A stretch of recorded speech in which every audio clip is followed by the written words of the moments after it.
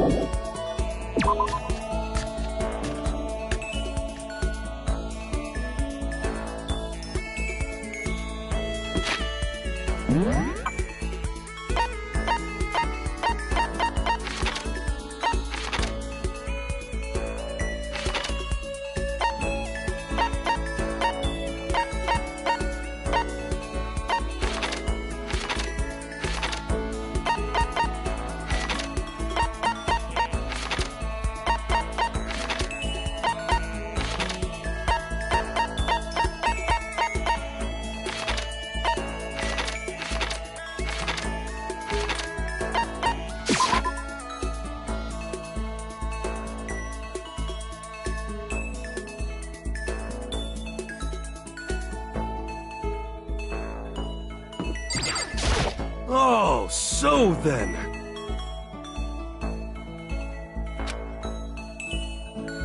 Very suspicious.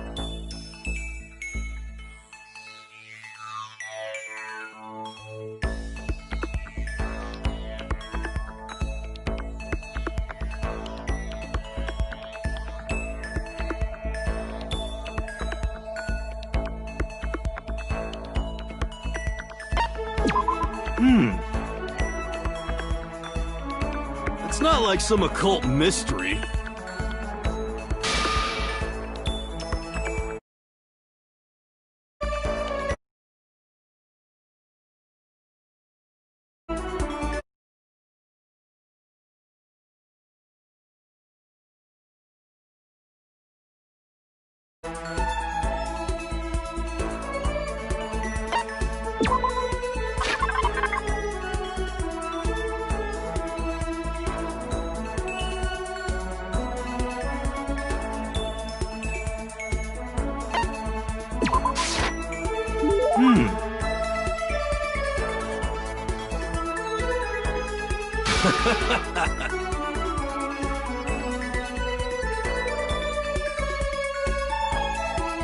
Yo!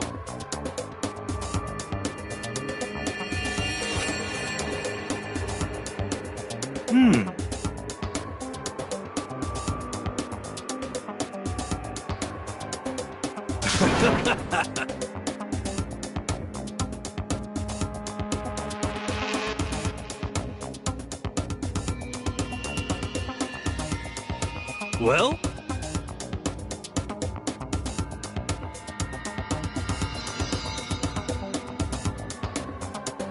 You know?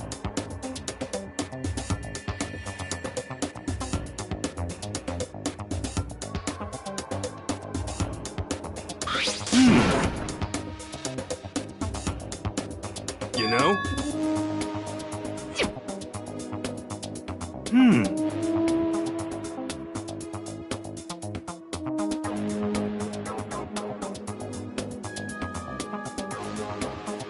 Well?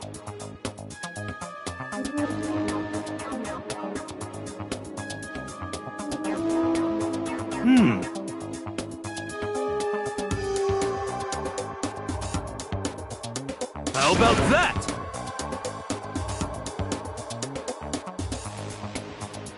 For serious.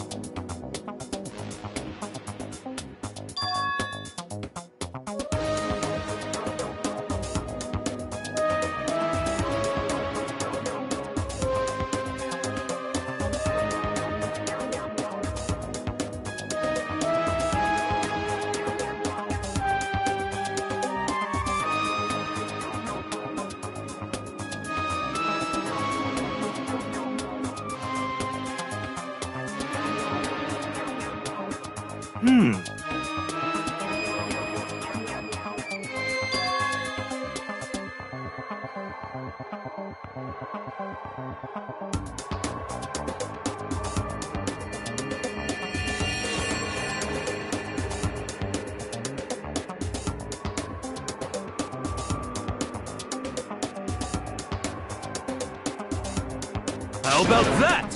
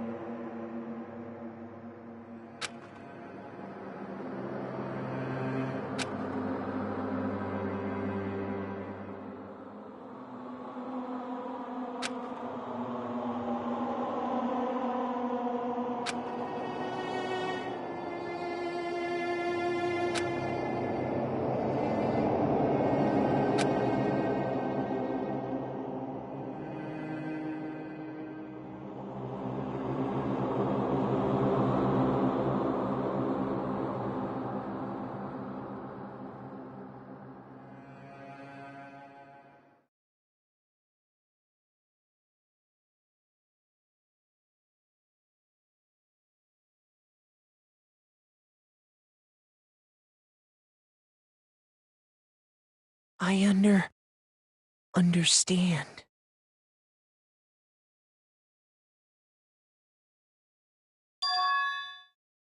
I understand. I understand. I should understand everything. My goal isn't to get out of here. It's to stay here.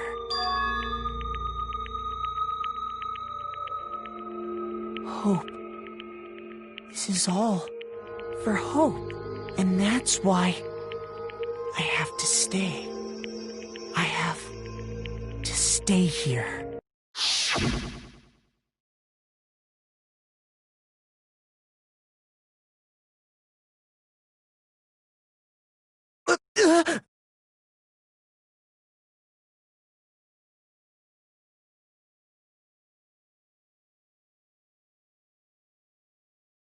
My dream just now. What? So strange. Huh?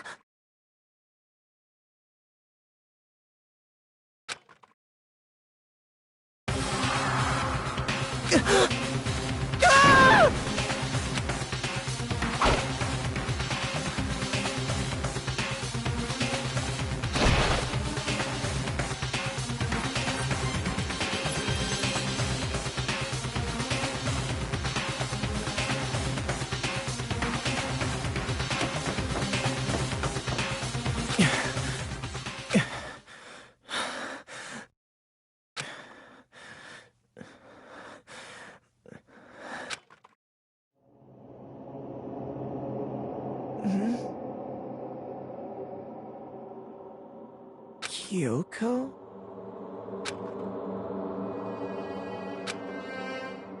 What the...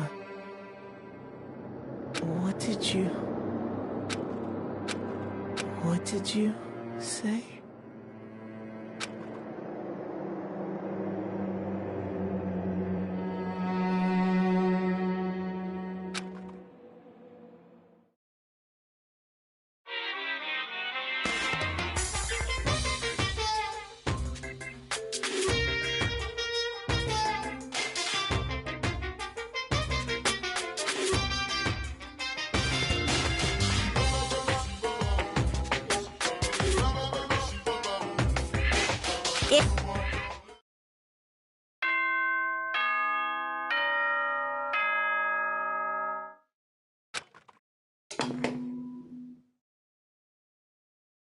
Good morning, everyone!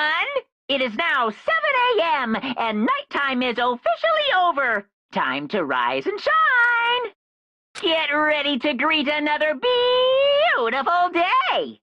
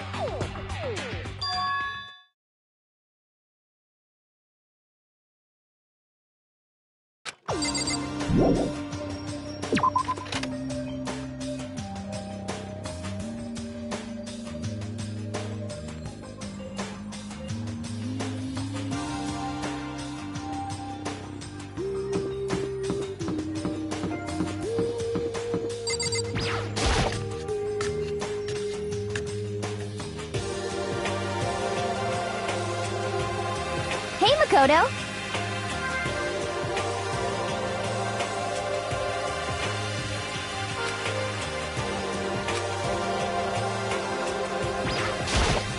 Um...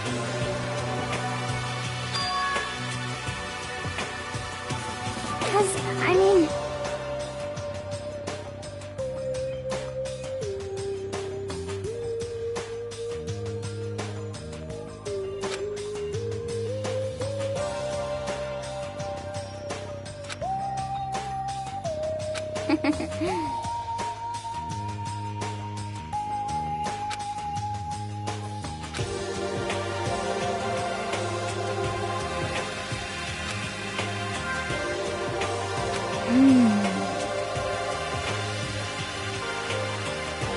Okay.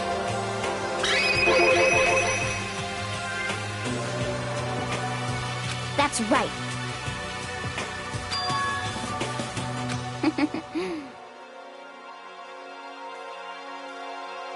Okay.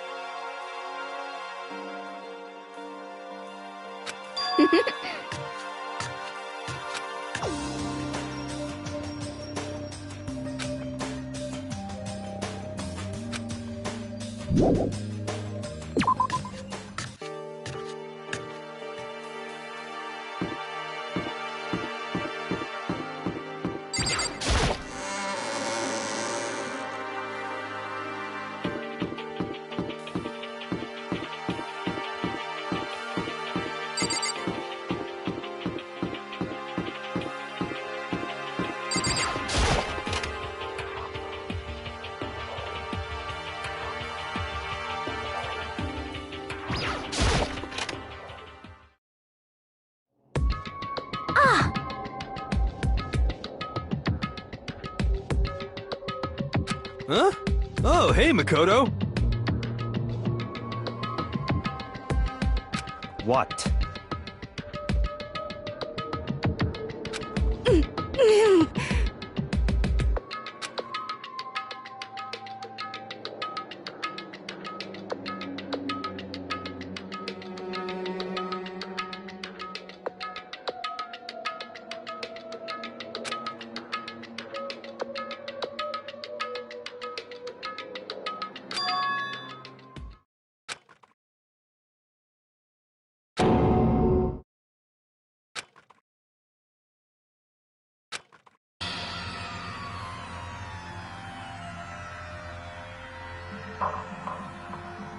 What are you doing? What does it look like? We're dismantling it to see what makes it tick. Dismantling? But I mean, that's Monokuma you're messing with, right? Yeah, that's right. She's not even phased.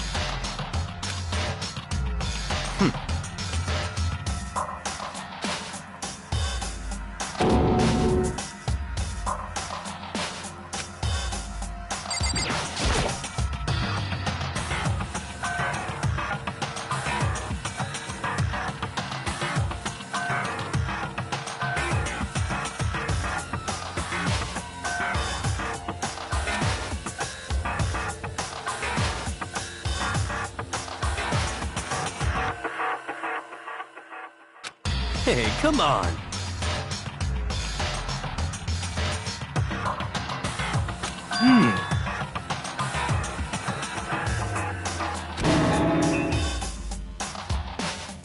What?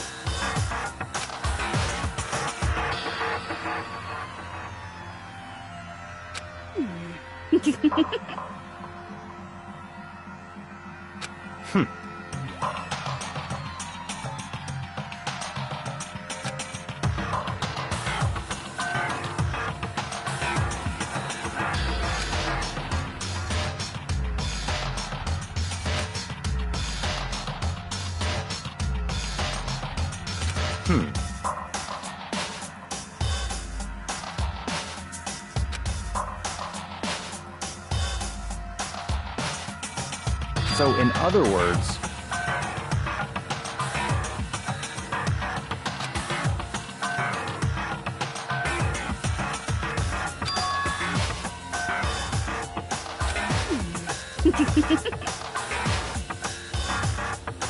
Could it be...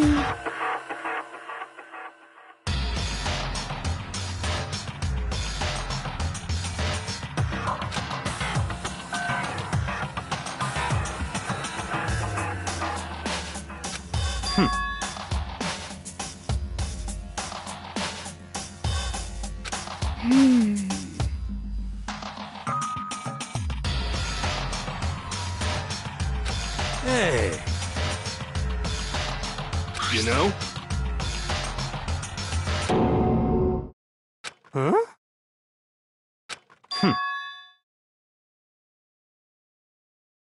What?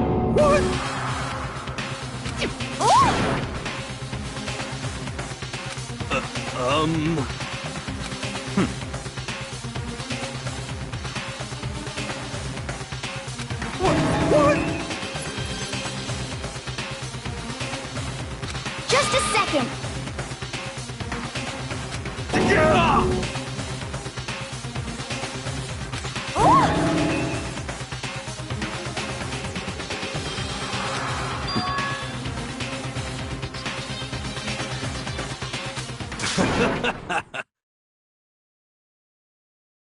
Ah. Don't be mean!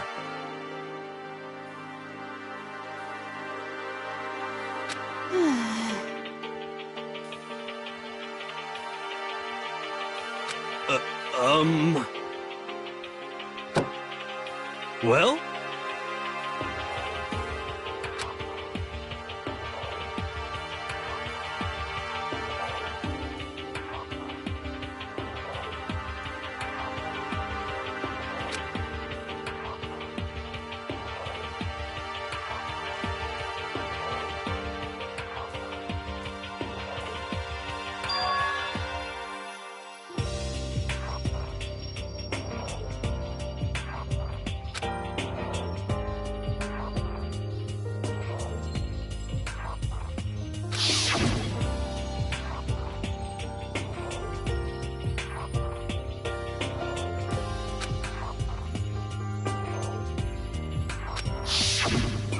Just a second.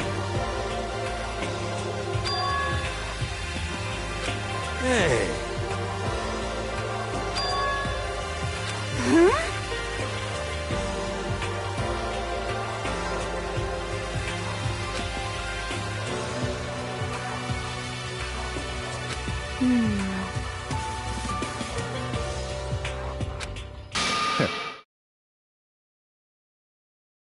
It's all clear now.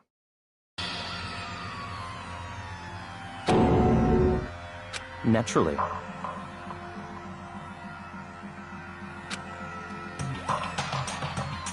What? What the heck?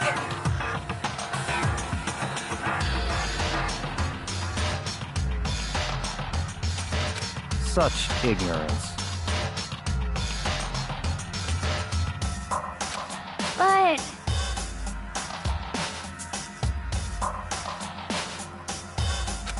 Come on.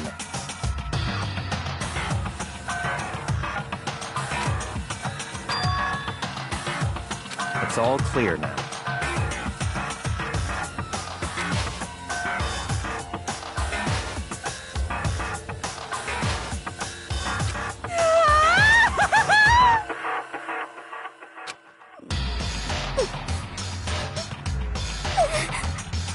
How about that?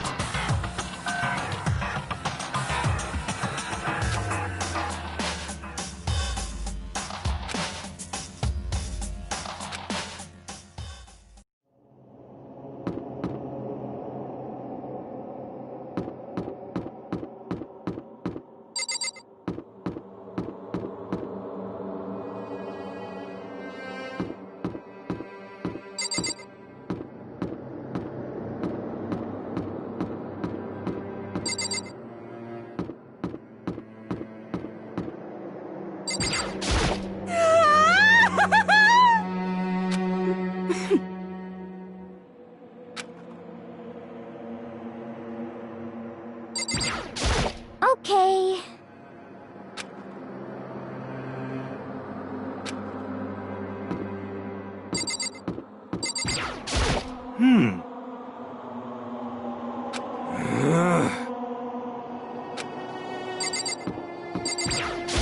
Let's go.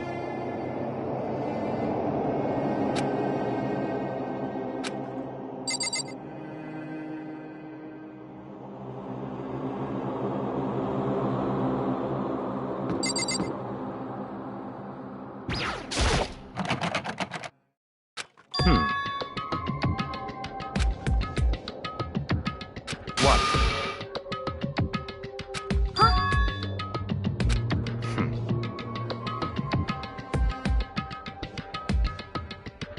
But... So, in other words, Hey. what?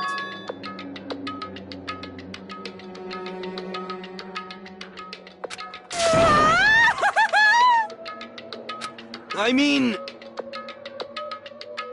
What the heck? Okay. Actually...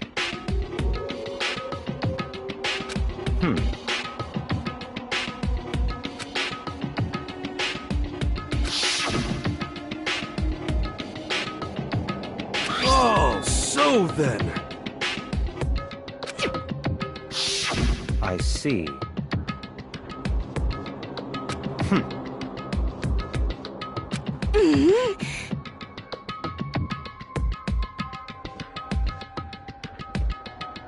It's all clear now.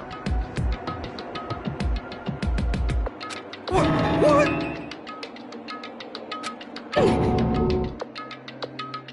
Naturally.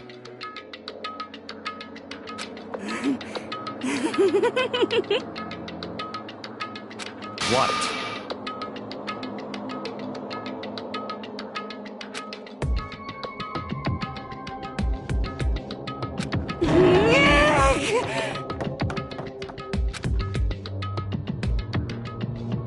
Hey.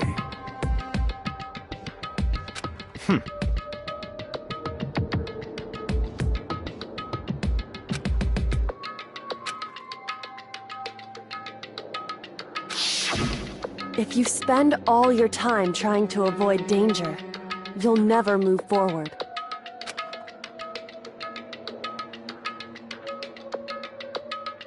Hey.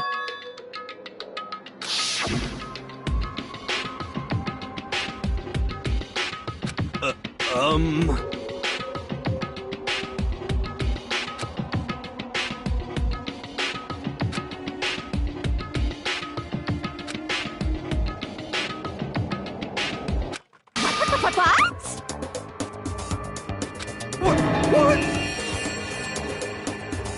You called for me, and so I appeared.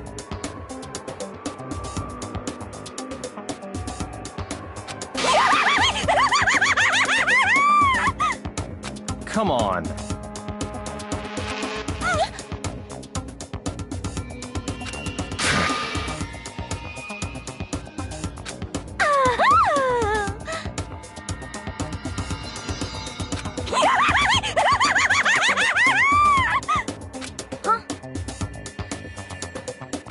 Give it a rest.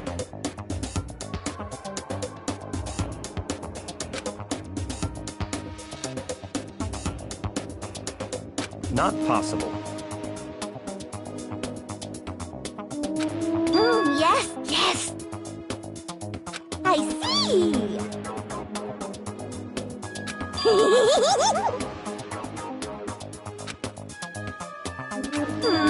Have you reached that certain age?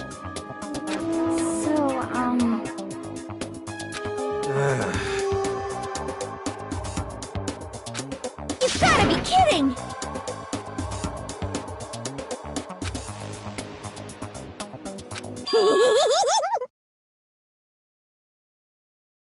You SOB!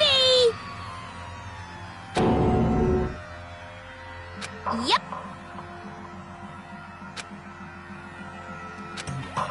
What did you say? Come on.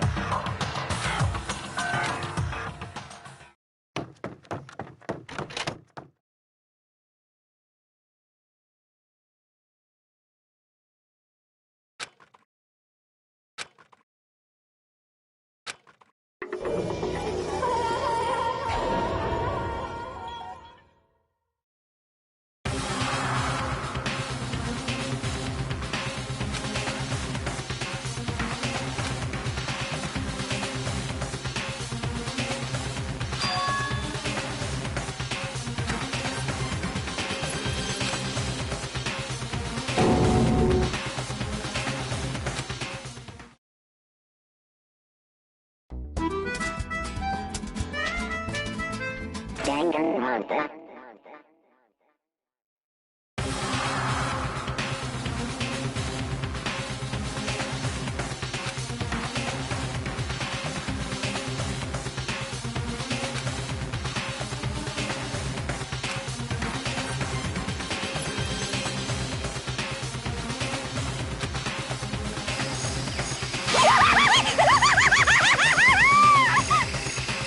No way!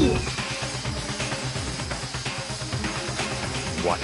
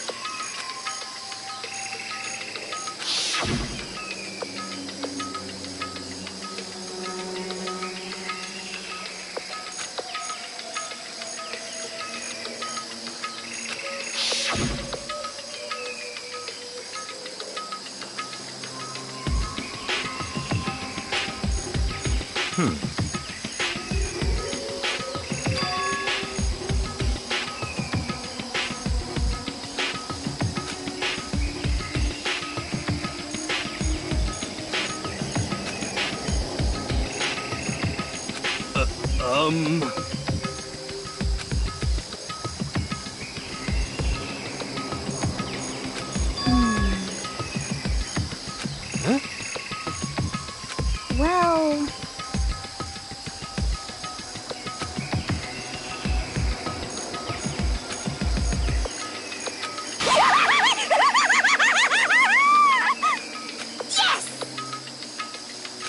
Come on.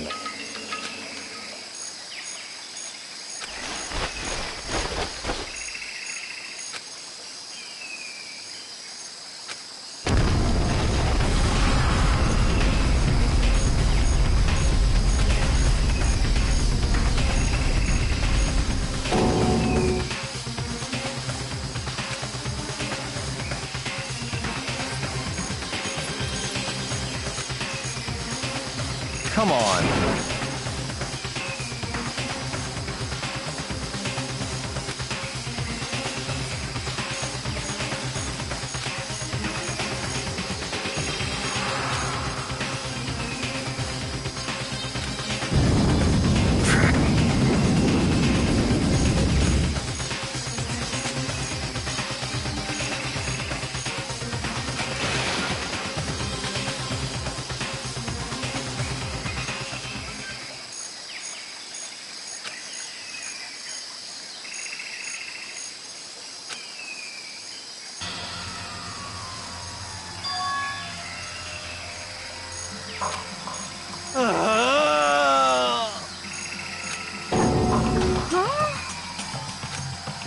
What did you say?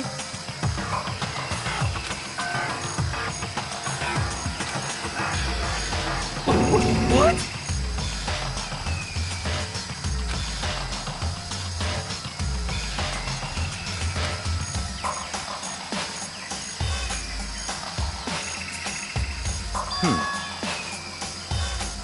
What?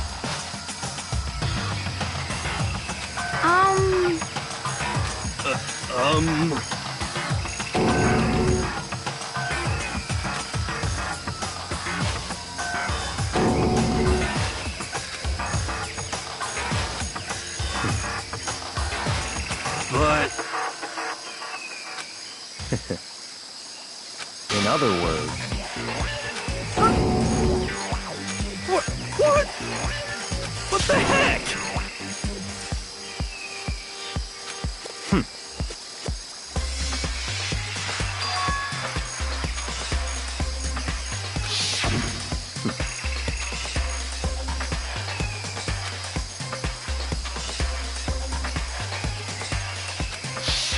But...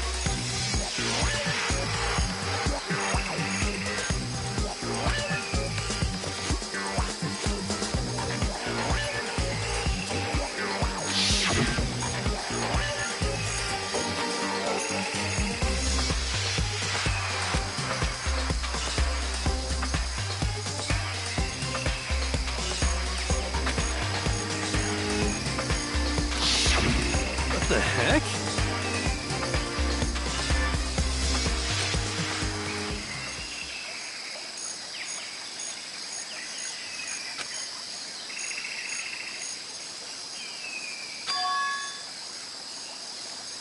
huh?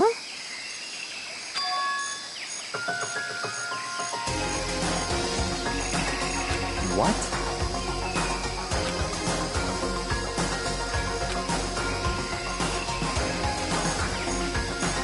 What?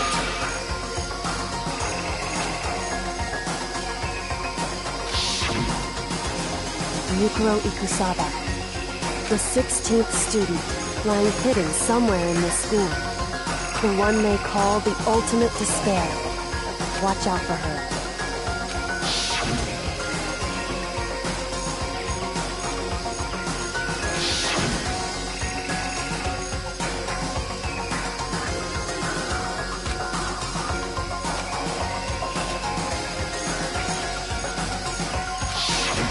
I see.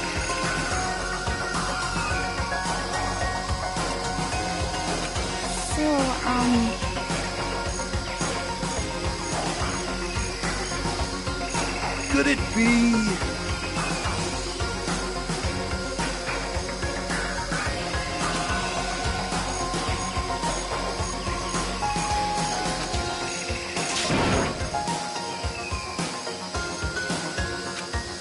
What the heck?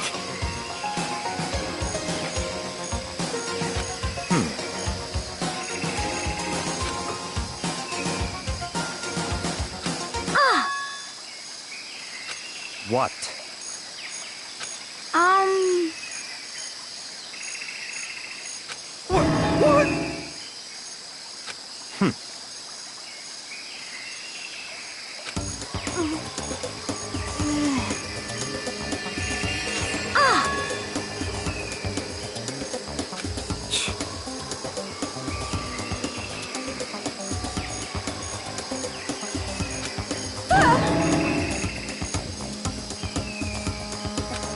Stop talking.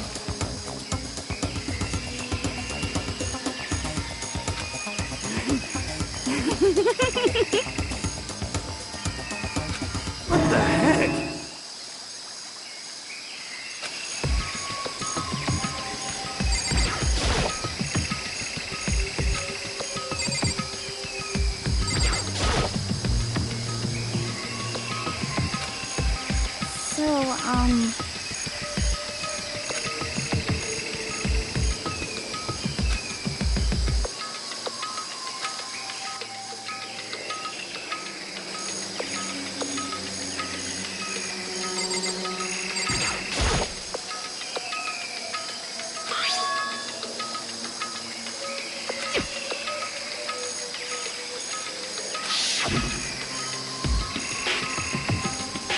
So...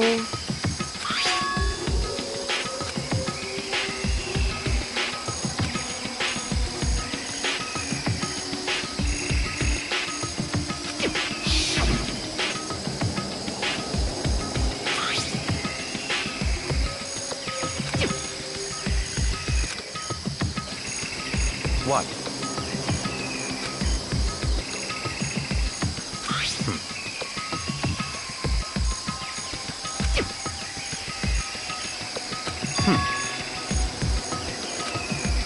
I see. So, in other words,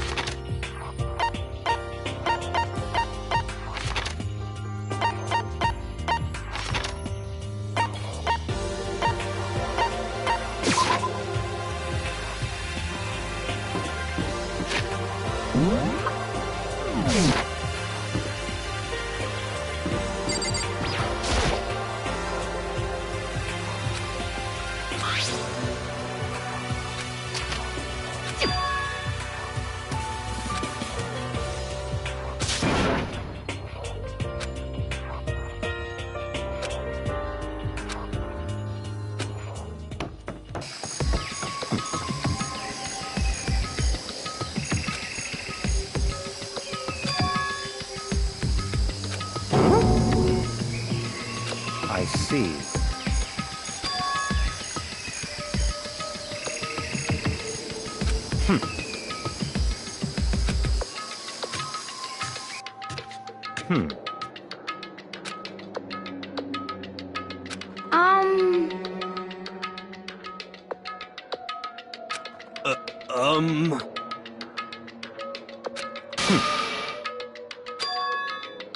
In other words...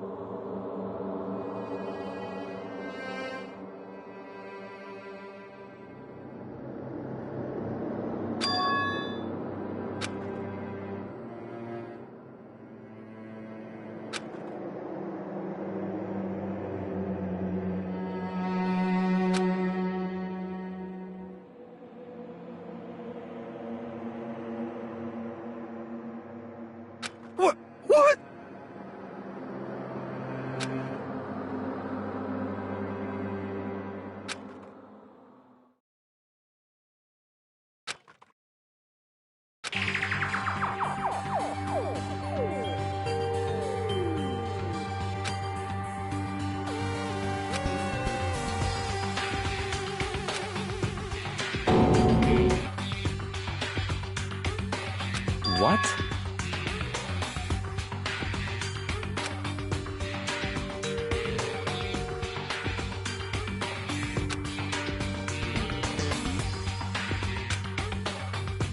So that's it.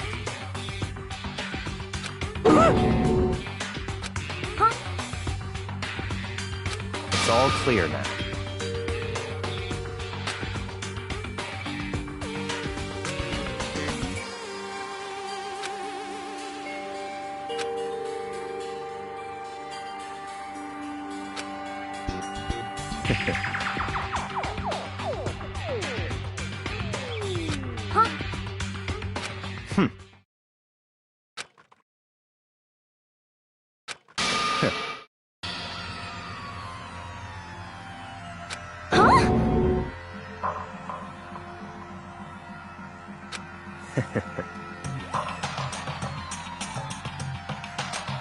What?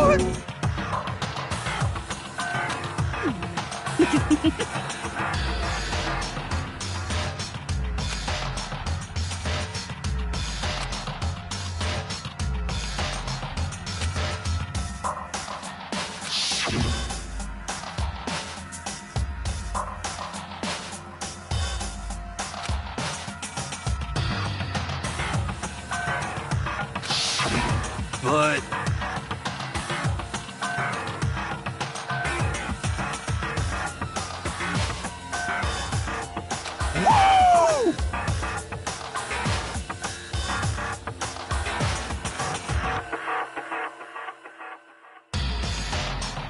How about that?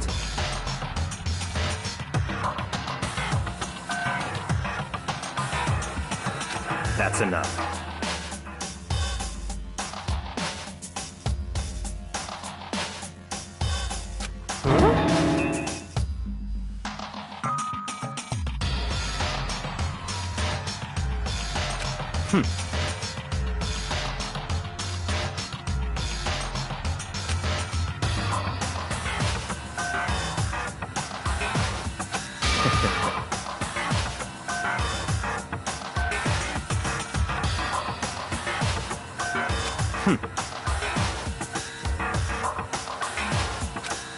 What?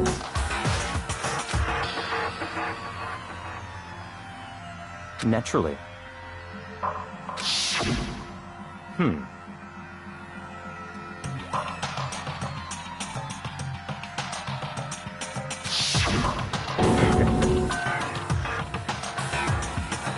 But...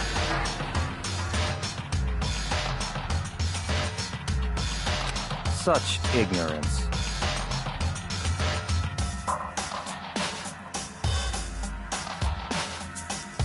I'm telling you!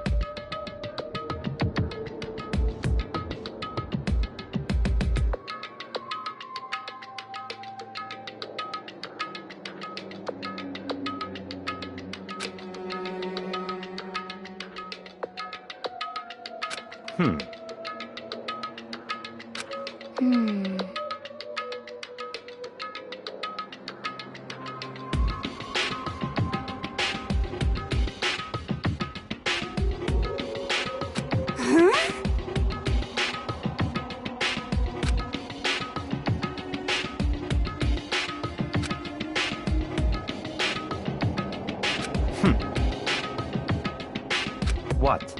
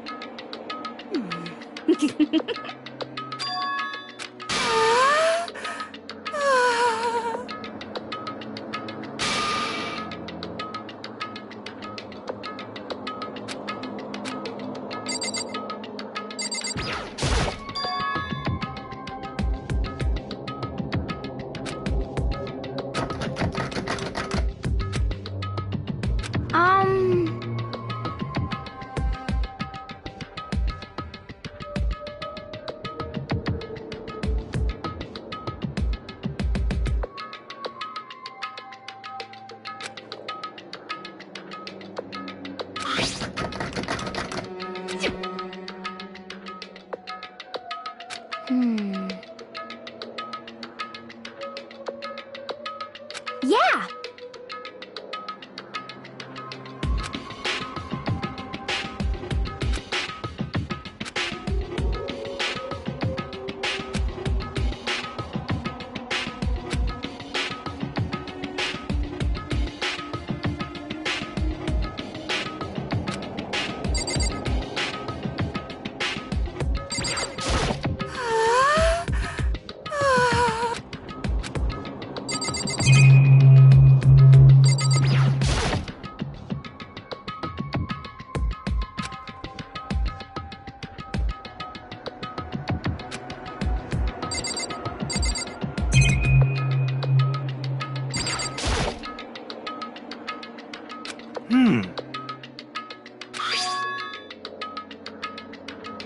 How about that?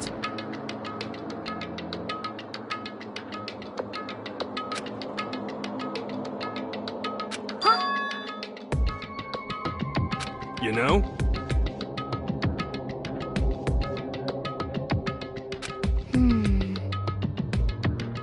Okay. You know?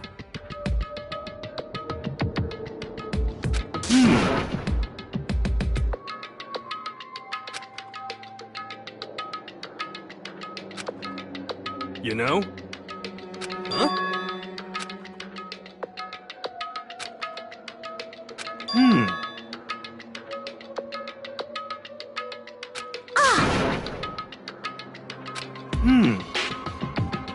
What?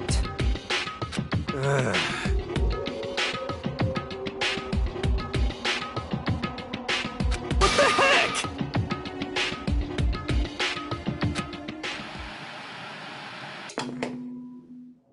Huh?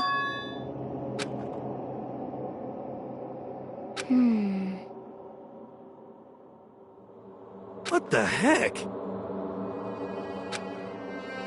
Come on. Huh?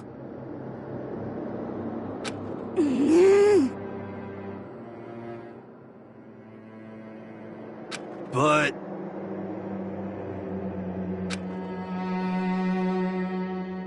Well...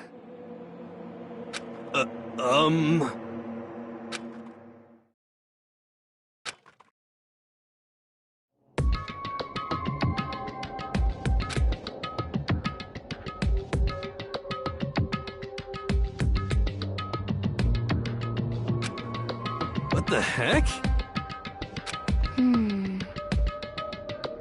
Could it be...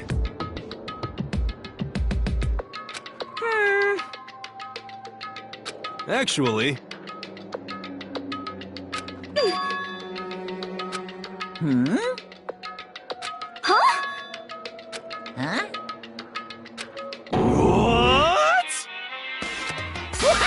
What?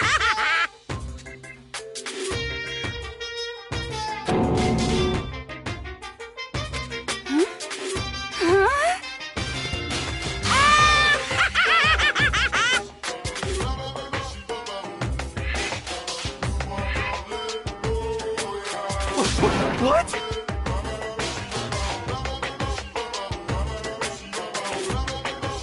Of course!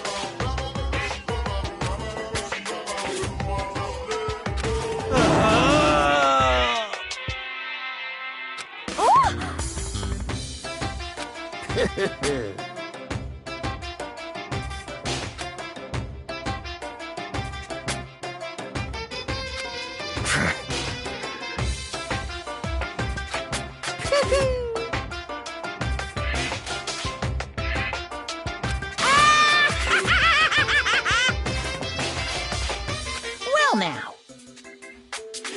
Shing!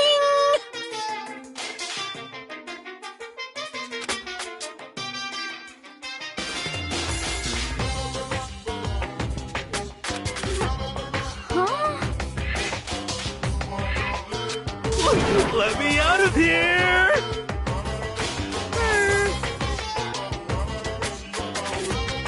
Unbelievable. Yep.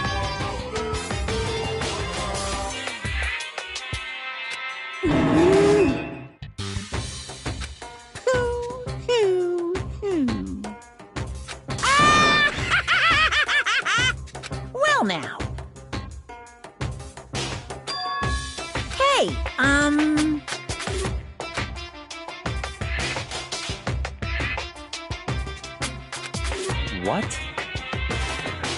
What the heck?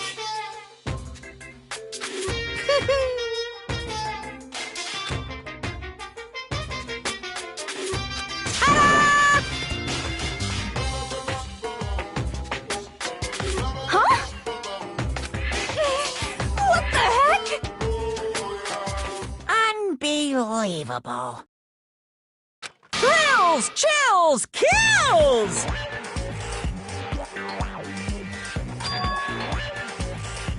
Extreme!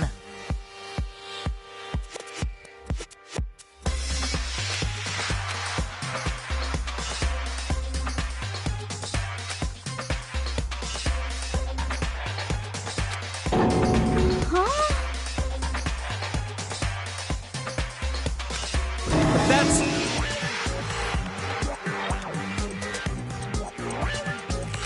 Oh no! Phew!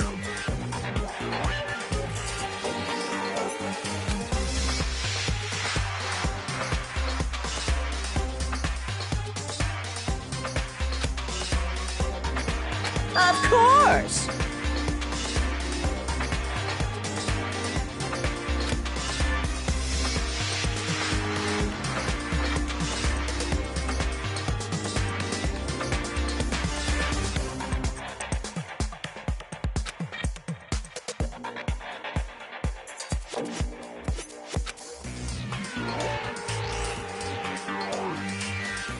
Hey,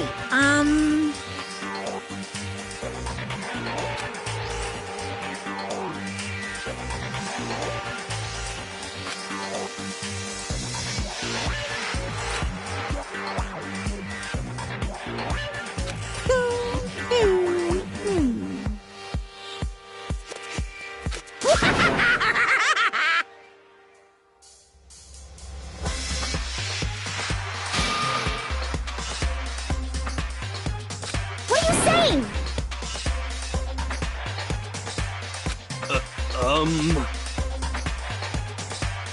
Actually...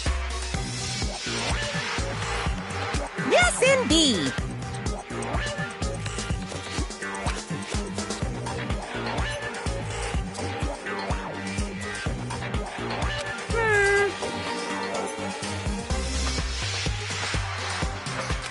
This can't be!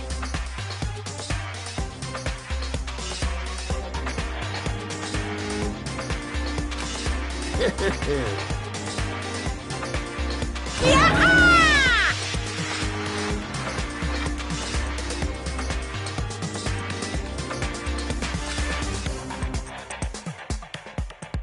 Of course!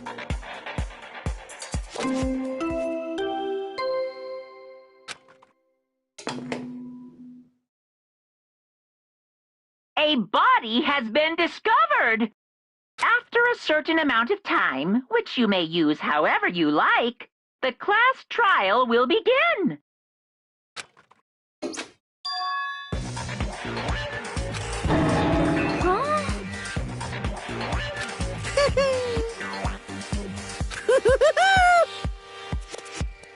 It's the Monokuma File! Heart-pounding excitement! I can't wait! I can't wait!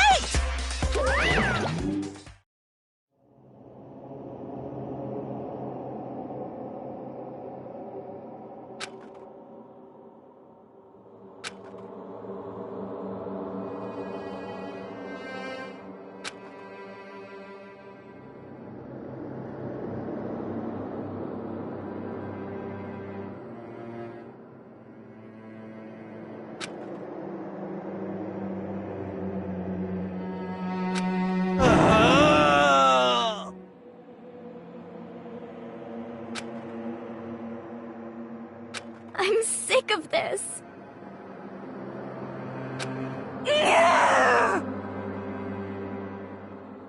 Stop talking.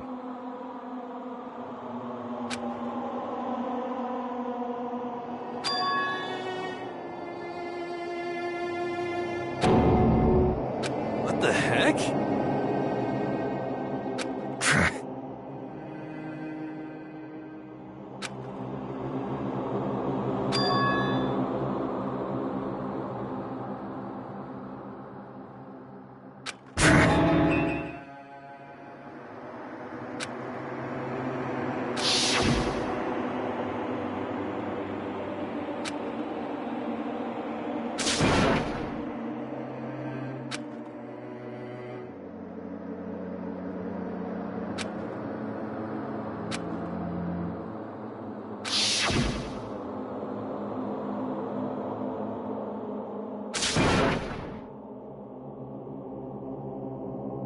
Quiet.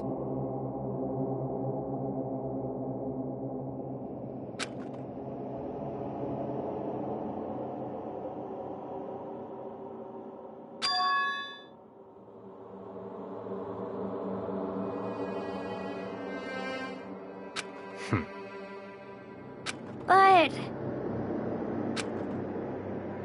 That's right.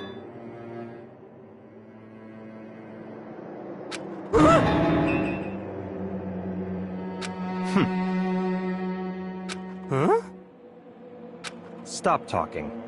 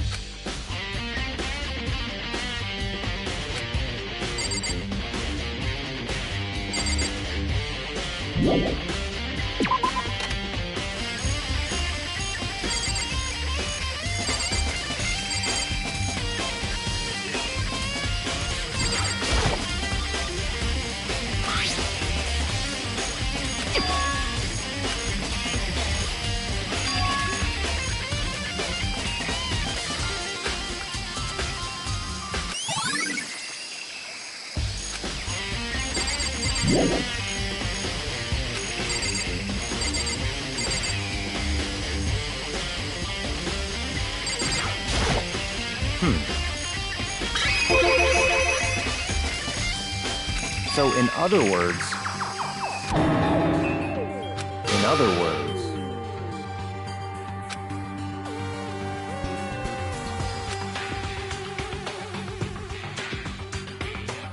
naturally.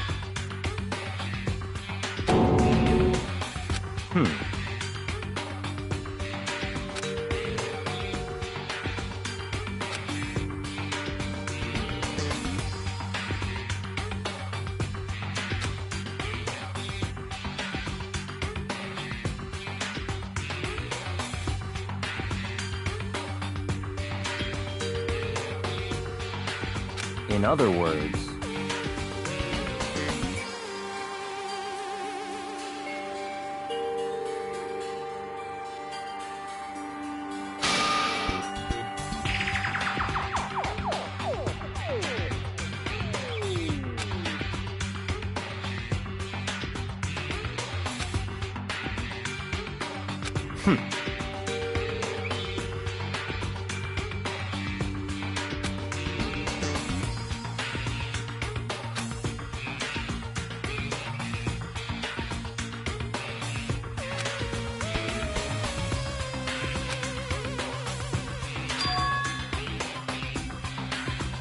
that's right.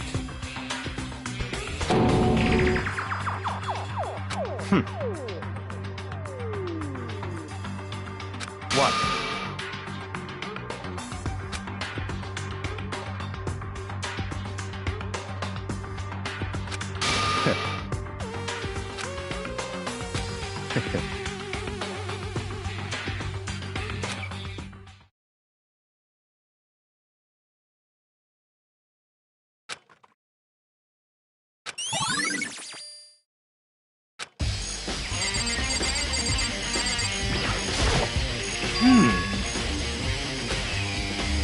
You're serious?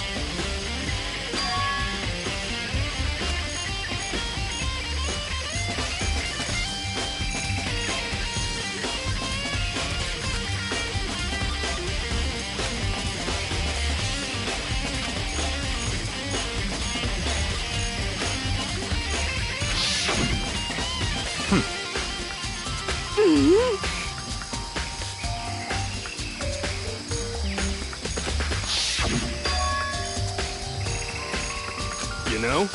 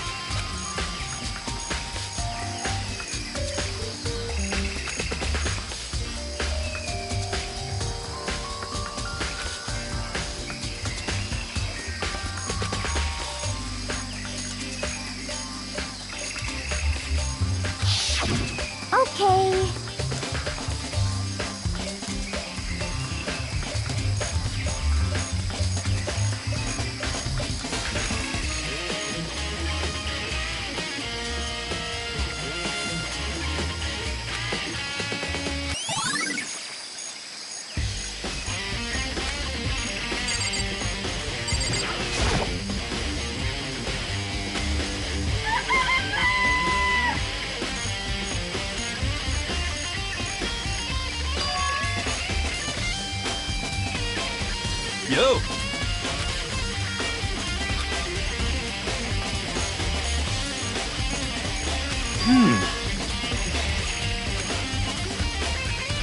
Huh?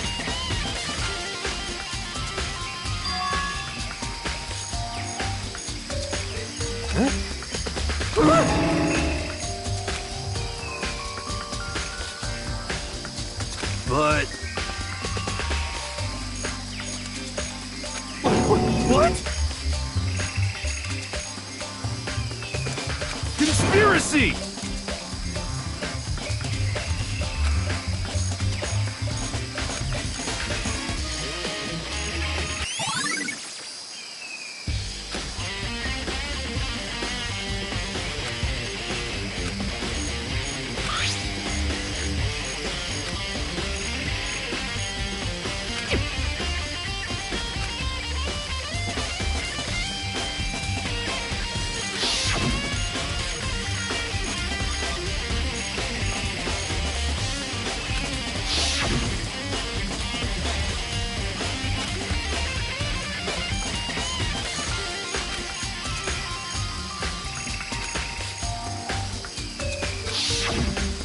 It's all clear now.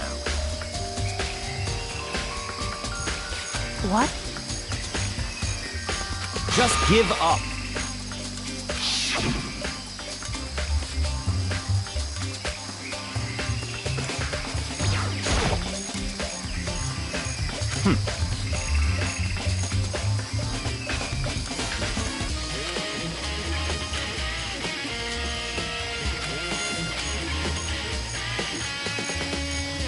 What?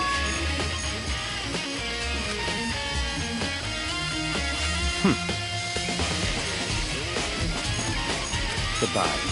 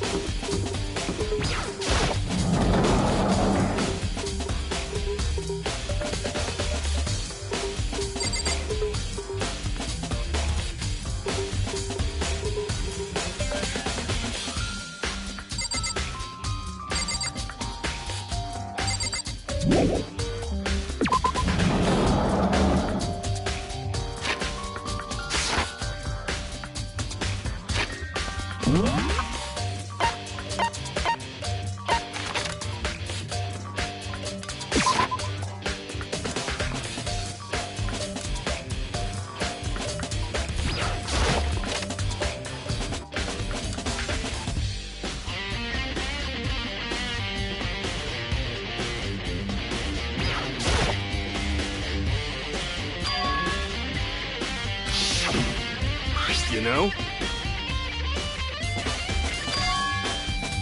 Huh? What?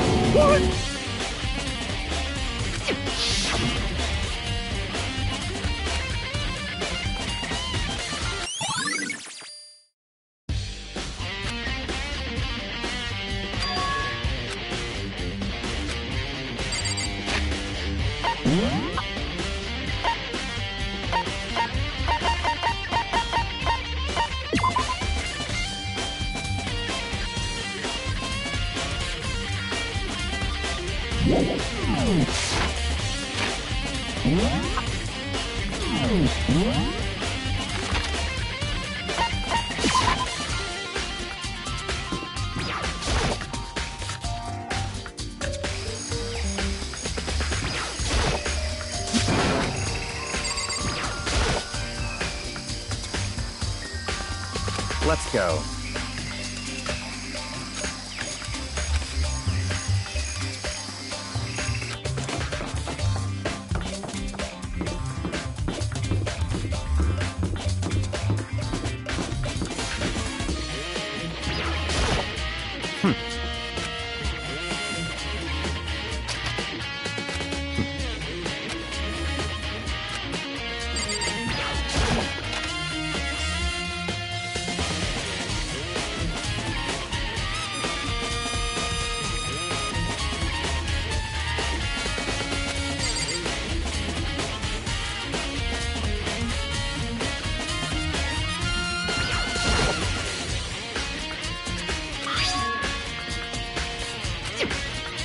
What?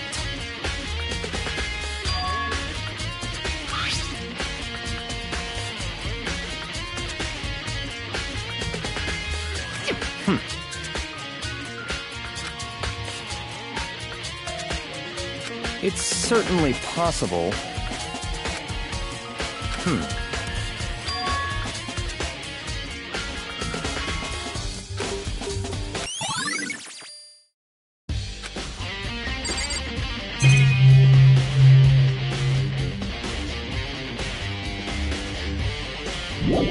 Such ignorance.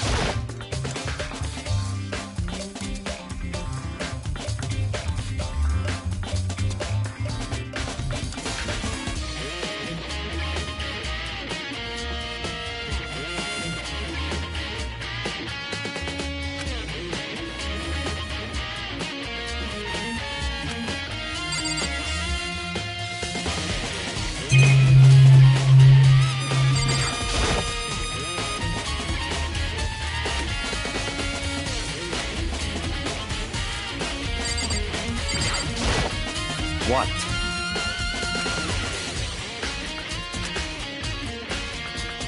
Come on.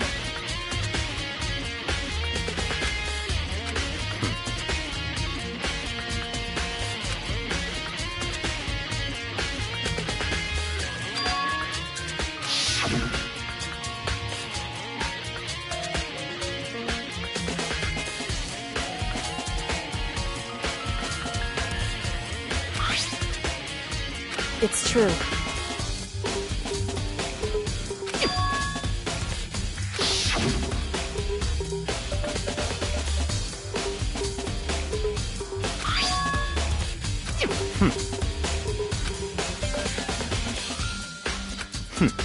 Interesting.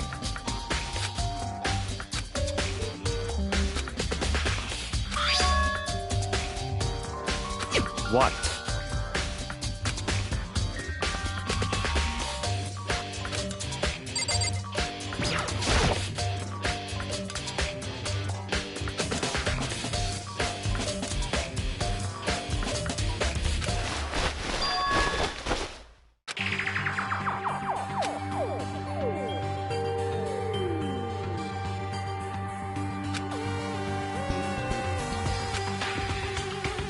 I see.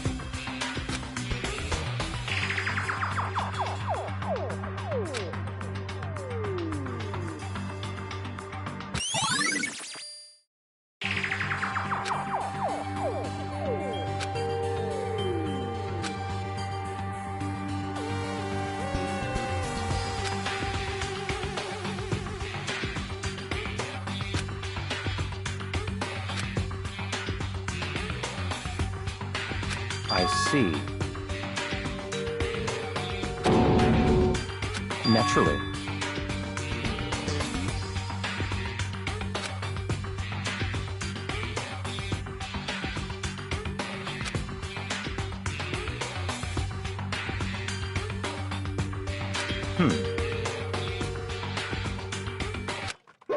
Found it!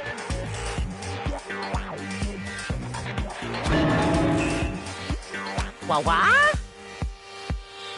What? Hey, come on now!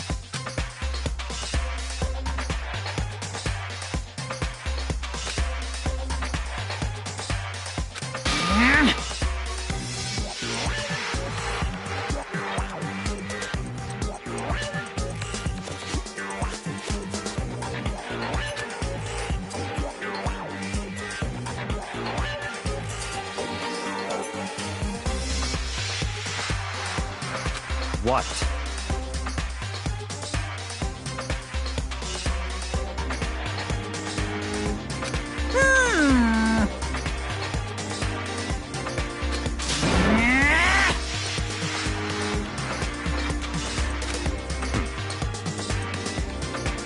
Of course!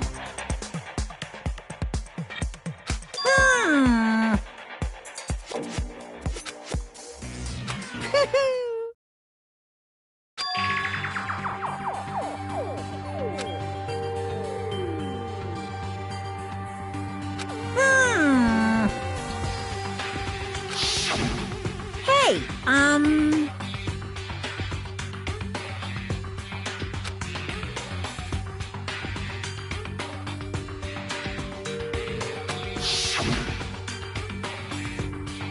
in other words, yes, indeed.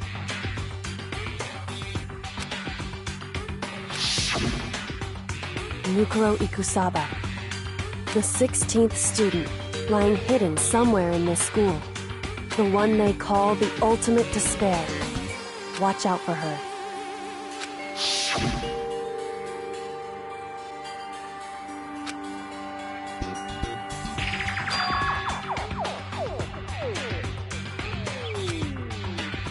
Why? Huh?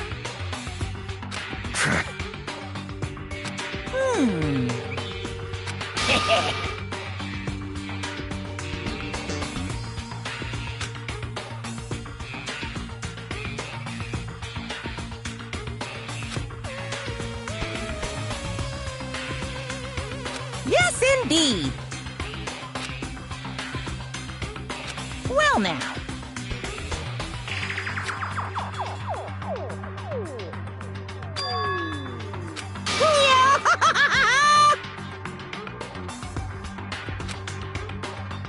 Hey,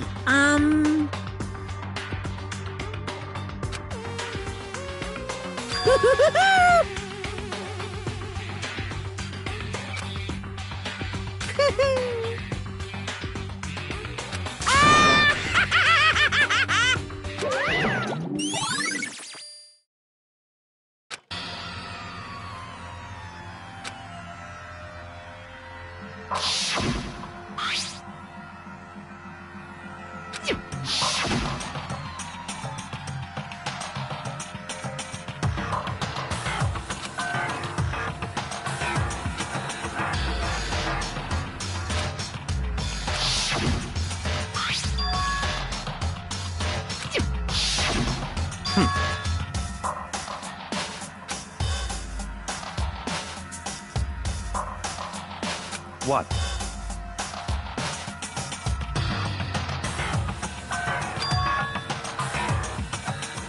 Such ignorance.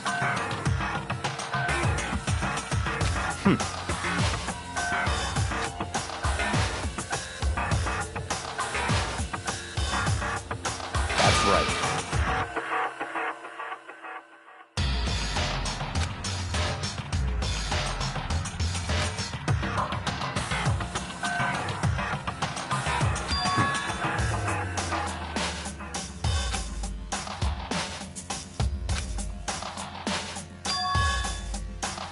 It's certainly possible.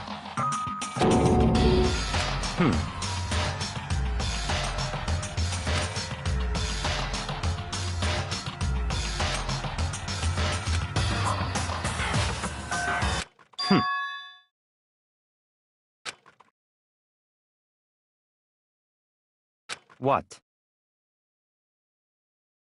It's all clear now.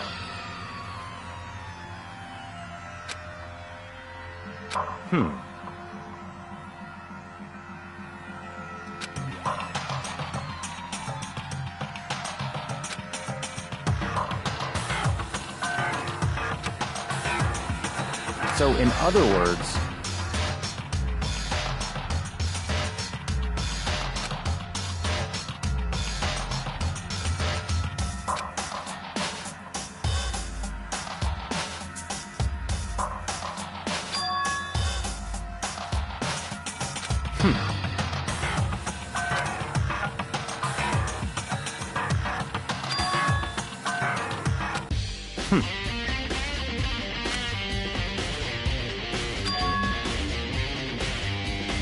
let's go.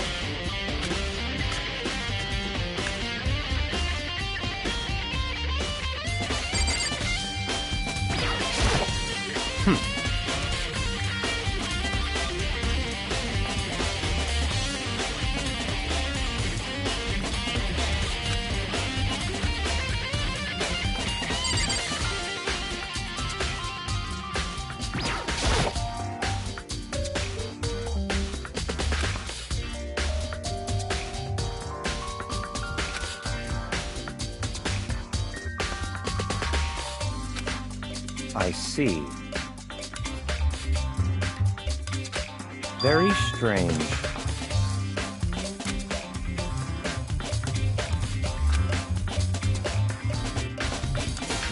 That's right.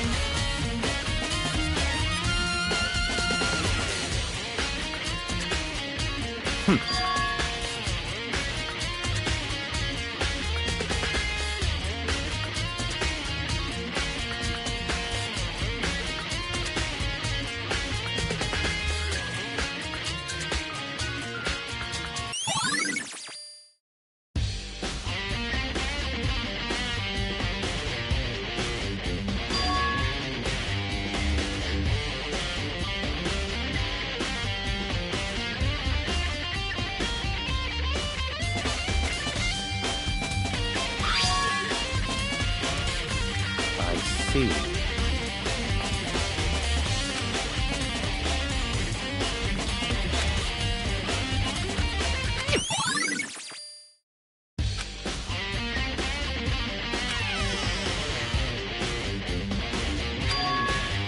Very strange.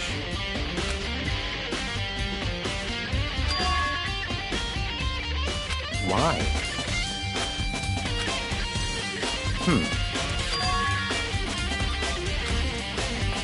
What?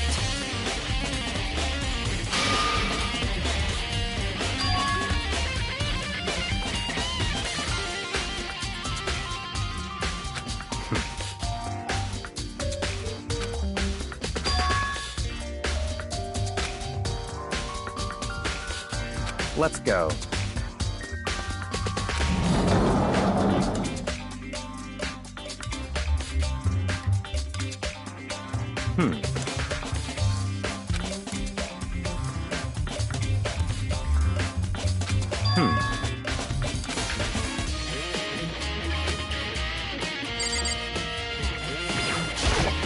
I see.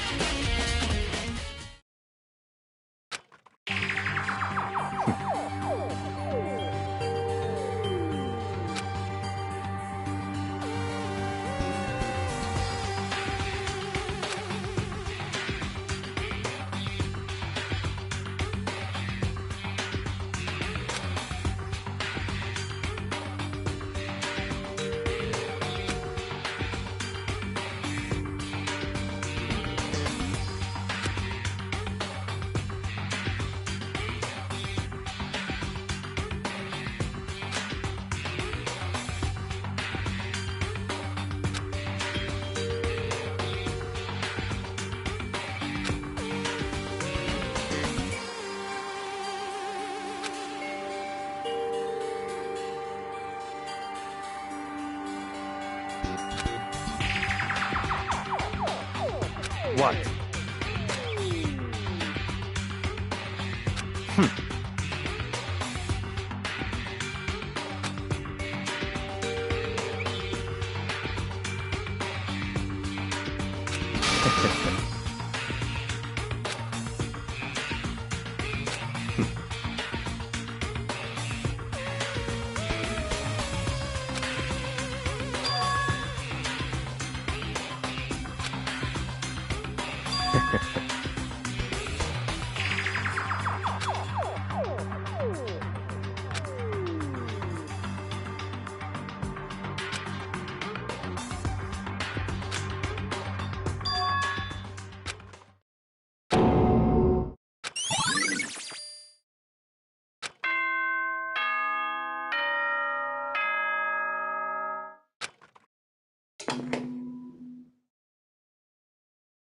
Time is utterly silent, and yet it constantly assaults us, organisms, the earth, natural phenomena.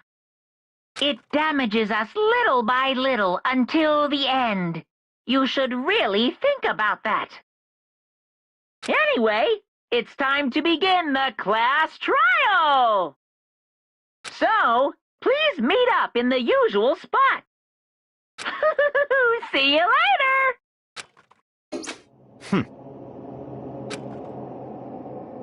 That's right.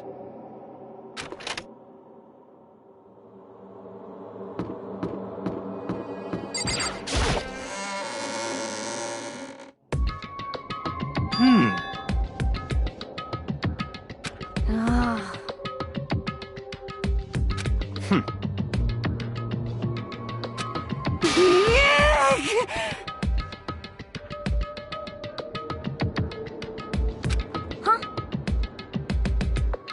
Hey, What?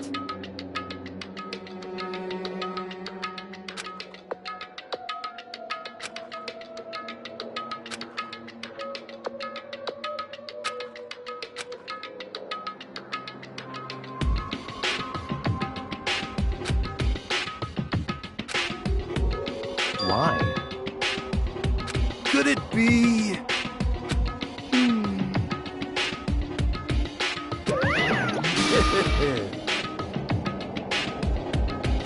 What? Come on.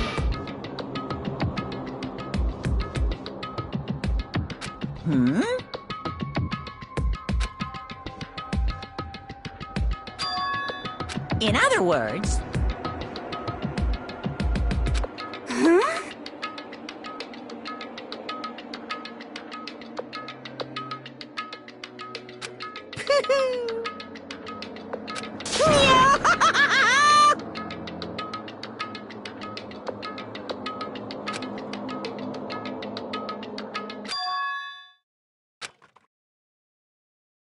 Hey.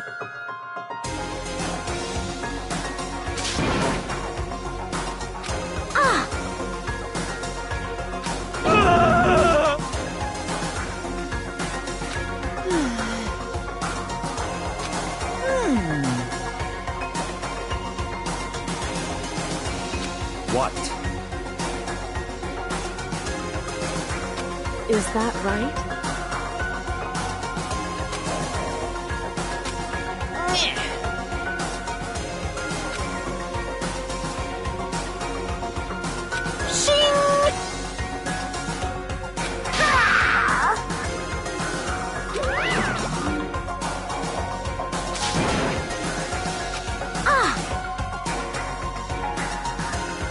Indeed.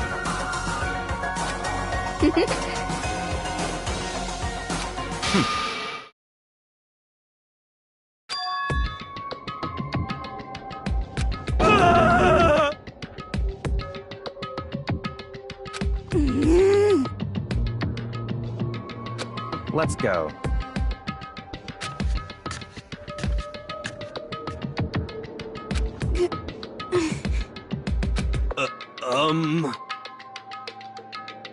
But...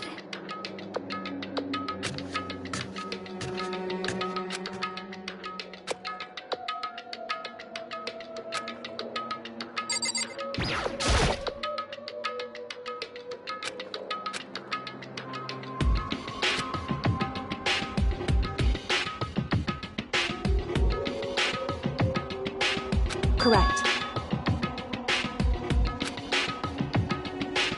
That's right.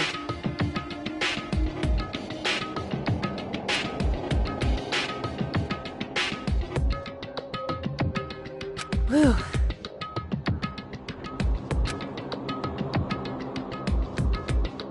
So...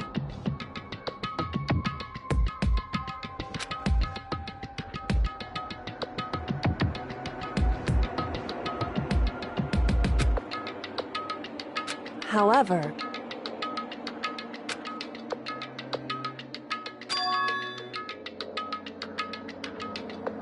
Wrong. In other words...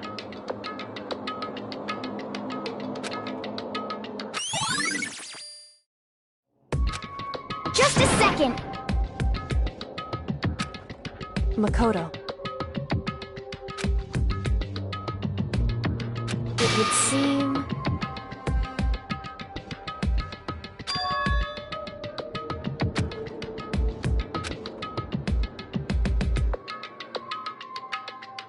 Goodbye.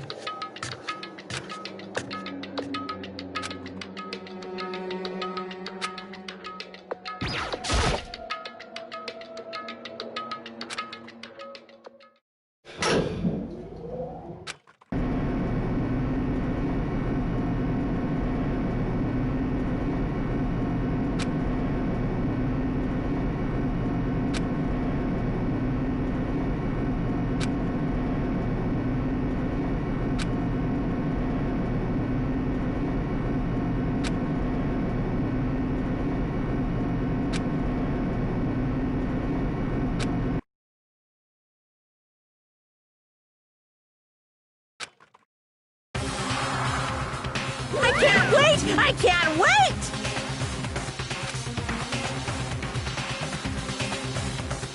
Thrills, chills, kills!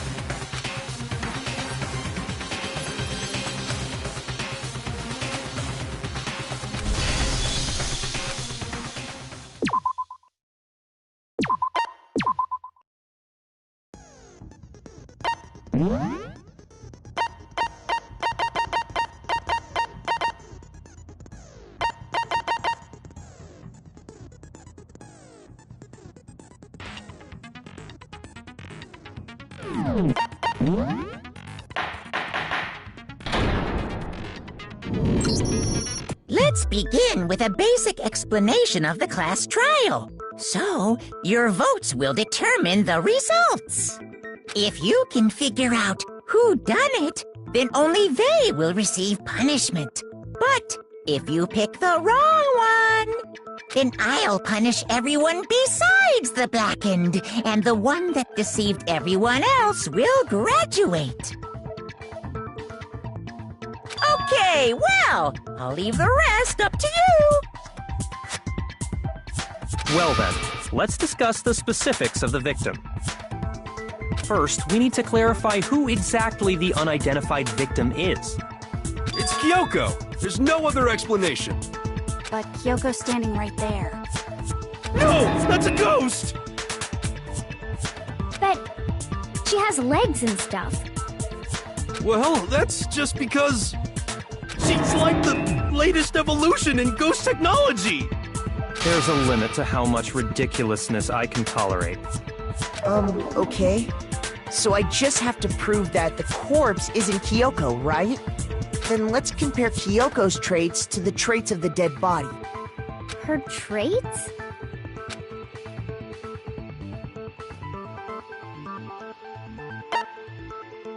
I got it! I'm talking about her gloves.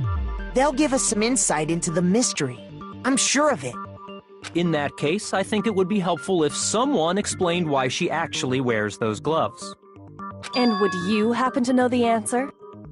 In fact, Monokuma told me. Apparently you have scars on your hands you don't want anyone to see. Oh!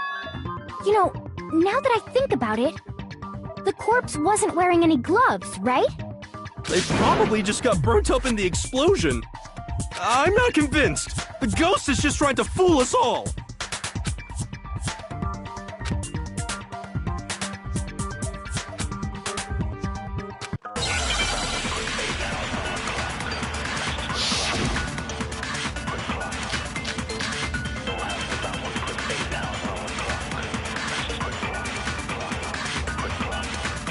That Kyoko there is just a ghost. Impossible. Okay, then prove it. Prove she's not a ghost. The dead body wasn't wearing gloves. They got burnt up in the explosion. Then she was wearing gloves before the explosion? Well, yeah, she must have been wearing gloves. No, it's wrong.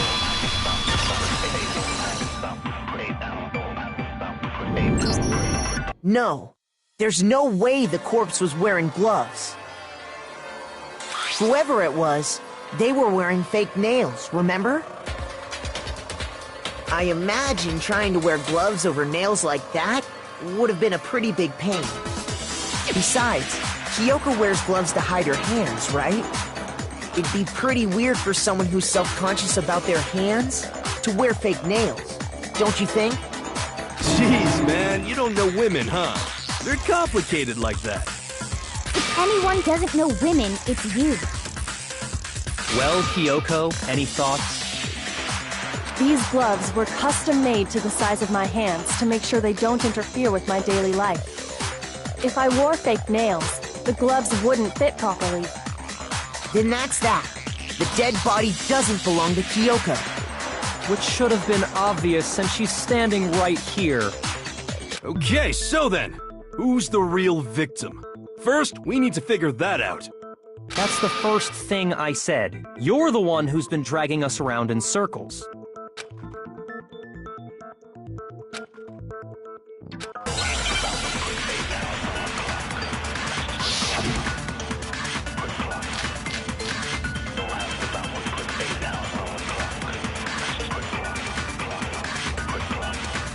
If Kyoko really is still alive, then who died? There's gotta be some way to figure it out. I don't think so. The face was scorched beyond recognition. And there wasn't any description in the Monokuma file. Well, if we can't identify the body... No, it's wrong.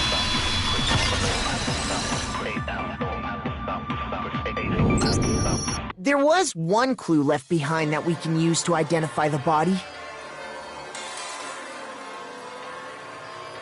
What? For real? If you're lying, you'll die a cruel and unusual death. Cruel and unusual death. This I gotta see.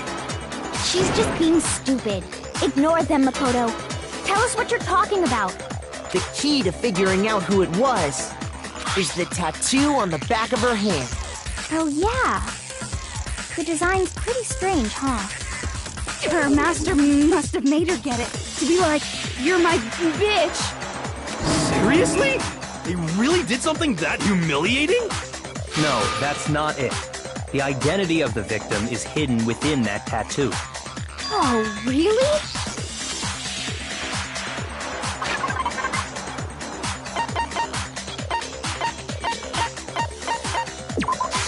I got it!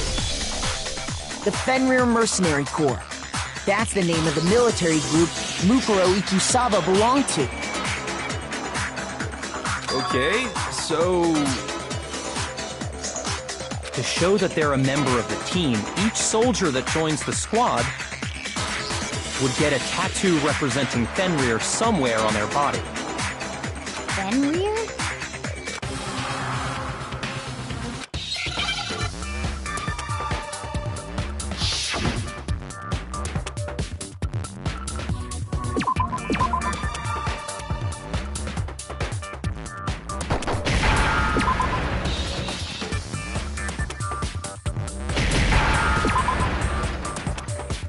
Now I understand!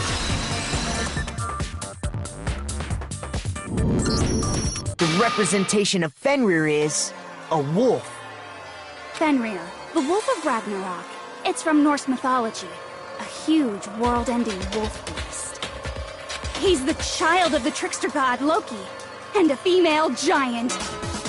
Man, after all this time, we finally got a glimpse of the literary all-star. A wolf tattoo. Then that means... Exactly. The body we found had a tattoo of a wolf. Which means that person must have once belonged to Fenrir. So it must have been Mukuro. What? Hold on. Isn't she the one that was behind this whole thing? You sound surprised, but you're absolutely right. Yes, indeed. The trial this time is to solve the murder of Mukuro Ikusaba. Are you saying the mastermind is dead? And now we have to have a cool-ass trial? No. It means we were wrong in thinking that Mukuro was the mastermind at all. But I mean, being the ultimate despair seems like a pretty mastermindy title to me.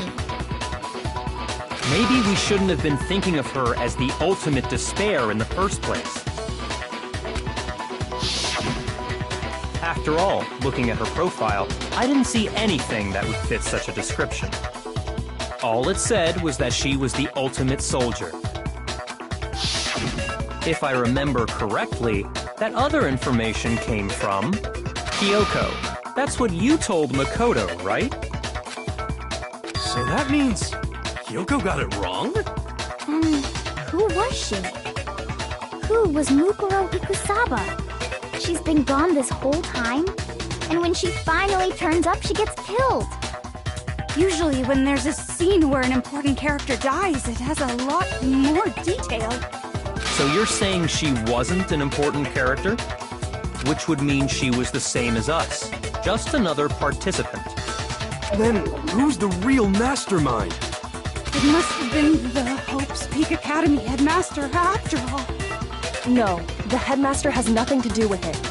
But how can we trust that? We already know your information about Mukuro was wrong. My information was not wrong. Okay. We're in the middle of a trial right now. Figuring out who killed Mukuro is first and foremost. Please limit all future prattle, chatter, and chit-chat as much as possible. Fine. Uncovering the identity of the mastermind will have to wait. But remember this. No matter what happens, we will find out who you really are. I stake my family name on it. I have officially decided to completely ignore all such attempts at provocation. Now then, just so nobody's confused, let me state this one more time for the record. The reason we're having a class trial is because a murder among the students has taken place. Hammer that point straight into your big ol' brains! What you're saying is that both the victim and the culprit are part of the student body? Then, one of us killed Mukuro? Wait, no! There's a chance that there's some mystery 17th person who's been hiding all along! Nope! There are only 16 students in total that have been taking part in these events. Seriously? Then one of us killed Mukuro? Who did it? Who's the killer this time? Get a hold of yourself.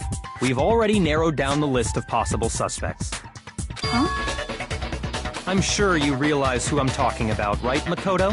Who the evidence points to?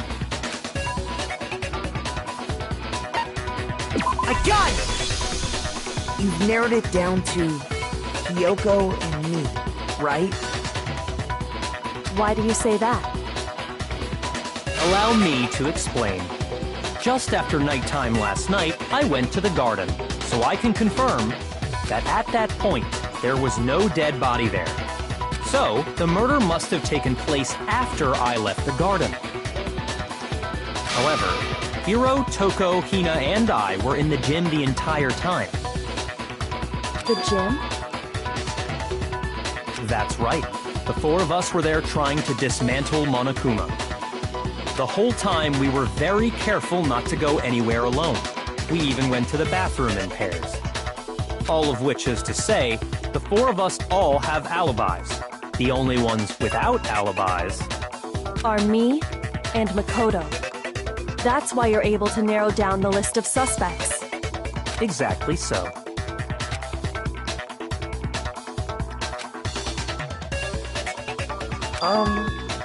I have something I'd like to say regarding the whole alibi thing. Are you thinking of raising an objection? Well, before that, I just want to try and get a better idea of what time the murder took place. Doing that might reveal some kind of clue. Whatever you want. Somebody go ahead and help him out. Me and Byakuya can both confirm that the body wasn't in the garden at... Well, it was after nighttime for sure. I'd say it must have been around 10 o'clock.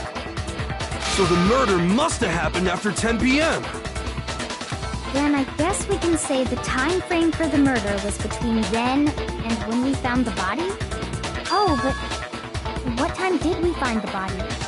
The one who saw the body first was Toko, right? And she went to go get the pickaxe. I got it! The body must have been discovered at 9 a.m., since that's when Toko went to get the pickaxe.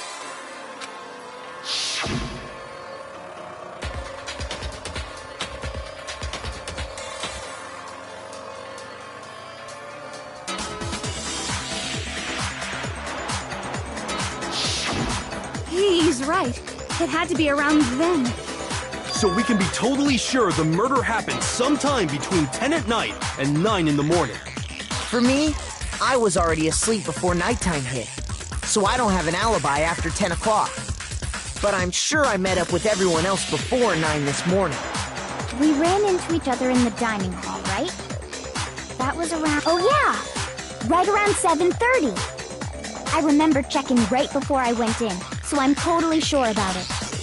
Which means from 10 p.m. to 7:30 a.m., you don't have an alibi.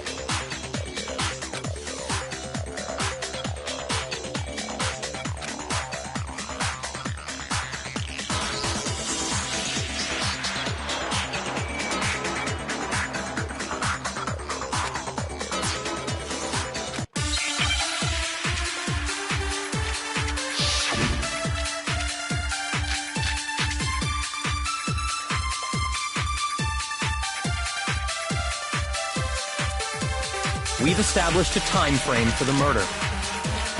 It took place somewhere between 10 o'clock at night and 9 o'clock in the morning. Yep, and Makoto doesn't have an alibi for most of that time. Yeah, from 10 o'clock to 7:30.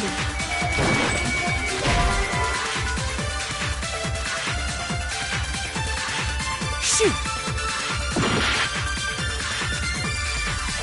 We've established a time frame for the murder. It took place somewhere between 10 o'clock at night and 9 o'clock. Yep. And Yeah, from to 7:30. that's more than enough time to commit murder, I should think. So Makoto, if you have any objections, now would be the time.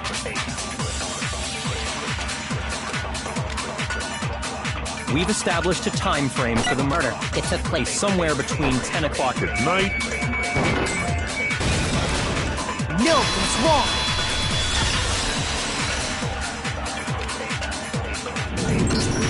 Actually, the murder couldn't have happened anywhere near 10 o'clock. It had to have taken place way later. And what makes you say that? Because of the sprinklers in the garden. The sprinklers are set to go off right at 7:30 every morning, right? So if the body had been in the garden before 7:30, then it should have been completely soaked. Oh, hold on! I remember this part perfectly. The body was wet. Dripping wet, in fact. Sorry, Toko, but you're wrong. I'm wrong? How? Are you saying only the mouth down south was wet? How dare you spew such indecent words! No, I'm saying that the body was wet, but not because of the sprinklers. What do you mean? By Denying the sprinkler? Are you trying to deny my entire existence? Man, you're totally wacko. If you really think it wasn't the sprinkler, you'd better tell us why!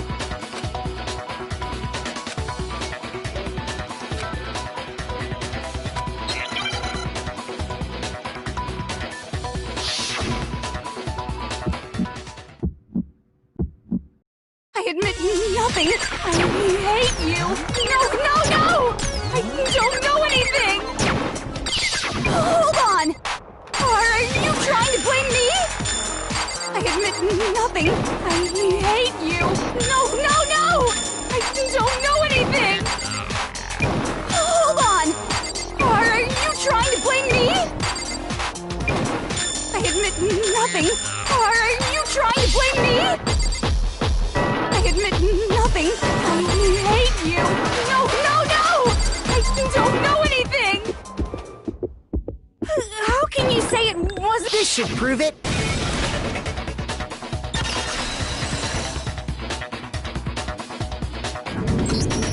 Just remember what the body was like after the explosion, and you'll see why it wasn't the sprinklers. The top half of the body was wet, yes, but the bottom half was completely dry. If the sprinklers got the body wet, shouldn't the whole body have been wet? So they only got the top wet? The bottom was completely dry? What a brutal maniac! I'm so sick of her. Let's just move on. The reason only the top half was wet was because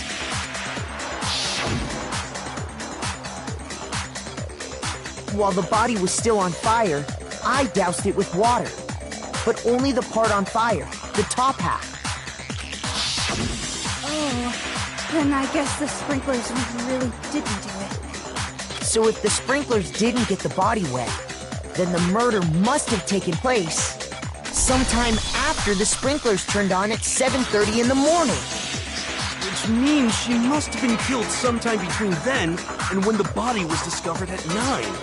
But Makoto's alibi was only missing from 10 o'clock last night to 7:30 this morning, right? So there's no way Makoto could have done it. I guess you had an alibi after all. Good for you. In which case, the only one left without an alibi is Kyoko.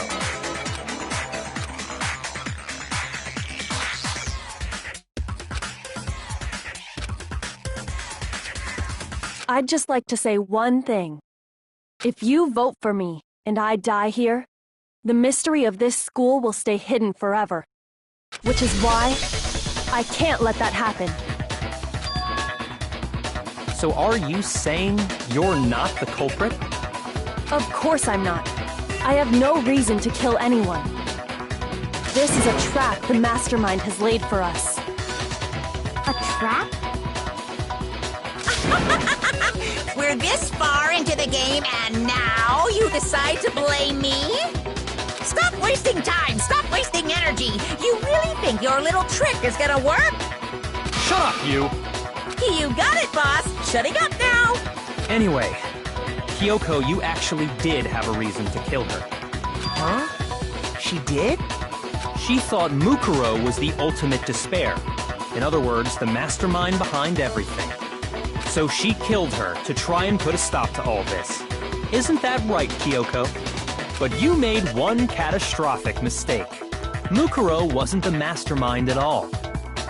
And as a result, we were forced into another trial, something I'm sure you weren't at all expecting. So, that was her motive? If she had a motive and no alibi, well then, I think it's pretty clear Kyoko's gotta be the culprit. I'm not the only one without an alibi. Makoto's explanation is still insufficient. Huh? The sprinklers didn't get the body wet, but that doesn't mean the murder happened when he said it did. What are you— Because you see, there is a way the body could have avoided getting wet. Interesting. I'm listening. All it would take is covering the body with a certain something to keep it from getting wet.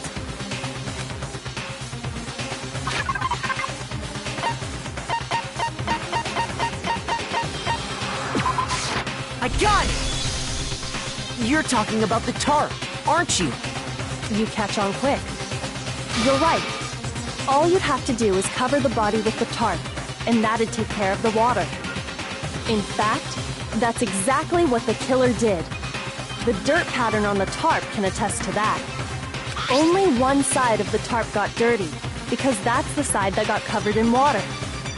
The side that faced down over the body, meanwhile, kept perfectly clean. This proves that the killer used the tarp to keep the body from getting soaked. But why would they go to all that effort just to keep the body from getting wet? Most likely so they could cloud the issue of when the murder actually took place. In other words, to create an excuse exactly like the one Makoto just gave us.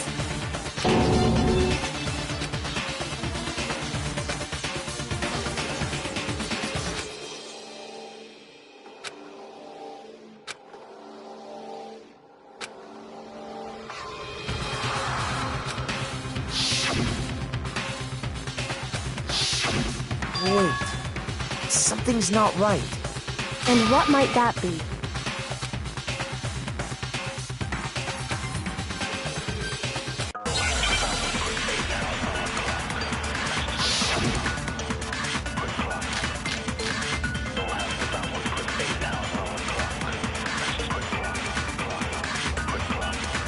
By covering the body with the tarp, the killer prevented it from getting wet. So the reason the tarp was only dirty on one side is because the sprinkler got that side wet.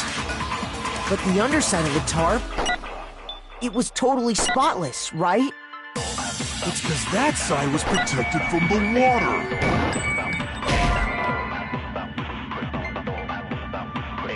Shoot! By covering the body with the tarp, the killer prevented it from... So the reason the tarp was only dirty on one side is because the sprinkler... But the underside, it was totally spotless, right? It's because that side was protected from the water. Since it was facing down toward the body, of course it didn't get dirty! No, that's wrong!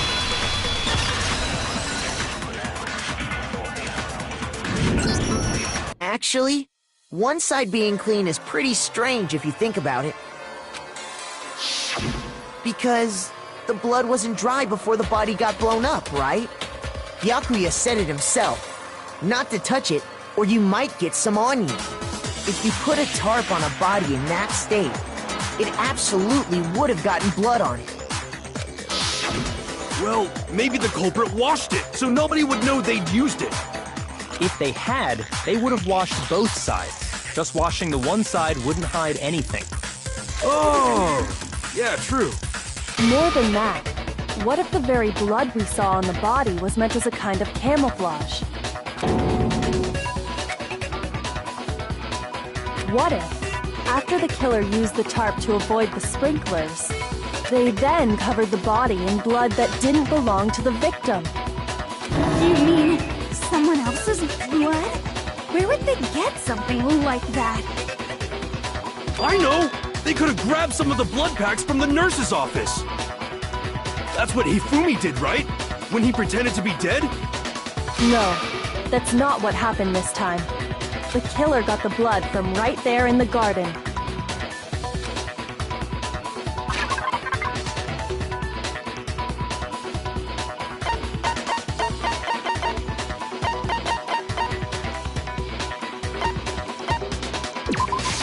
I got it! Could it have been chicken blood? What? Chicken blood? When I checked the chicken coop before the murder, there were 5 chickens. But after the murder, there were only 4. So, you're saying someone killed a chicken and then covered the body with its blood? Man, that's messed up. Killing a living thing just to do something like that is awful. They should... I wonder if the killer had to get the blood from the scene so they wouldn't be spotted walking around. Anyway, there's no denying that a chicken went missing, which provides a basis for my theory. Perhaps, but even so, there's one thing that still doesn't make sense. You said the culprit used the tarp to avoid the water and then covered the body in blood, right? But if that's the case, then the blood should have soaked into the ground around the body. But that's not what we saw. Only the victim's clothing had blood on it. The ground was completely clean. I have to agree, that certainly is strange. Maybe they didn't apply the blood at the scene. Maybe they covered the coat in blood beforehand. They covered it beforehand? When you discovered the body, was it wearing the coat like you normally would? I think so. Wait, no. The head was through the neck hole, but the arms weren't in the sleeves. Then that settles it. Sorry, I'm having a tough time keeping up. What settles what? Here's what happened. The murder took place before the sprinklers went off. But the body didn't get wet because the killer covered it with the tarp. Then, later, at the same time the killer was gathering up the tarp, they pulled the coat over the body, the coat they've already covered in blood. This series of cover-ups was meant to disguise the actual time the murder occurred. They wanted us to think the murder happened sometime after the sprinklers had gone off, at 7:30. If that's actually what took place, it certainly becomes possible that the murder happened earlier. But to pull all that off, wouldn't they have had to go back to the garden after the sprinklers turned off? That actually wouldn't have been all that difficult. Huh? They already had the coat ready, so they just had to grab the tarp and pull the coat over the body. They'd be done in no time. Maybe, but still. Hina, after you met up with Makoto in the dining hall, did you two stay together from that point on? Oh no, I headed off to the gym, and Makoto didn't show up till later. Then he had plenty of time to spare, wouldn't you say? That's not... Don't bother saying it's not possible. I must admit, Kyoko's reasoning is sound. Makoto's alibi is inadequate.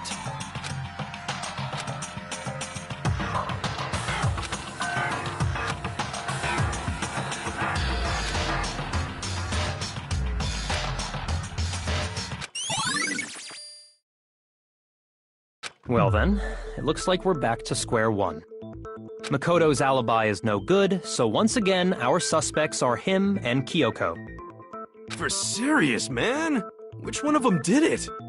Hey, why don't we let luck decide? Let's flip a coin. 50-50 odds.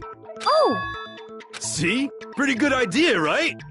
No, not that. I just remembered something super serious. Well, don't just stand there. Out with it.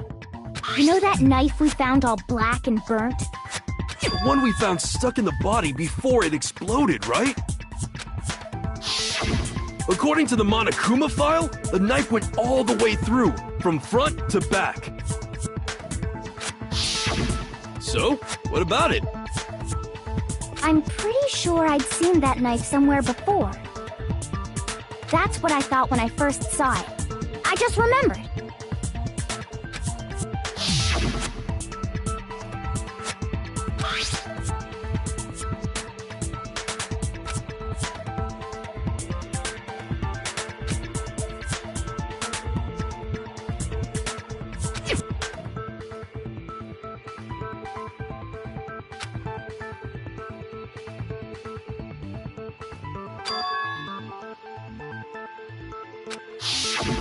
It's the knife we gave to Makoto? You don't seem surprised. You must have noticed earlier. Yeah. Then why did you hide that fact? It's not that I hid it. It's just...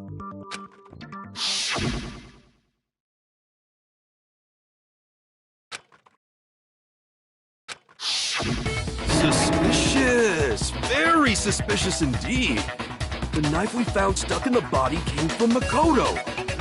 Now I'm totally convinced he did it. 12,000% convinced.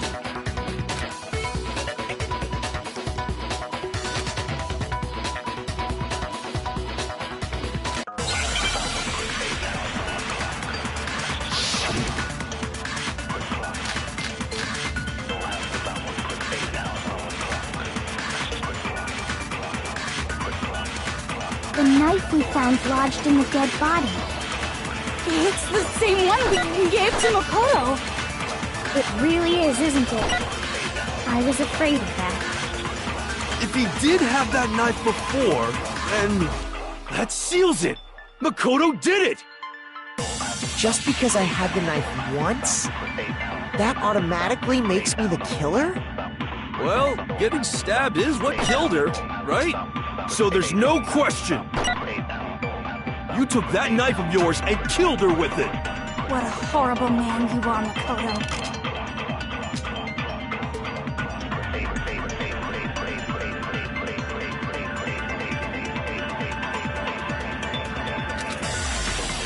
The knife we found lodged in the dead body. It's the same one we gave to Makoto. It really is, isn't it? If he did have that seals it! Just because I had that automatic... Well, getting stabbed is what killed her, right? No, that's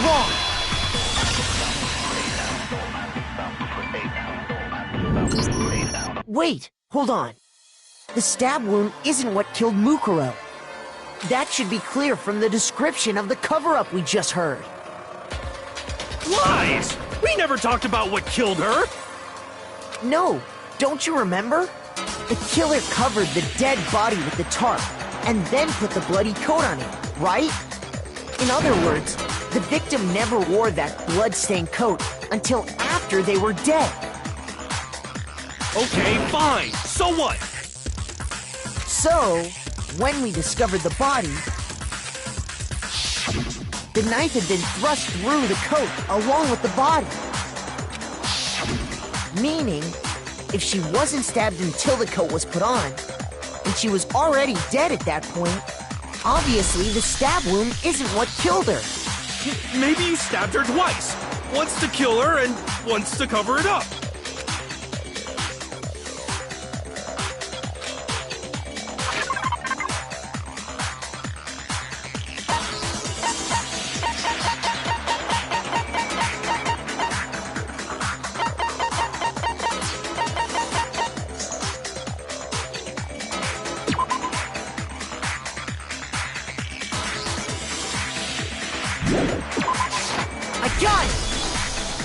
The Monokuma file clearly states that there was only one stab wound. Oh yeah, it sure did. Totally forgot about that. Then the knife was just another piece of camouflage set up by the true killer. They probably stabbed her to draw attention away from what actually killed her. Exploding the body afterward was probably meant to do the same thing. The explosion severely damaged the body, making it impossible to know what really killed her. It was all the killer's attempt to destroy all evidence of their crime. So they wanted us to notice the stab wound and then detonated the body afterward. They meant for us to latch onto the knife as the cause of death, then destroy any evidence proving otherwise. Oh, hey, I have a question. It kind of goes back to the beginning, but what's the deal with that explosion anyway? Why'd the body just blow up all of a sudden like that? If you bothered to put that lump of gray matter between your ears to use, you'd know the answer. Well, if you're so smart, just tell me. I'll tell you. I bet some unknown quantum particle caused an atomic-level spontaneous combustion! I might be dumb, but even I'm not dumb enough to believe that. Go ahead, Makoto. Tell her or we won't make any headway on this.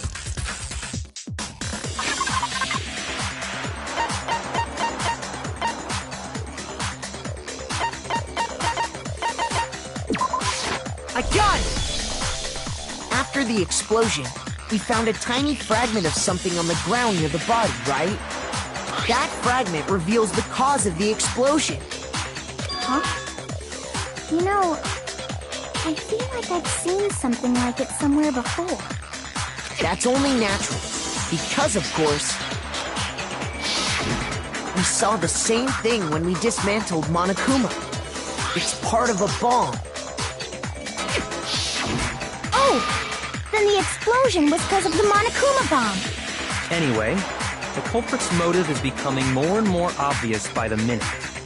They wanted the knife wound to look like the fatal injury so that we'd suspect Makoto. And the only one who would benefit from that is the only other possible suspect. You, Kyoko. Hold on a second, Byakuya. What's the problem? Well, I just feel like we need to think this through. We still don't know what actually killed the victim. That's true. It's definitely bugging me. What really killed her? Fine. I have no problem with that. Let us continue the debate. It won't change the facts of the case regardless.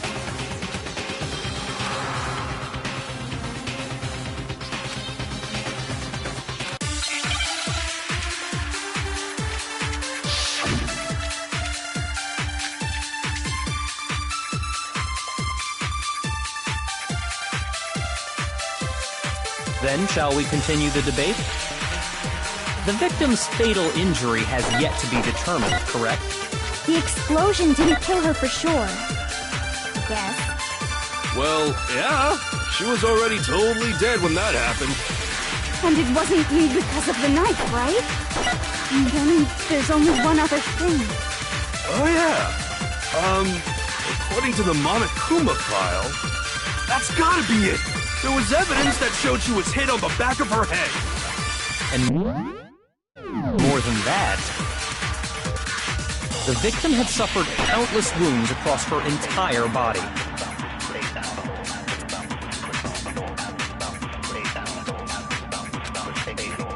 Then shall...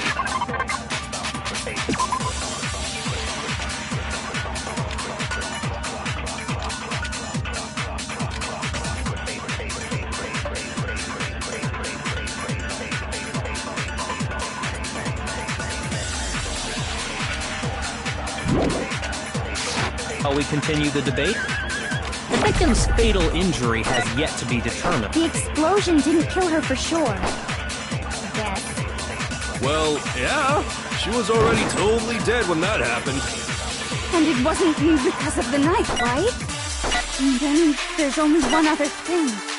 Oh, yeah. According to... That's gotta be it. There was evidence that showed she was hit on the back of her... And more than that, the victim had suffered countless wounds across her entire body.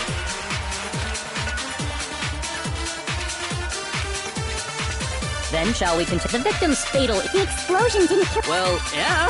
And it wasn't Oh, yeah. That's gotta be it. There was evidence that showed she was hit on the back of her head. shoot! Then shall we continue the debate? The victim's fatal injury has yet to be... The explosion didn't kill her for sure. I guess. Well, yeah. She was already told... And it wasn't because of the knife. And then there's only one other thing. Oh, yeah. That's gotta be it. There was evidence that showed she was... And more than that, the victim had suffered countless wounds across her entire body.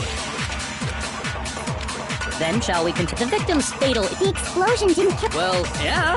And it wasn't because of the knife. And then there's only one other thing. Oh, yeah. That's gotta be it. And more than that, the victim had suffered countless wounds across her entire body. Then shall we continue? The victim's fatal... The explosion didn't kill her... Well, yeah. And it wasn't because of the knife, right? And then there's only one other thing. Oh, yeah. That's gotta be it. There was evidence that showed she was hit on the back of her head. Shoot! Then shall we continue the debate? The victim's fatal injury has yet to be determined, correct? The explosion...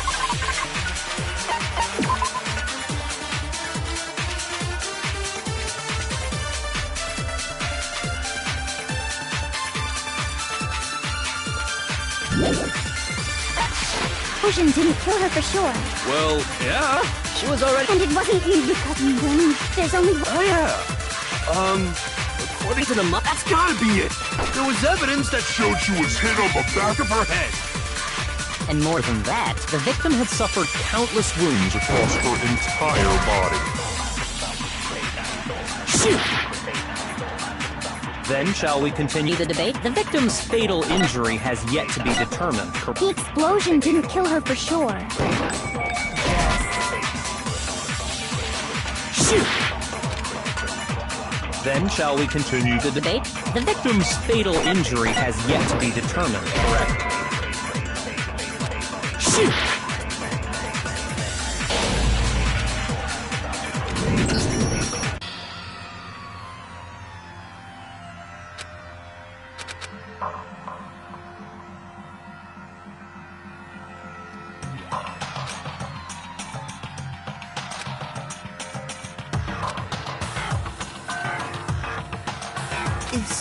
Is this really the end for all of us?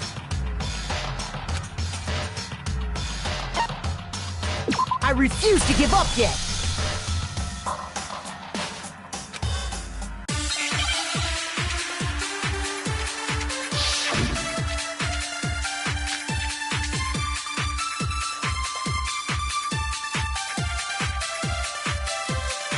Then shall we continue the debate?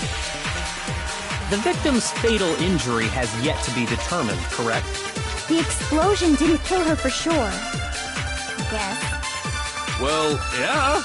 She was already totally dead when that happened. And it wasn't because of the knife, right? There's only... Oh, yeah. That's gotta be it. There was evidence that showed she was hit on the... And more than that, the victim had suffered countless wounds across her entire body. Then shall we continue the debate? The victim's fatal injury has yet to be determined. No, that's wrong!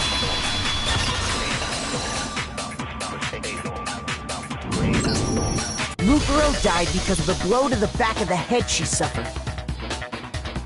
What about the wounds all over the rest of her body? They didn't have anything to do with it? The Monokuma file makes it clear that those weren't fresh wounds. Oh yeah, good point. If they were old, I guess they don't really matter. Okay, then we're safe in assuming the blow to the back of her head is what killed her.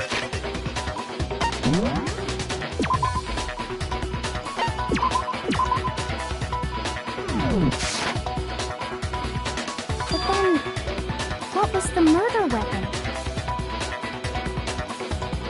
The Monokuma file says she was hit with a blunt object, about as thick as a metal pipe. Oh! I bet it was the pickaxe! How is that even possible?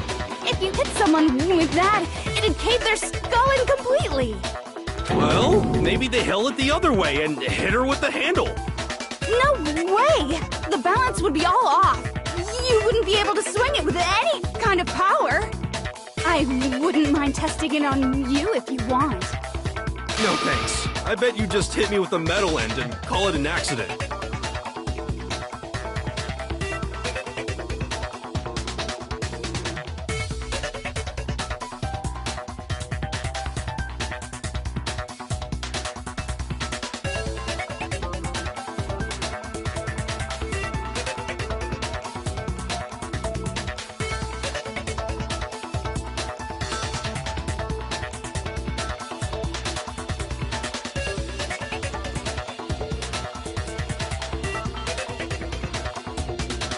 I'd love to scoop out that nasty brain of yours, throw it on the ground, and spit on it. I feel the same way! Looks like we're on the same page this time. Seriously? We want to figure out what killed her, right? It just so happens we already know. We already know?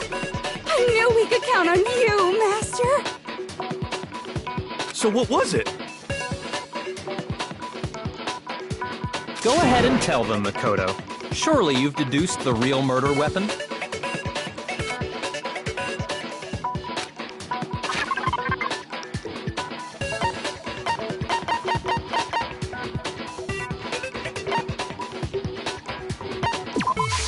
I got it! Mukuro was hit in the back of the head with something. And that's what killed her. And that something was... The titanium arrow we found in the locker in the dojo. Arrow?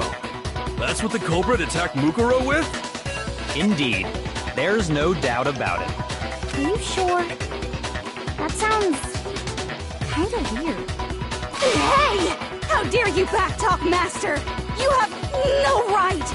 I'm not back-talking anything. I'm just saying what I think.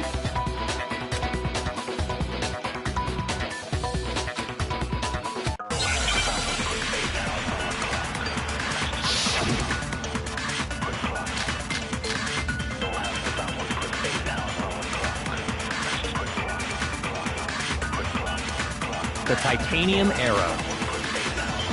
It was in the dojo locker, right? I have no doubt that was the murder weapon. Are you sure? You don't sound convinced. What's the problem? Well, 'cause in the Monokuma file, it said the weapon must have been about as thick as a metal pipe, right? It seems like an arrow would just be too thin. Talking back to Master! You have no right!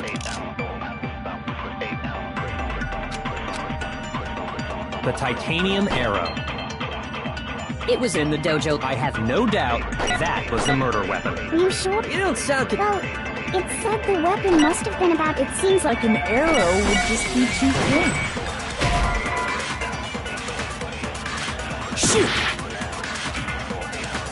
The titanium arrow. It was in the dojo locker, right? I have no doubt that was... Are you sure? You don't sound Well, it said the weapon must... It seems like an air talking back to... You have no right!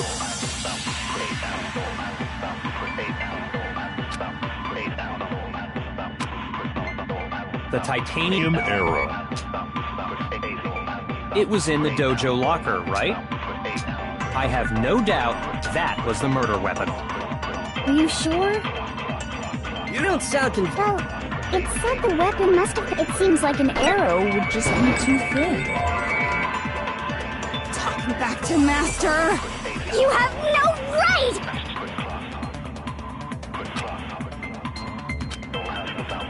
The titanium arrow. It was in the dojo locker, right? I have no doubt that was the murder weapon. Are you sure? You don't sound convinced. What's the problem? Well, 'cause in the Monokuma file, it said the weapon must have been about as thick as a metal pipe, right? It seems like an arrow would just be too thin. No, but it's wrong!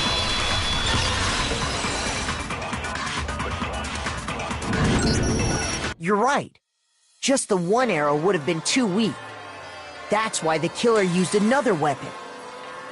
Another weapon? Inside the dojo locker, we also found a balled-up wad of duct tape. The killer probably used this duct tape to bind multiple arrows together. Bundling them together using the duct tape would easily create a single weapon as thick as a pipe. And that's exactly what the killer did. It's similar to Aesop's fable about the bundle of sticks. One stick is weak, so put them together, and they become strong. It's meant to teach cooperation. Damn, that's harsh. How is it harsh? Were you even listening? Anyway, that explains the murder weapon. As for who the culprit is that stashed the weapon in the dojo locker, it was you, Kyoko. I've never been to the dojo. Oh no, you absolutely have. How can you say that with such confidence? Because we have proof, of course. Don't we, Makoto? What's the matter? Surely you don't intend to protect a murderer. You know what will happen if you do, don't you? If you cover for the culprit, there's only one thing that can lead to. The death of us all, remember? Of course I remember. Then show us. Show everyone the evidence that proves Kyoko went to the dojo.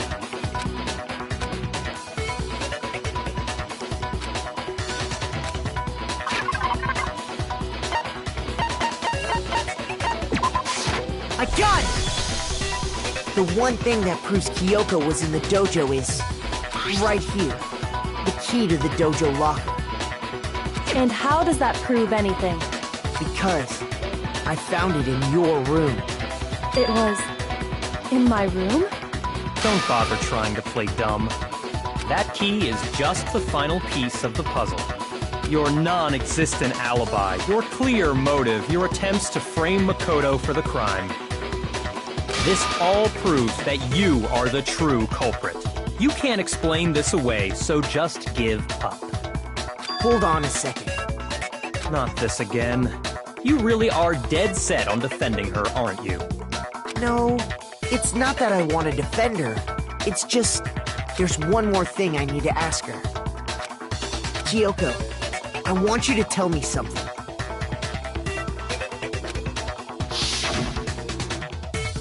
Last night, you were in my room, weren't you? Why? What were you doing there? That's what I need to know. I was just protecting you. What?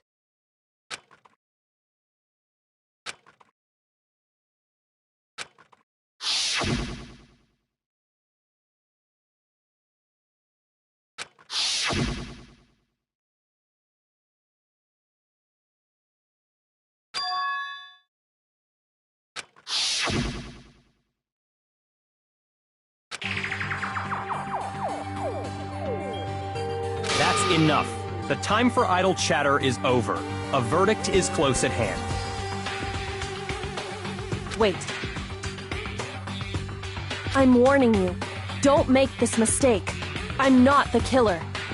I knew you were stubborn, but this is just getting ridiculous. Really? But you should know better than anyone I didn't do it. Can you tell me I'm wrong? I should know?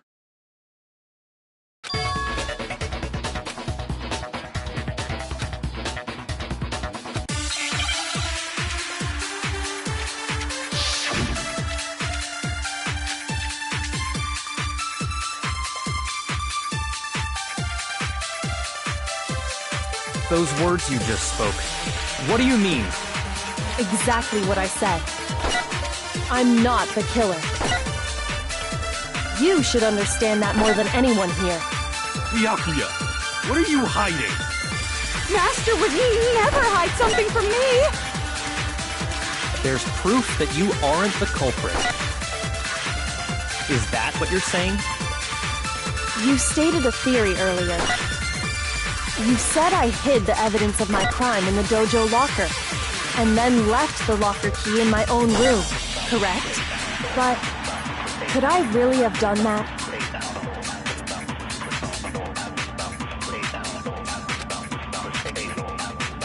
Those words you just spoke. Exactly. I'm not the killer. You should understand. Byakuya, Master would never hide. there's proof that you aren't the culprit. Is that what you're saying? You stated a theory earlier. You said I hid the evidence of my crime in the dojo lock and then left the locker key in my own room, correct? But Could I really have done that? Those words you just spoke. Exactly. I'm not the killer. You should understand that. Byakuya, Master would never. there's proof that you aren't the culprit. Shoot! Those words you just... Exactly. I'm not the killer. You should understand. Byakuya, Master would never. there's proof that you... Is that what you're... You stated a. you said I hid the evidence of my crime and then left the locker key in my own room, correct? But Could I really have done that? Those words you just... Exactly. I'm not the. You should understand. Byakuya, Master would never. there's proof that you aren't the culprit. No, that's wrong!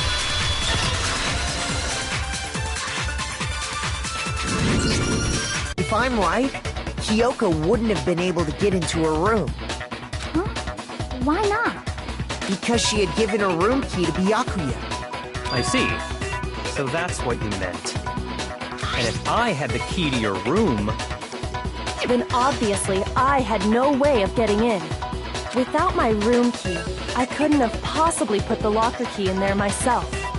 Am I wrong? It would appear not. Then you're finally starting to understand.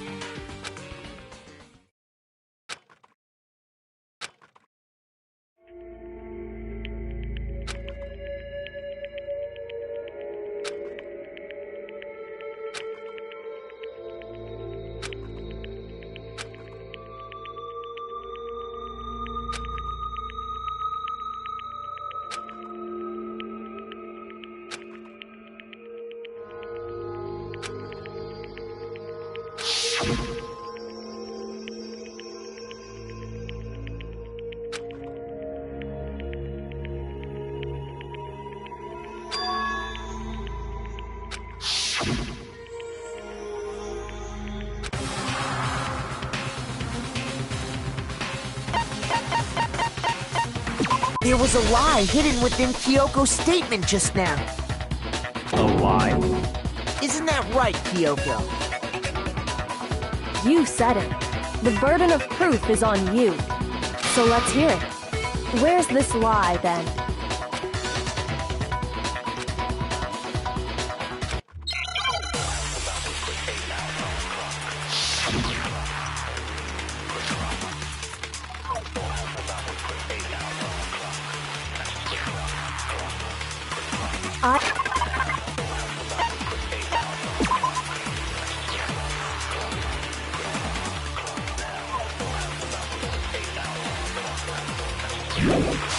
I didn't have the key to my room because I'd given it to Byakuya. There's no doubt about that, right? You are correct. So I couldn't possibly have gotten into my room. No, that's wrong.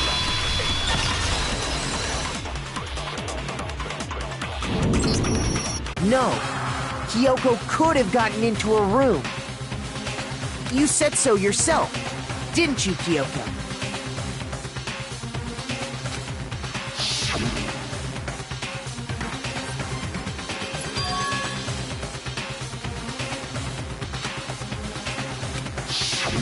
Monokuma's secret tool? Kyoko stole it from the headmaster's room. It lets you get into any room in the school, which means she could have used it to get into her own room. Then I guess that's it. You're giving up just like that? You admit to killing— No, I'm simply recognizing that I lost. What are you talking about? Like I said, this was a trap, and I wasn't able to escape it. So I lost. That's all this means. Then, are you saying you really didn't... Kyoko, you really aren't the killer? Okay, time's up! Huh? I'm sorry to say, but your time is up! All done, all finished. The class trial is all over. But that's ridiculous! Since when is there any... It's because you were late, so the trial started late and time ran out. So then, it's time for voting time, okay?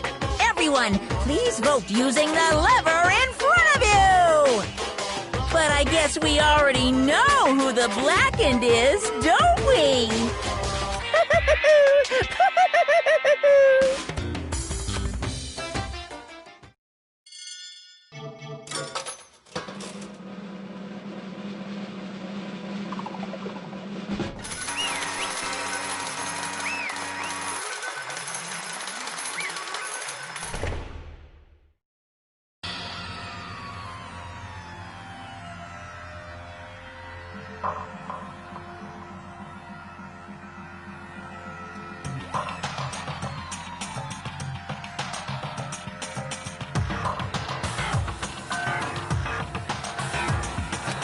Now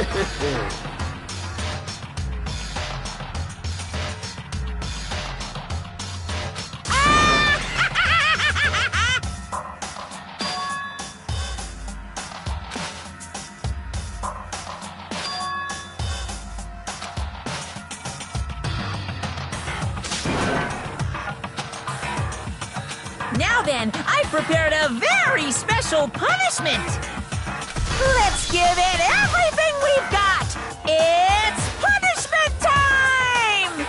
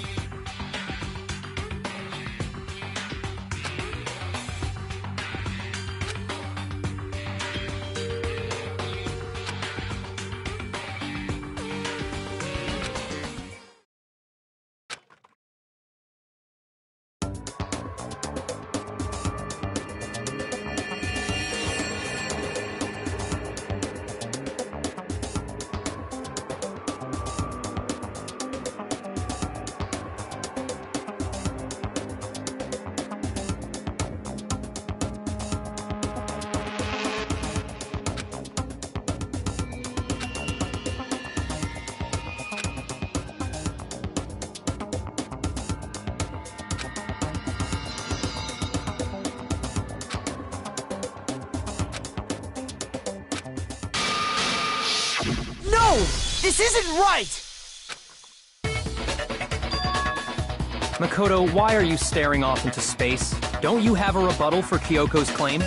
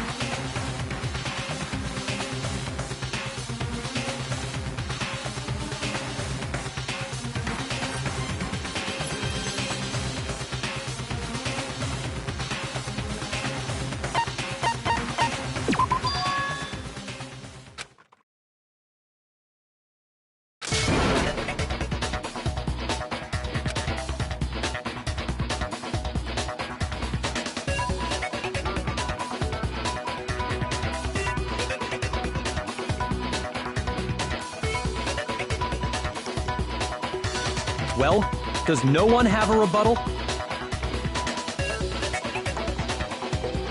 Have you decided to accept her assertion as fact?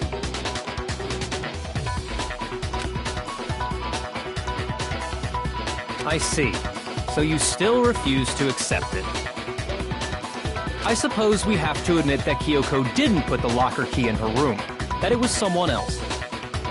But who else could it have been? I mean, Byakuya had a room key, right? You! What are you trying to imply? But of course I have an alibi. From nighttime on, I was with you guys the entire time. I couldn't possibly have killed anyone, or put the key in Kyoko's room. Well, someone had to put the key in there. There's only one other possibility I can think of. Someone could have had the key on them, then once they arrived at the scene, pretended to find it there. What? It had to be Makoto, right? I don't see any other option. Wait a second. You've got it all wrong. Let's think about it one more time. There's gotta be a hidden side to this case. Huh? A hidden side? First of all, there's something off about this entire trial. You all see it, don't you?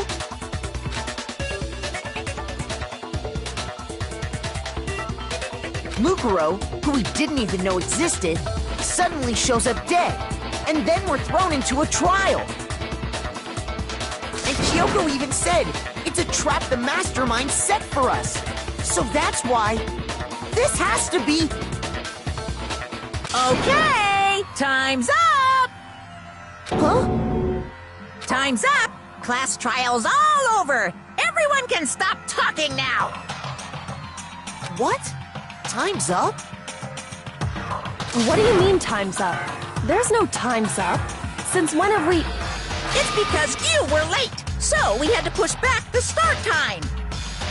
So then, it's time for voting time, okay? Everyone, please vote using the lever in front of you! Voting time?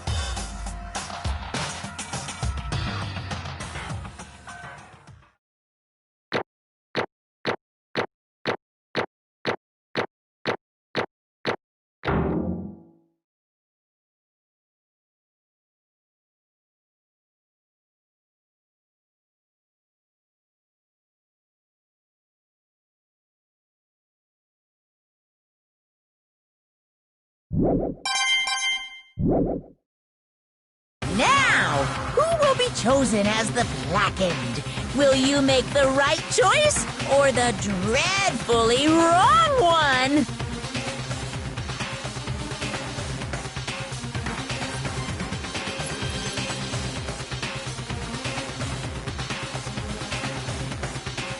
Hey, hold on! What's it gonna be? What's it gonna be?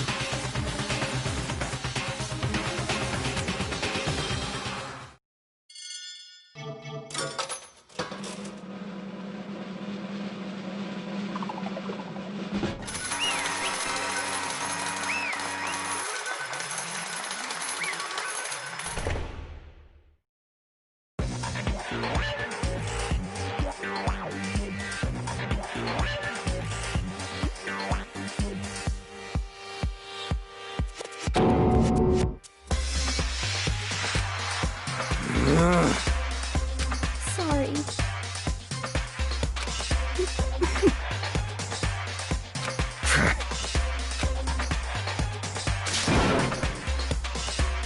Yes, indeed.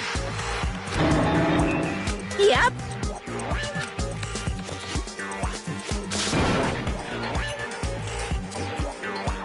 Hey! Shing!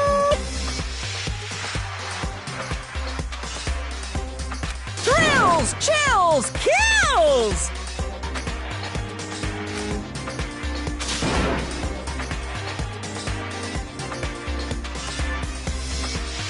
I don't expect you to forgive me. I know this is all my fault. Let's give it everything we've got! It's punishment time!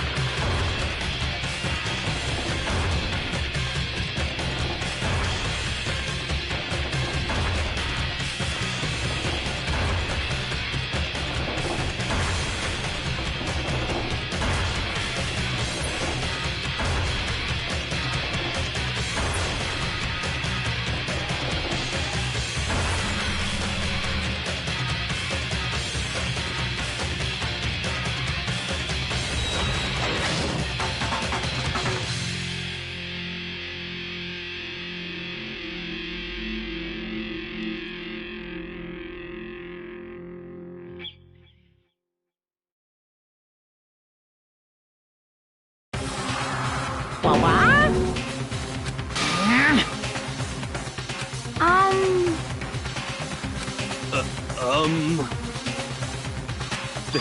This is...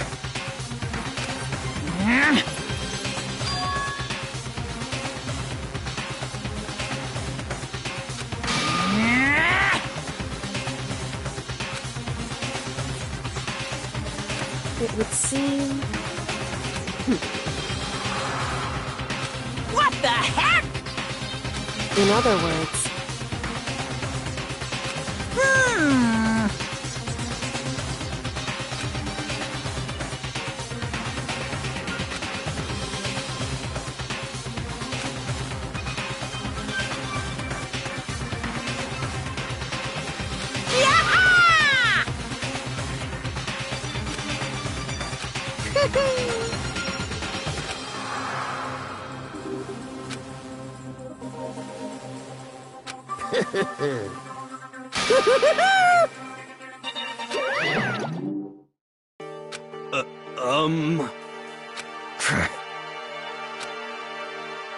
calm down. In other words, What did you say? so...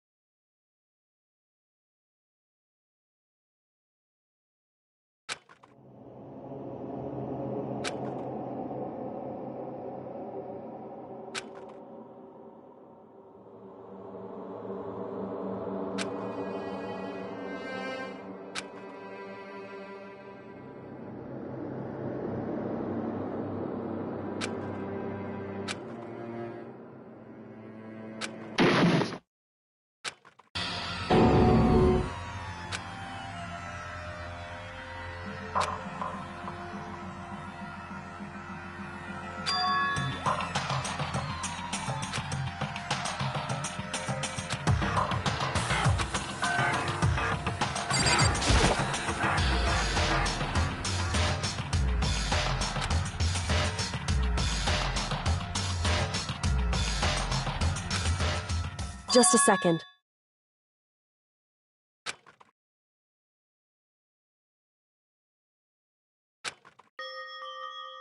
It smells awful.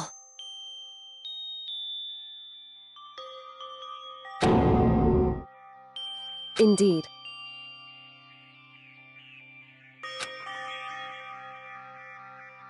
So...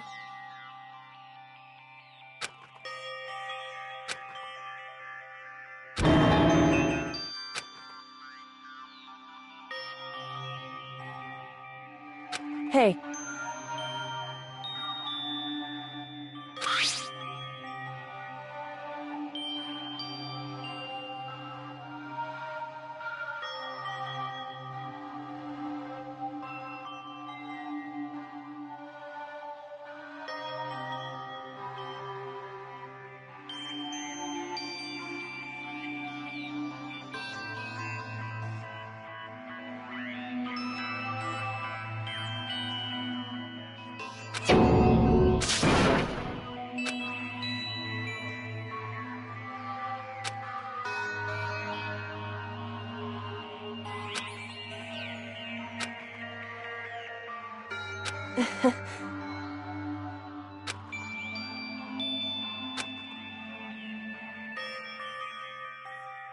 Hmm?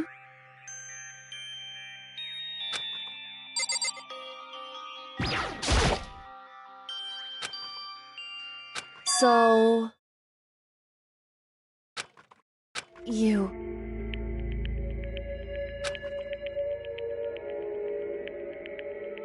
Indeed.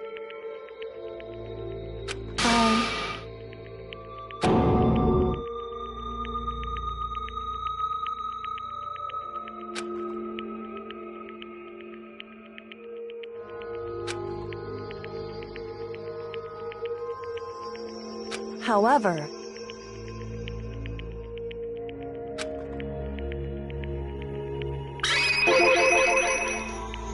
It's true. In other words...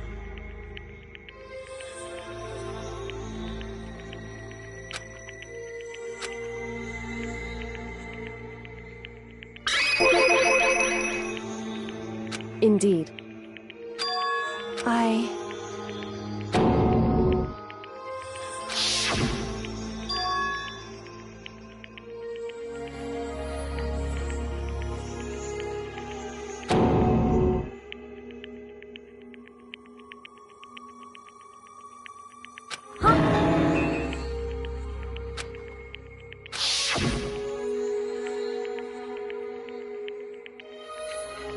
Makoto.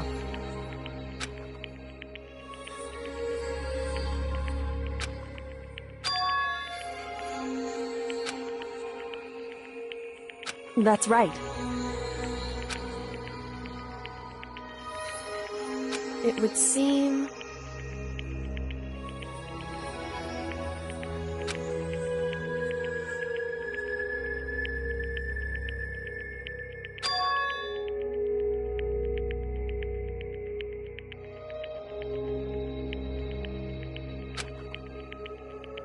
Hey.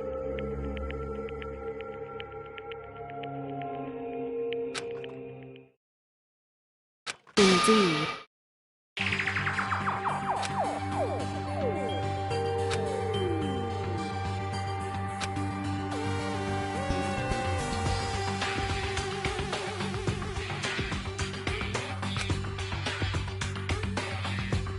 However...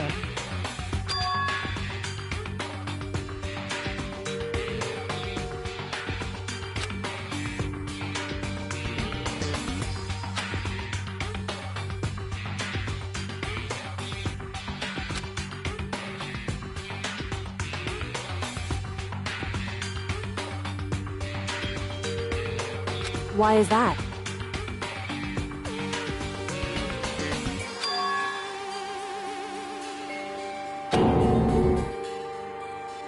Correct.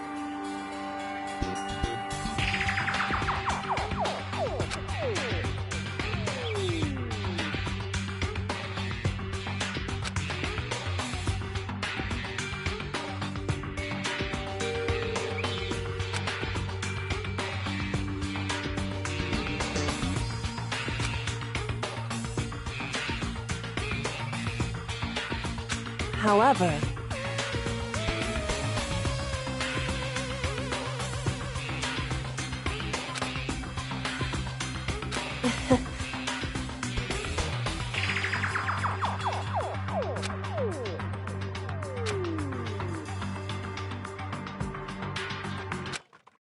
I understand.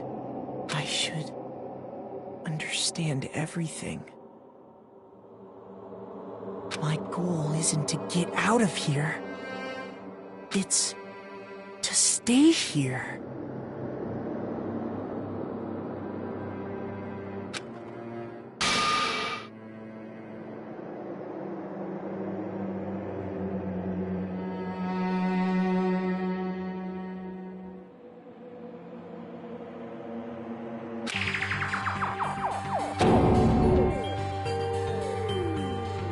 listen.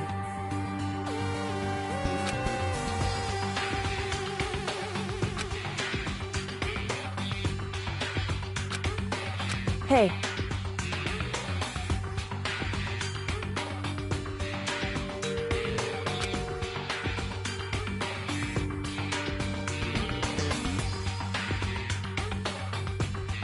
Correct.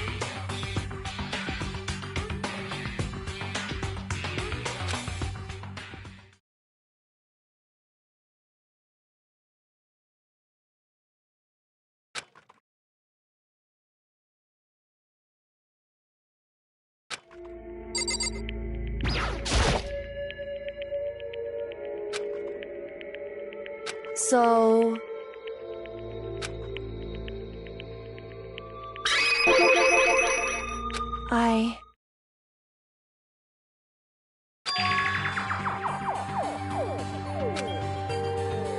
Correct.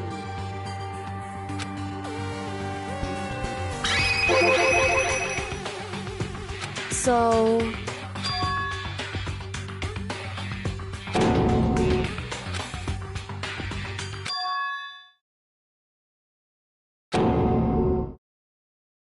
In other words...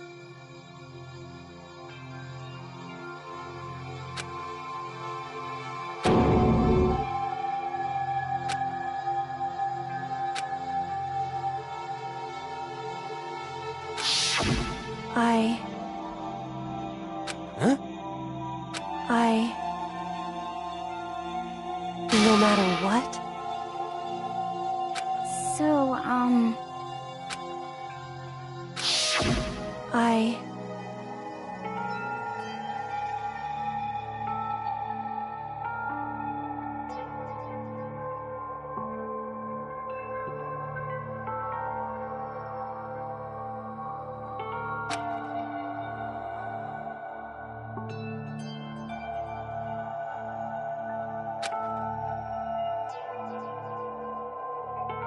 However...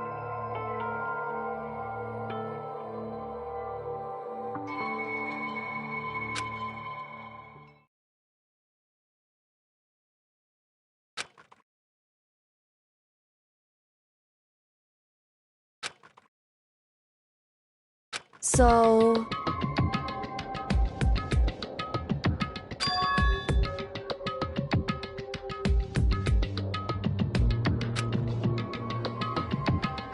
It's true.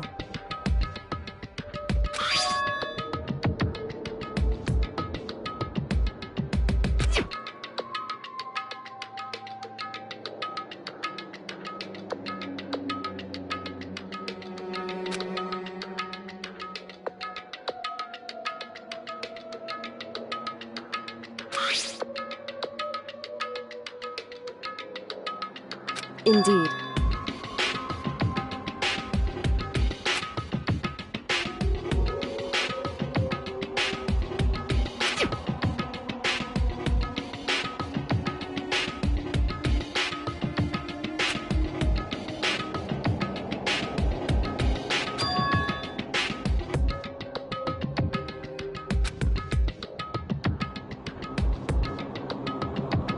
Correct.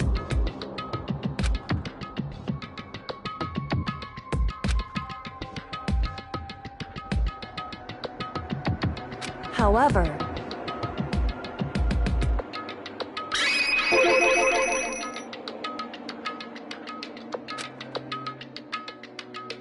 I...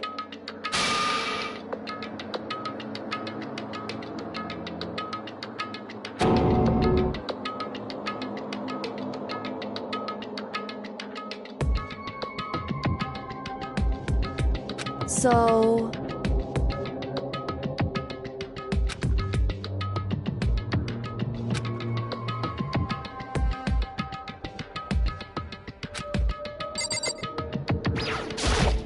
However...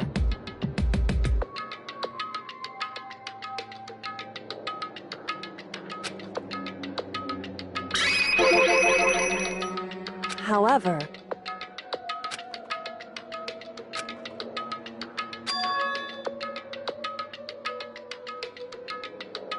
Anyway...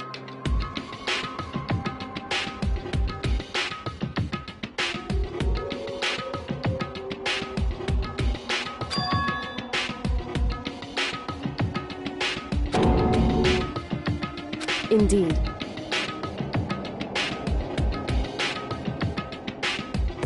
Correct.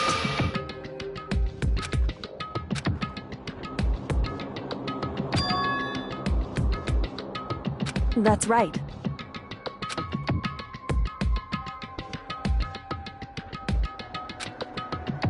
In other words...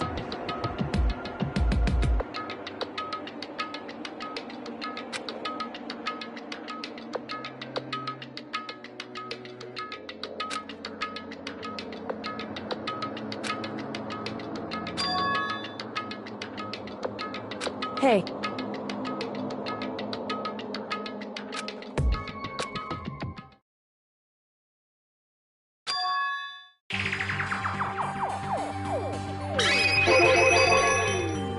Indeed.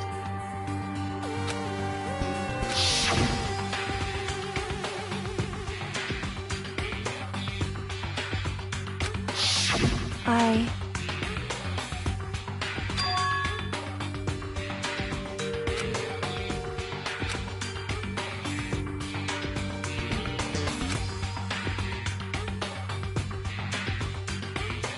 Anyway...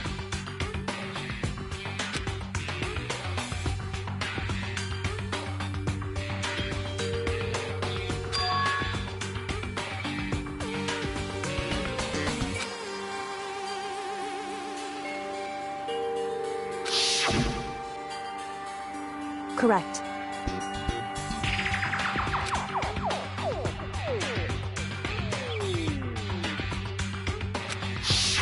However...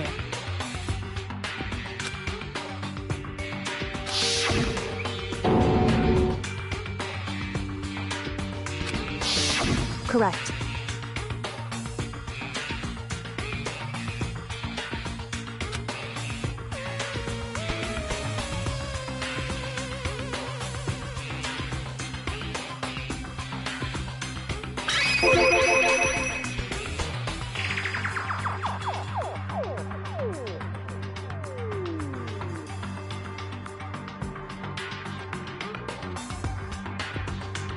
Indeed.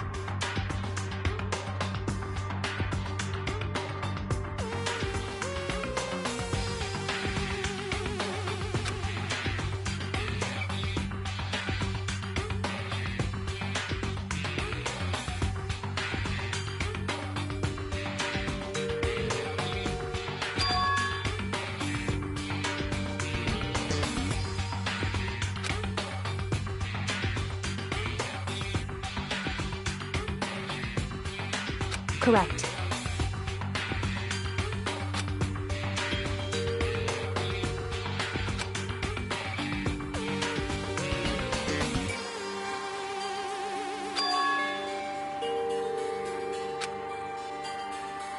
In other words...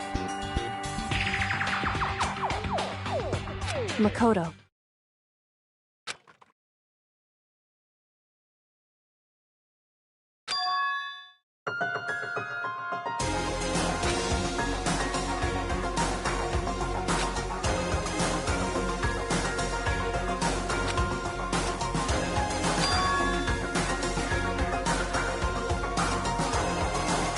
Indeed.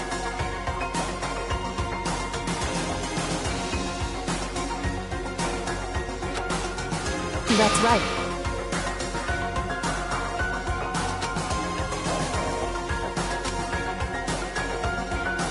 It would seem...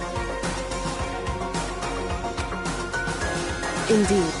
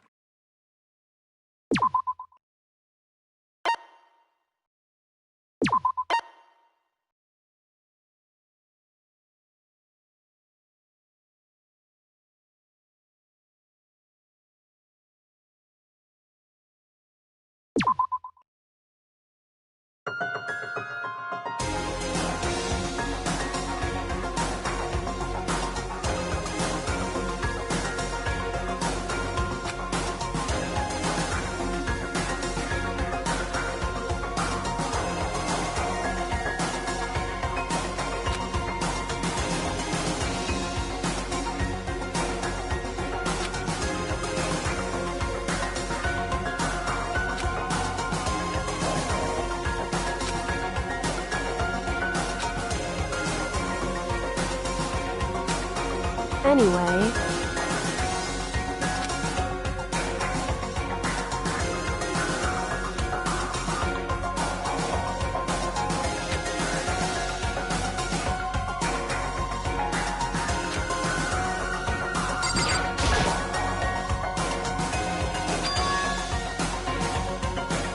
Indeed.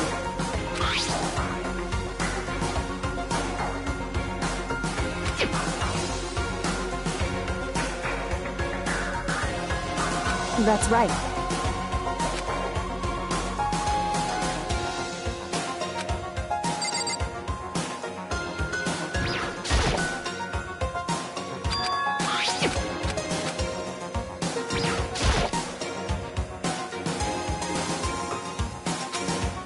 It's true.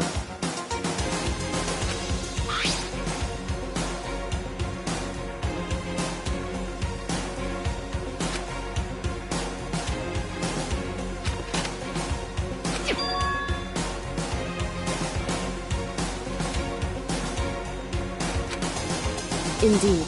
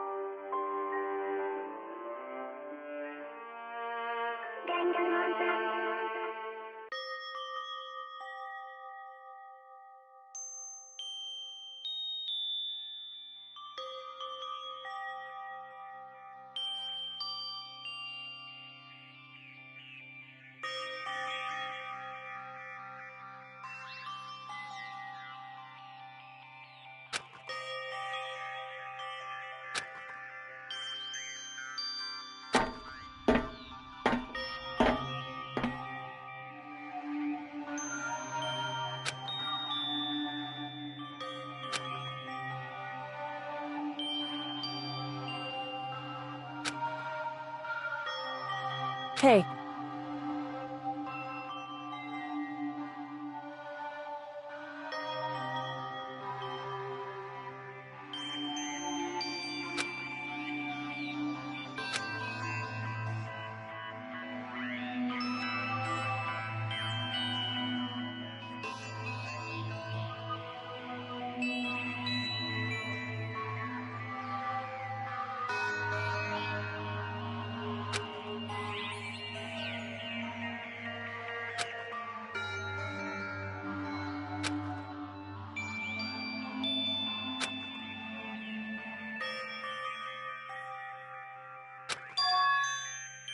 So...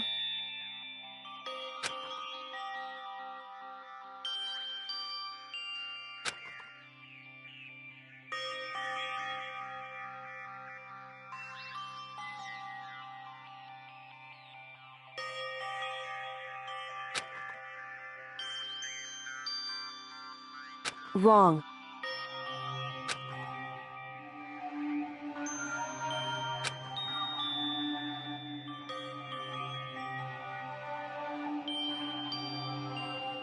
Right.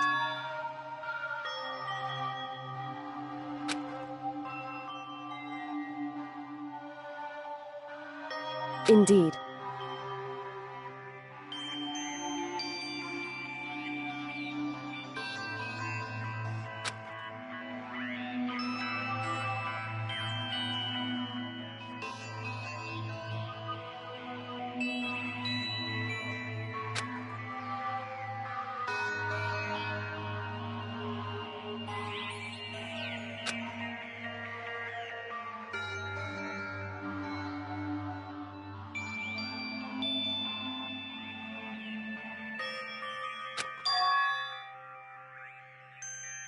It's true.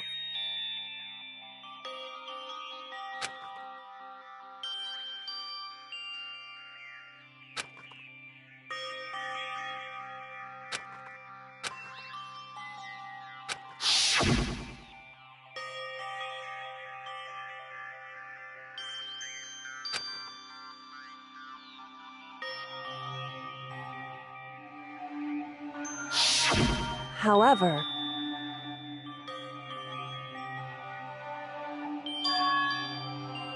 I...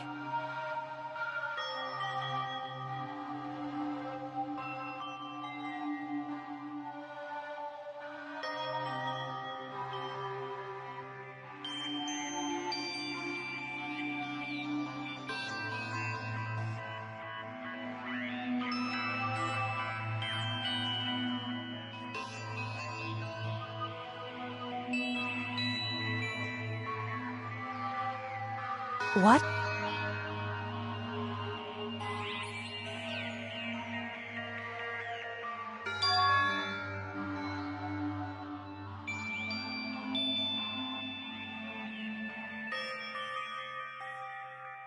Wrong.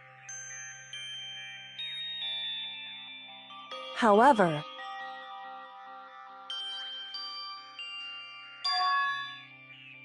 I...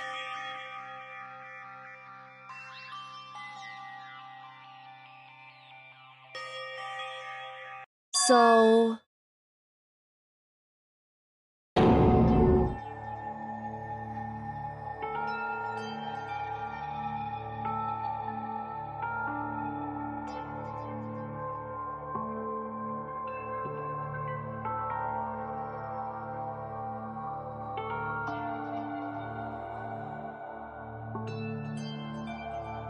However...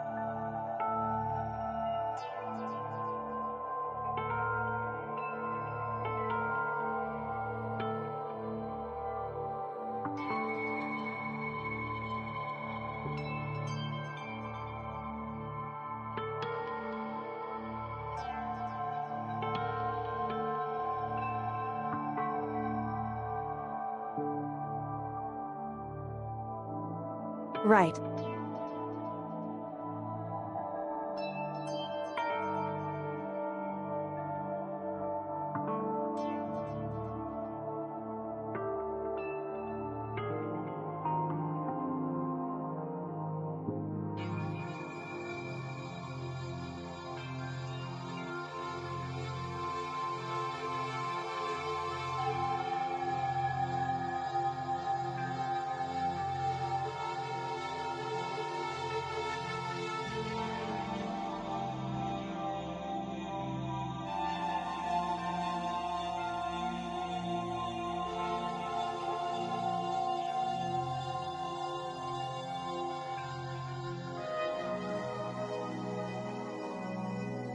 I...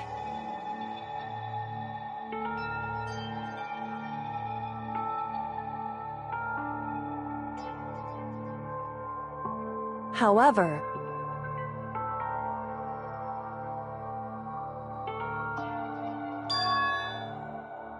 So...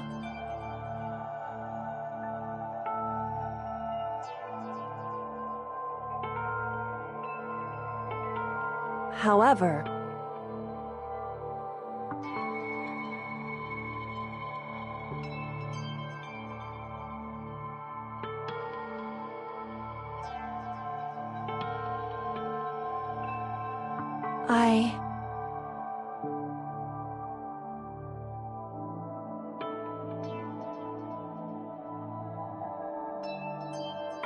Correct.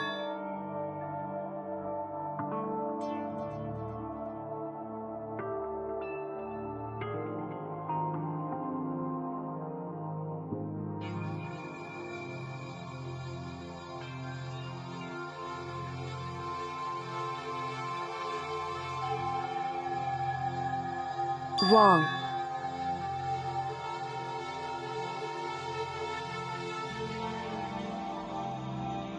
Hey.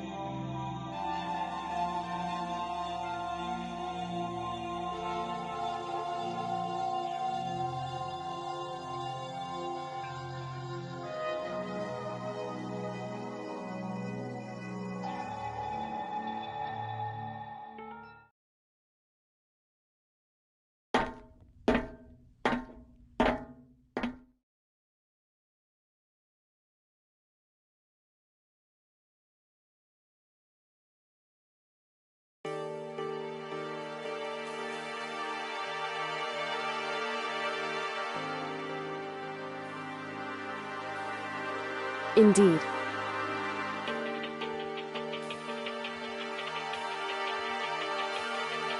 That's right.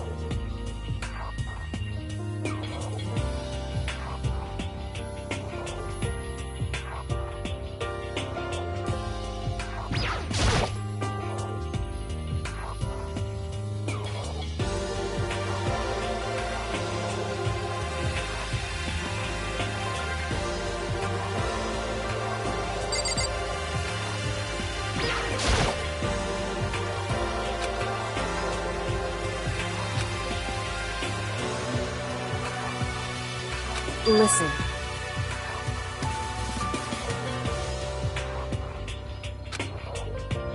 So then, in other words, however,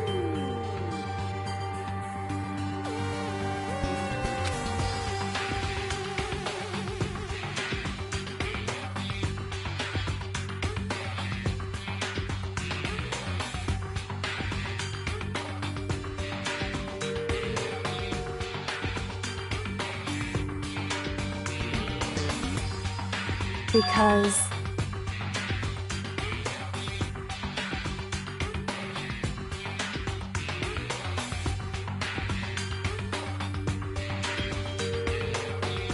so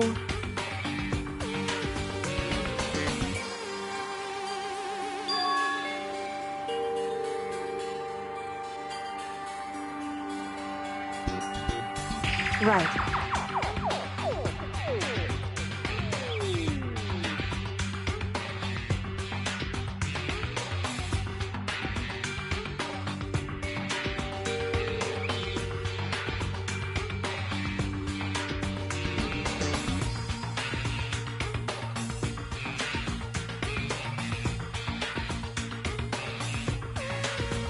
Indeed. Shall we go?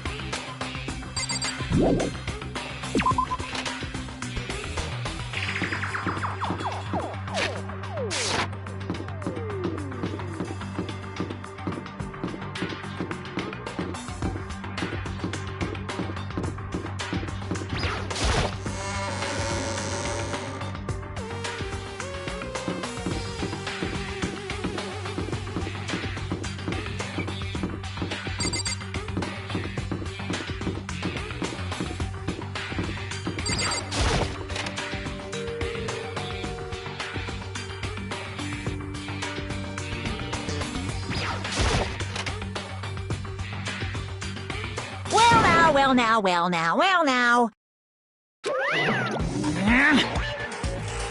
I don't believe it!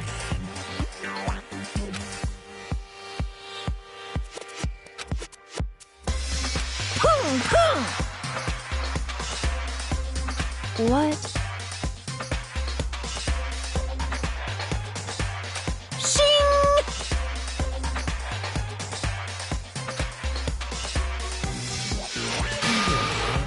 Making me angry! Right. However, now, if... Huh?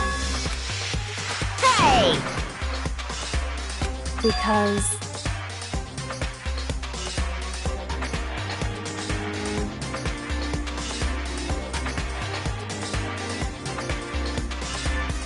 in other words...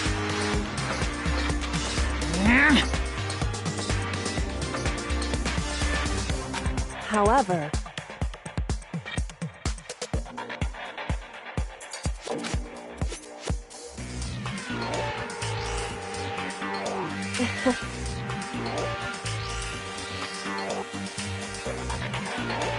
right.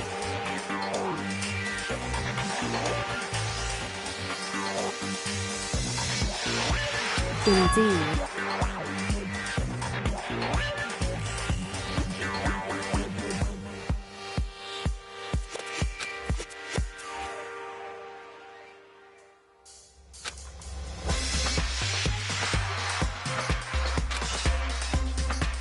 However...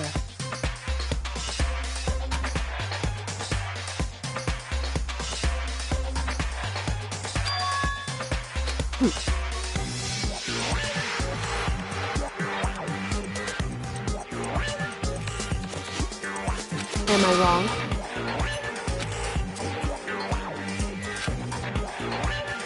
Listen to me.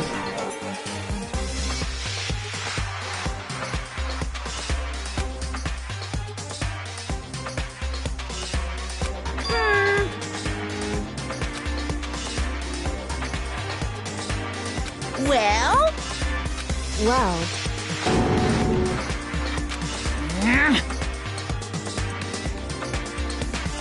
That doesn't matter. That's right.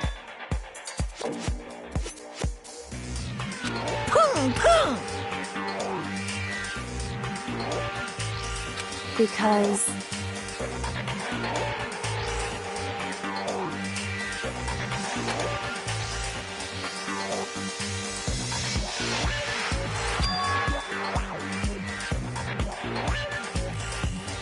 However... What the heck? Indeed. Hey.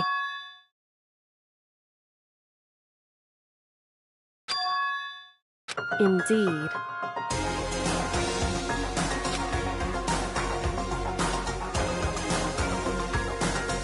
Listen to me.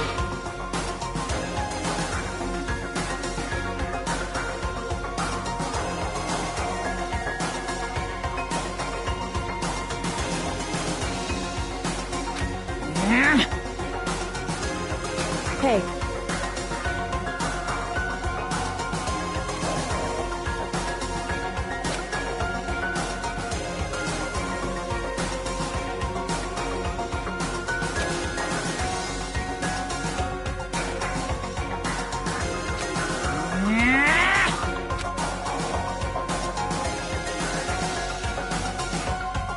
That's what we have to do.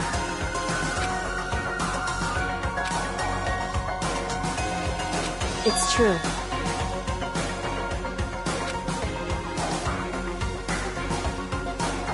It's time for one last showdown. One final battle between hope and despair. Hey.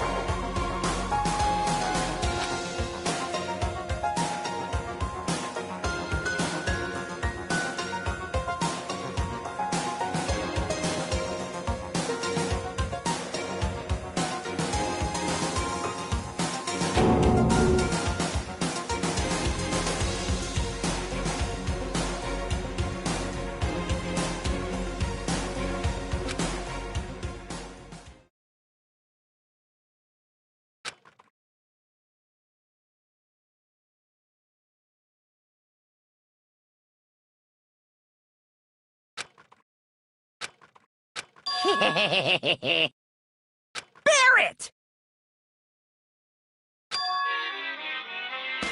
What's wrong?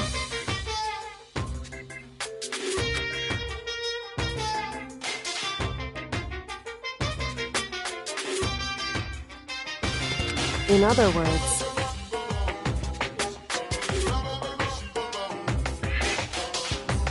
You guys!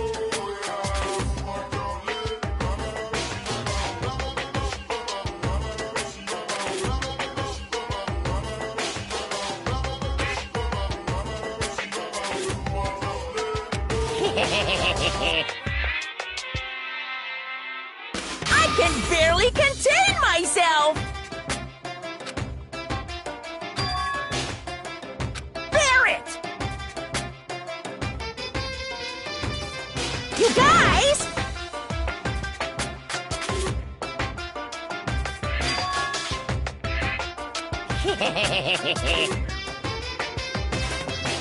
I can barely contain myself! It's true.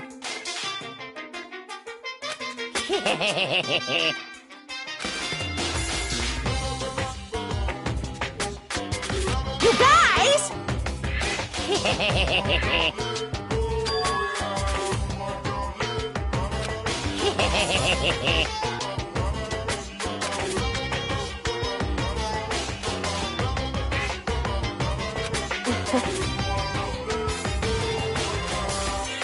Listen to me.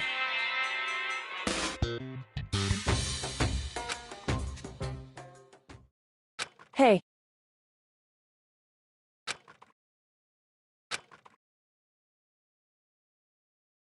What's wrong? Hey.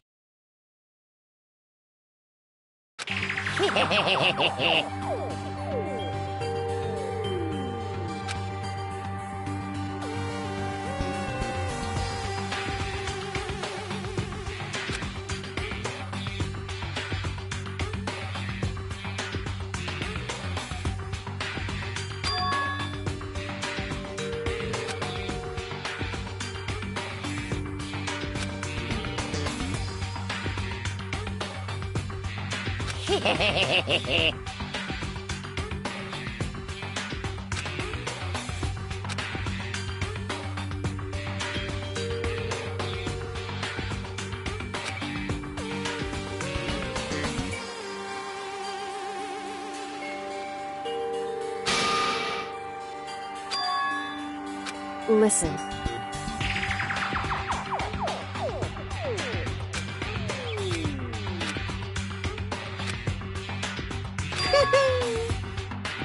Now I'm really angry!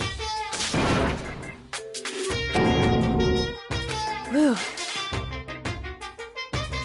Hey!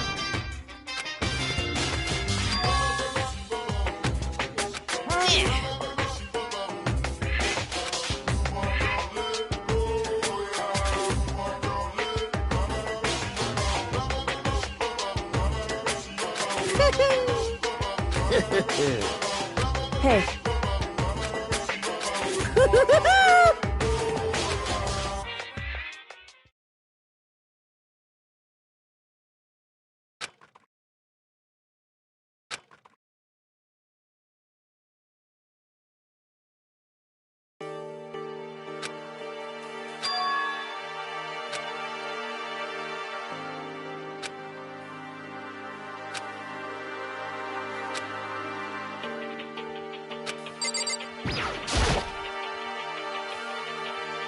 However,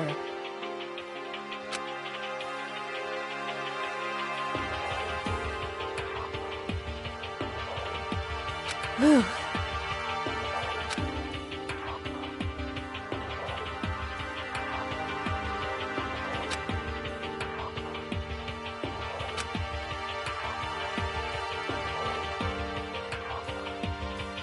So,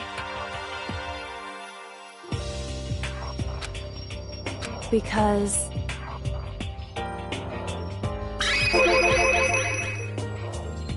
so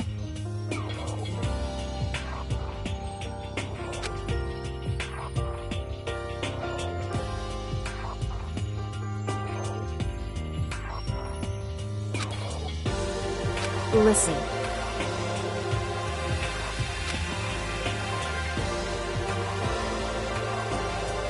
Indeed.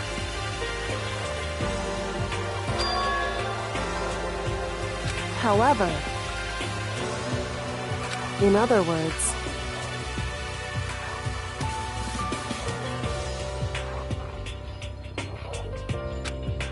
so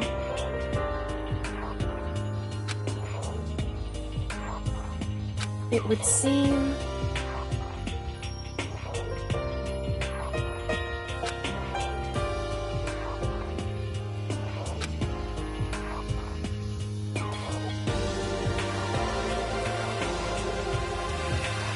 in other words,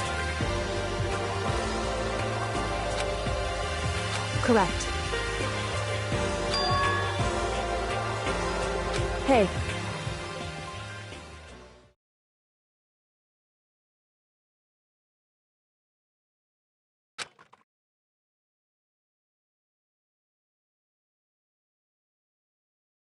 That's right.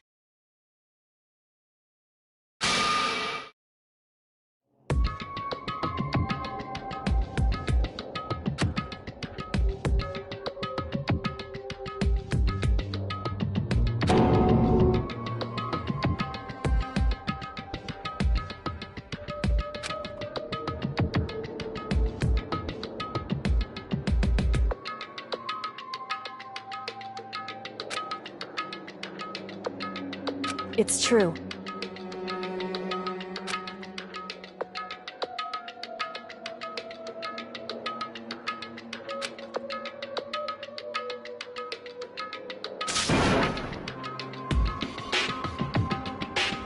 Makoto.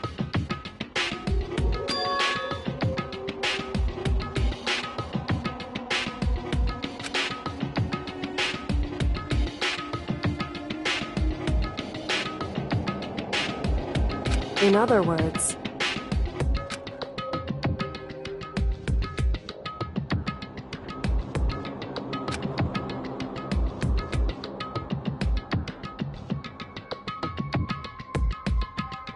the very least.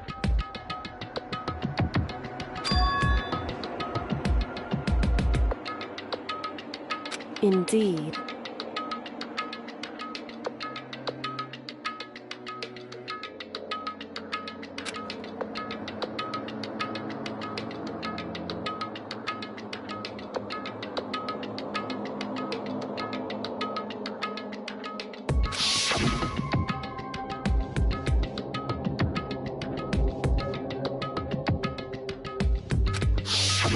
Right.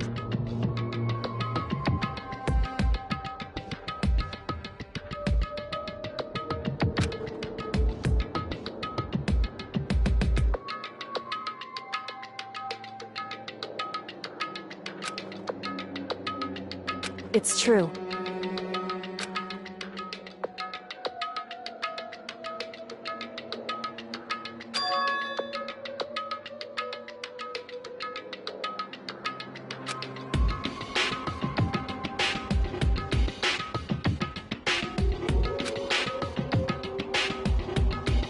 Indeed. In other words,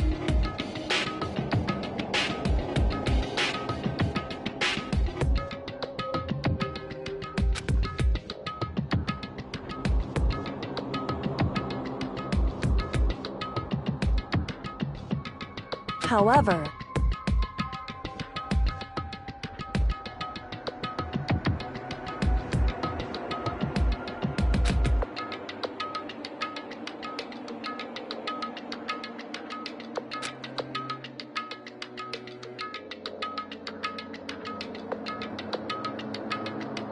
wrong.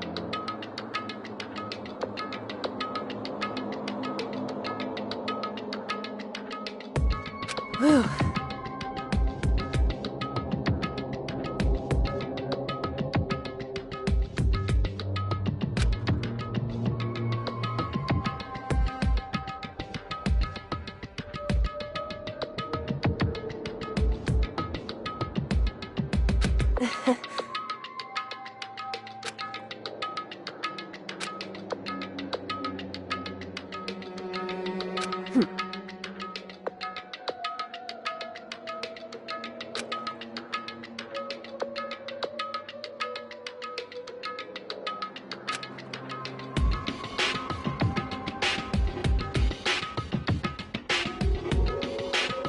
However,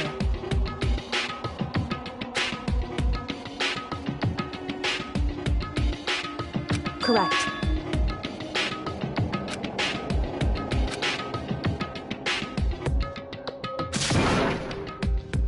Hey.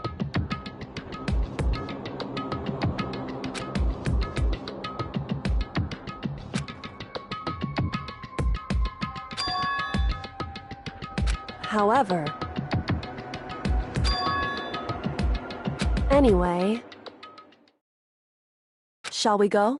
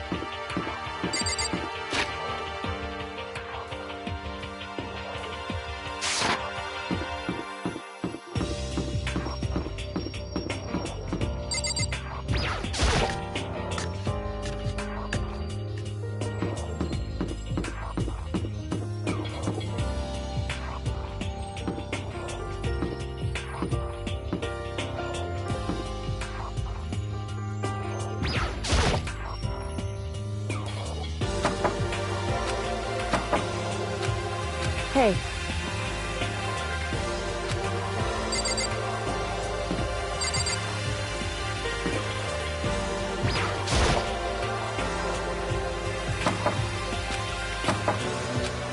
Hey.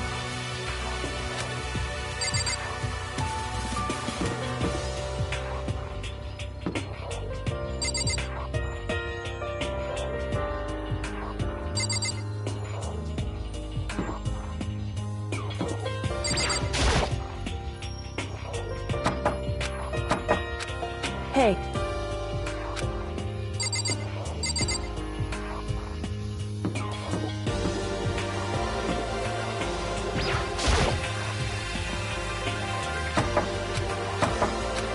Hey.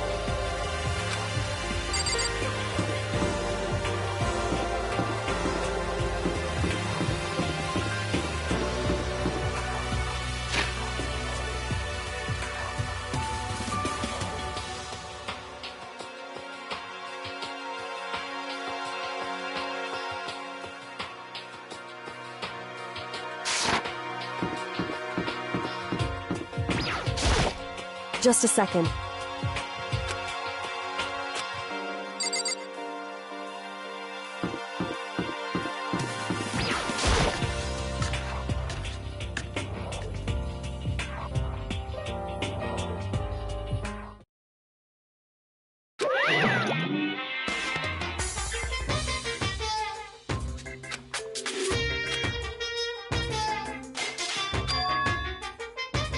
Whew.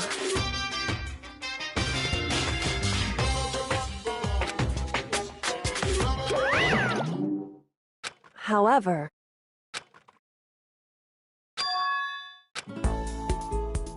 Is that Makoto? You guys! It is! There's no two ways about it, that's Makoto! huh? You survived? Jeez, you're like a stubborn little cockroach, you know that? I'm just asking to make sure, but you're not a ghost, right?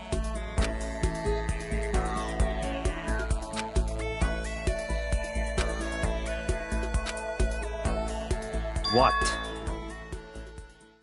What the heck?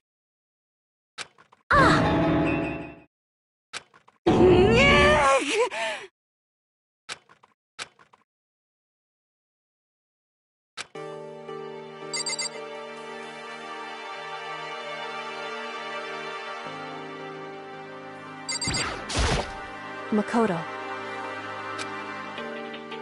Yes.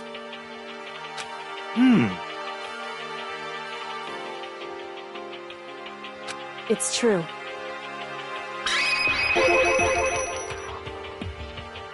Huh? In other words, Huh? How about that? wrong. I see. Huh? That's right.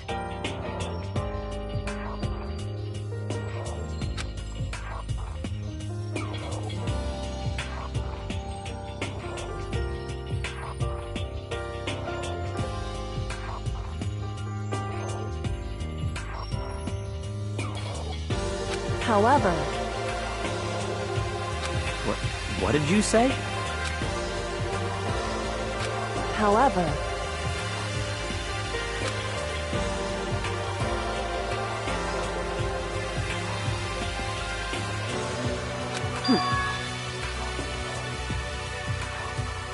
Huh?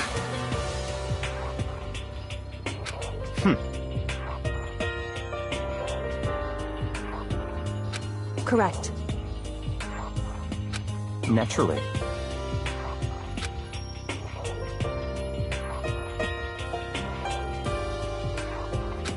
Don't be mean!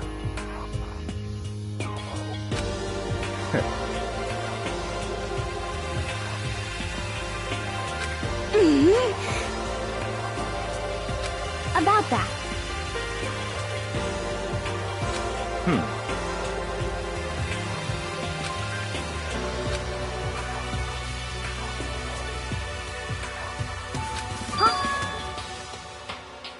But Anyway, Oh no!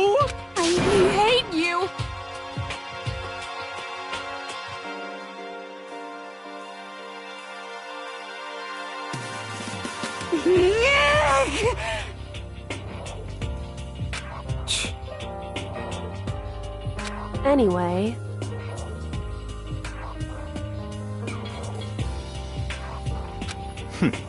Interesting. But...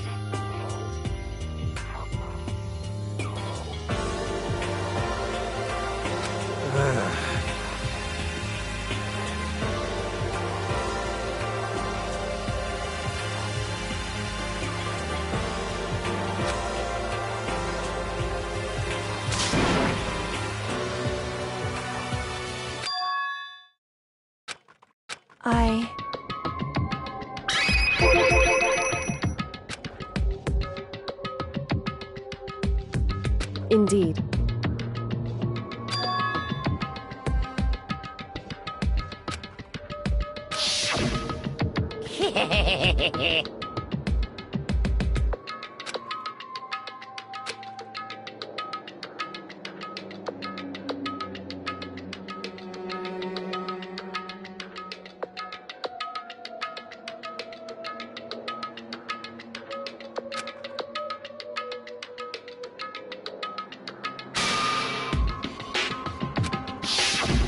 I see. Huh? So, in other words...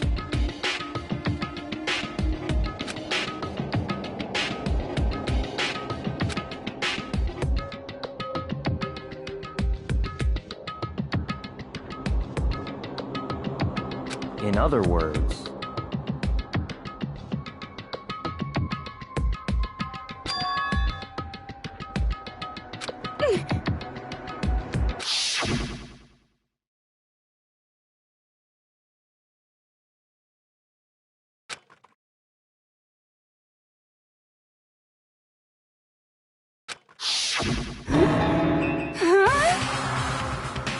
That's right.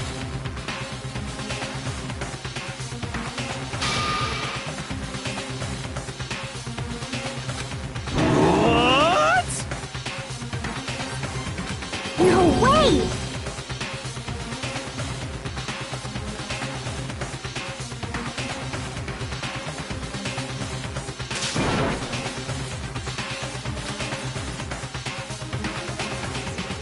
Indeed.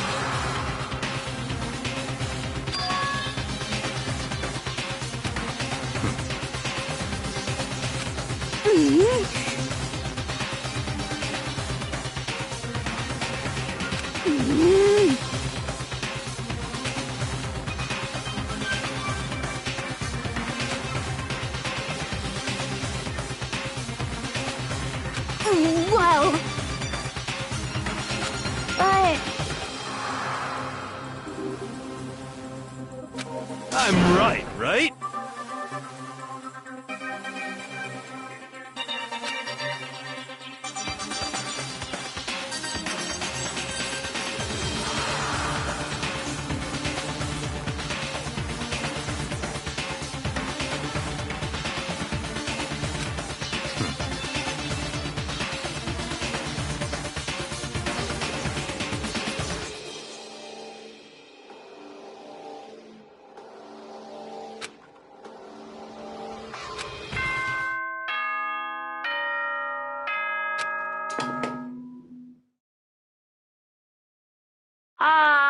This is a school announcement.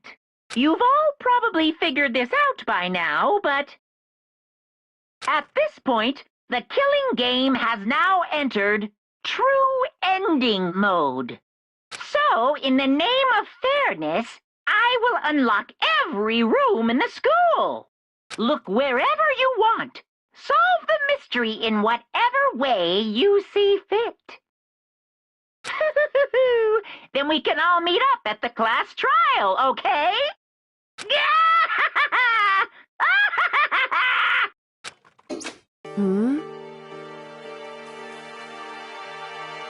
That's fine.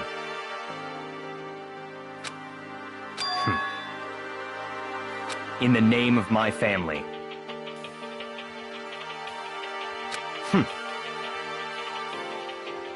Goodbye.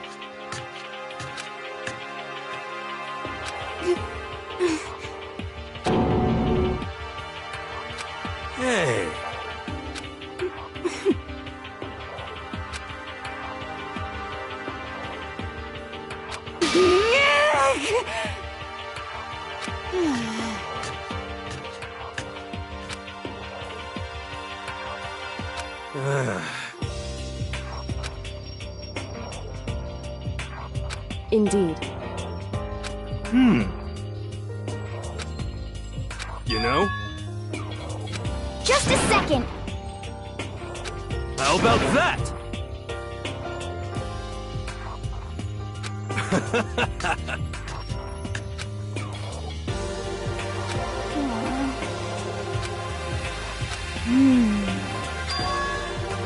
But...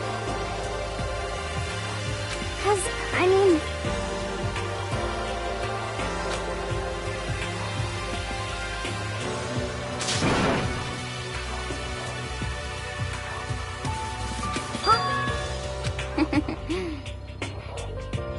But... Okay...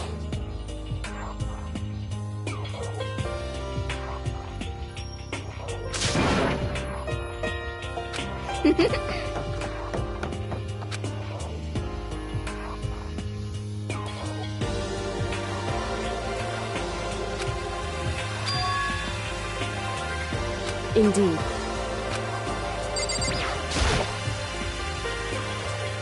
However... So...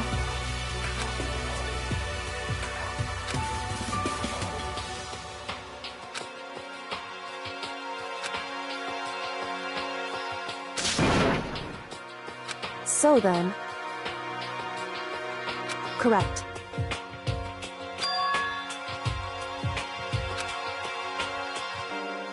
Makoto.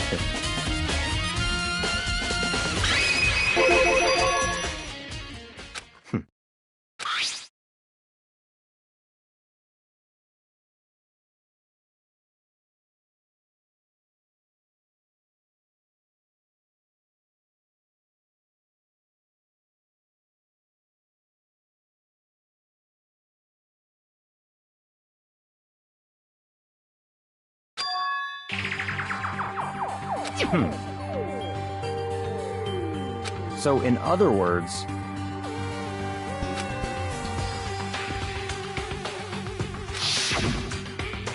I see.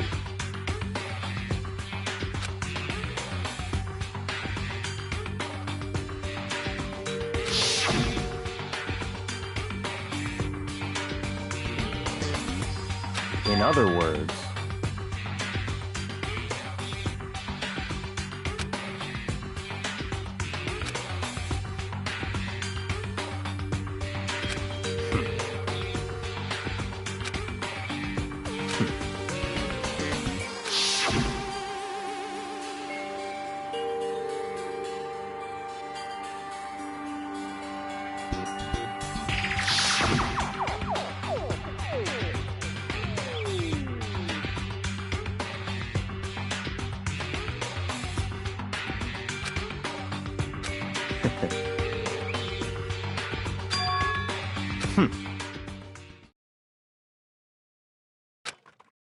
So, in other words,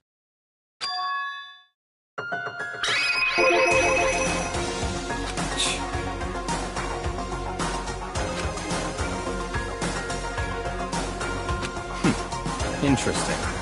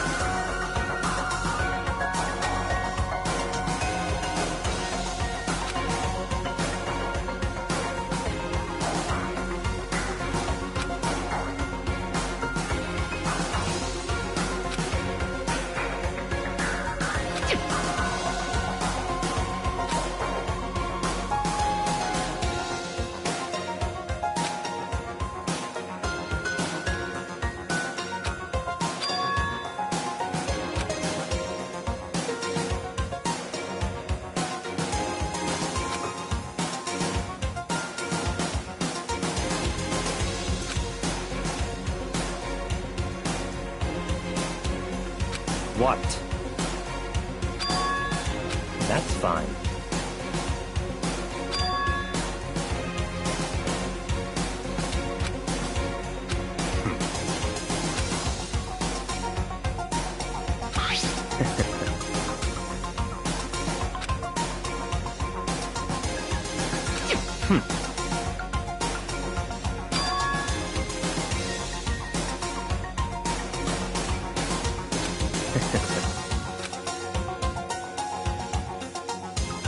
Stop talking.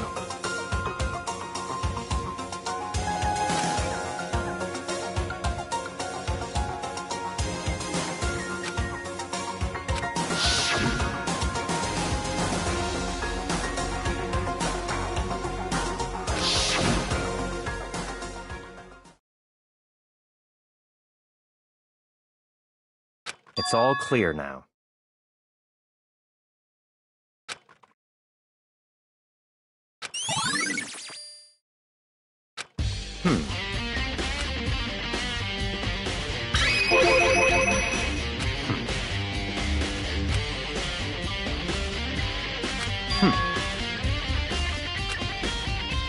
In other words,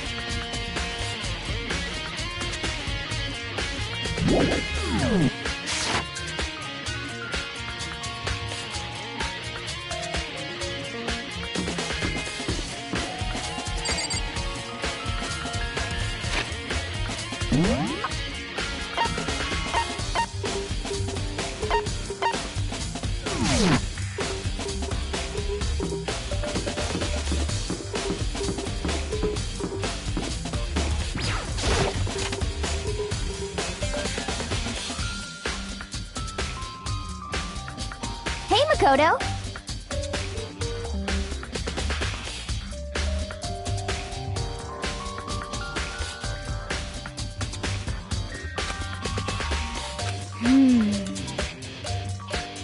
Yeah! But... I mean...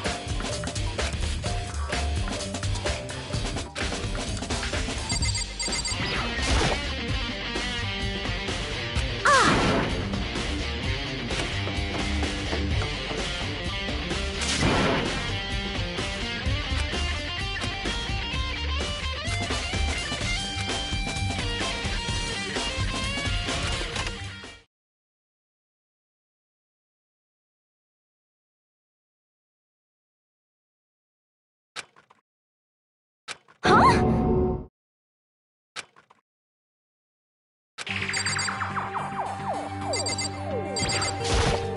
What the heck? Just a second.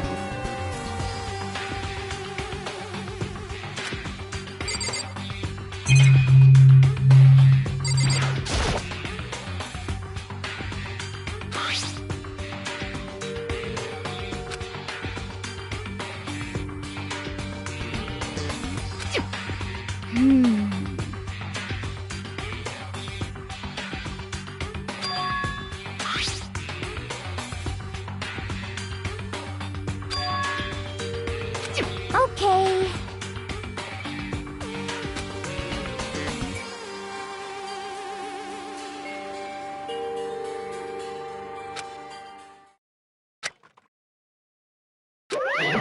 Huh?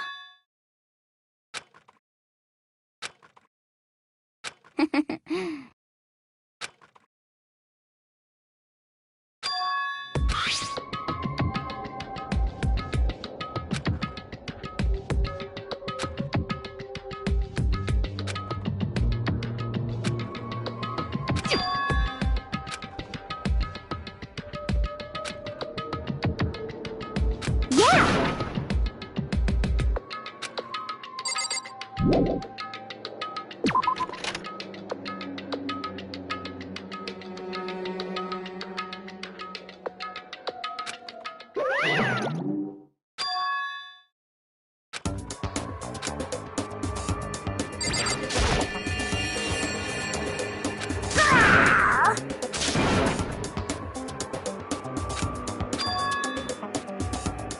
What?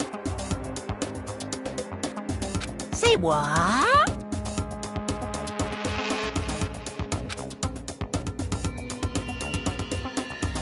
Hello.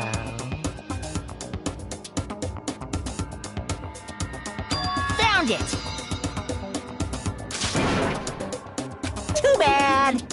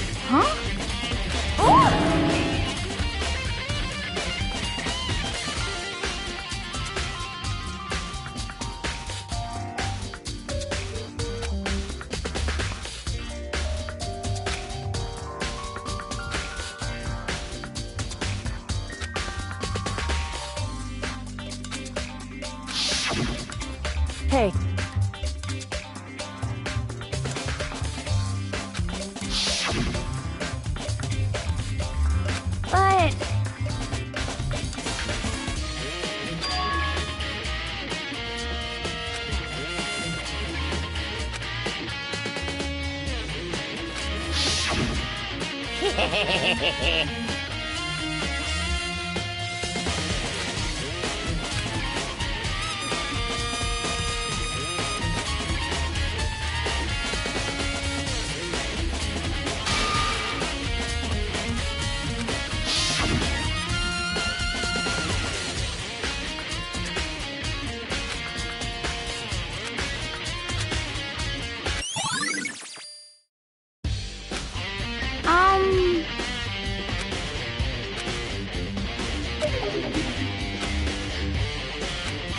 I mean...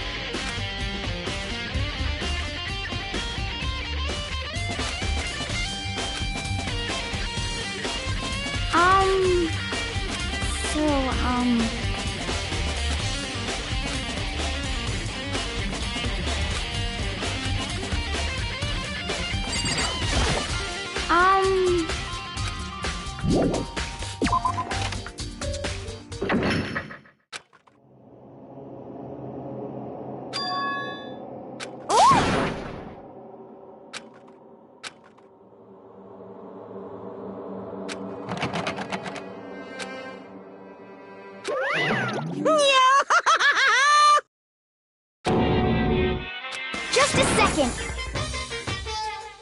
Hey,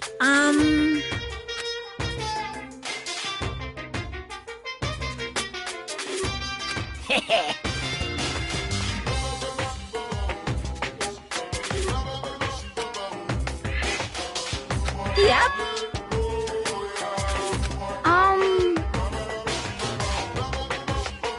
Yes, indeed. You're a liar!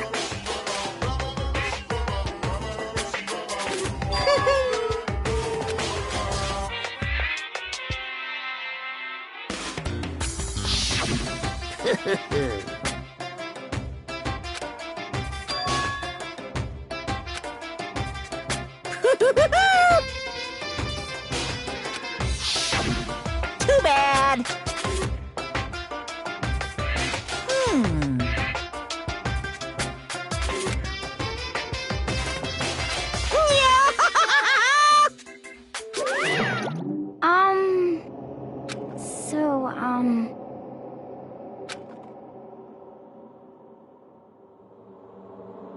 Huh?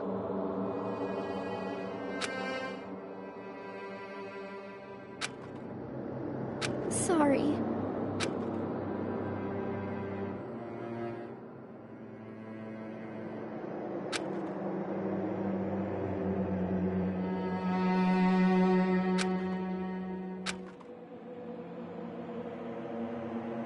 Okay. You got it!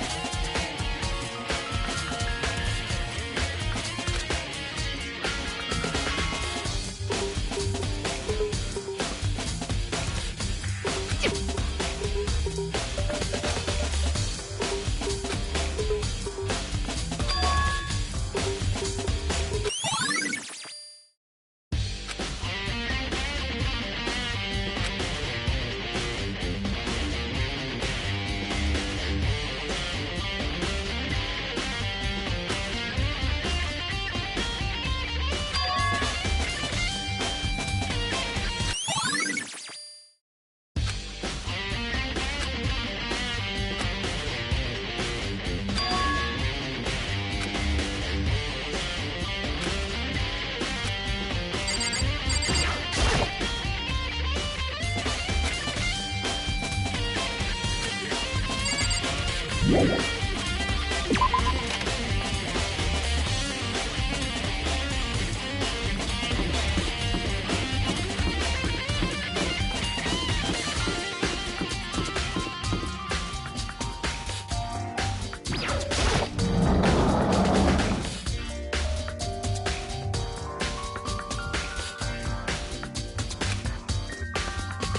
do you want?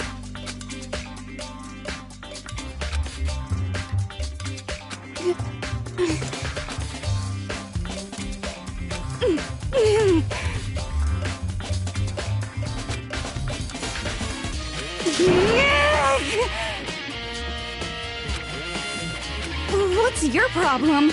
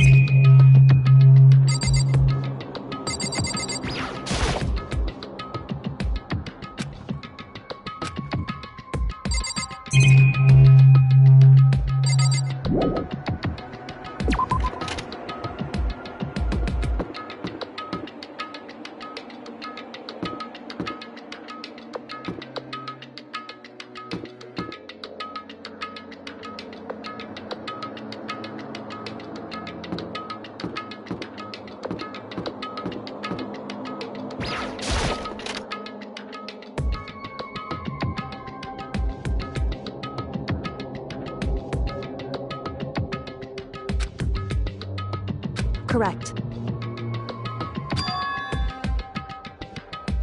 Indeed.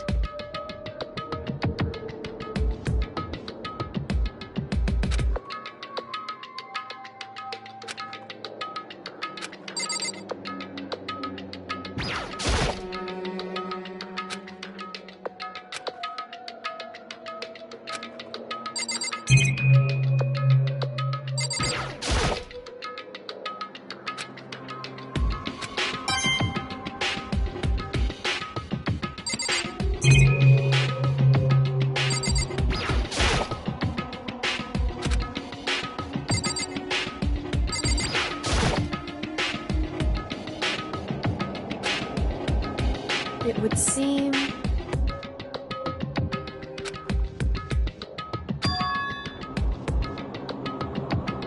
However, in other words,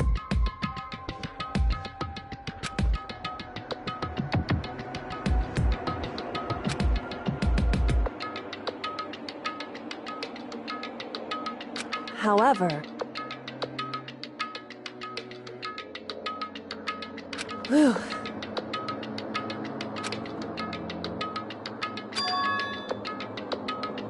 Correct.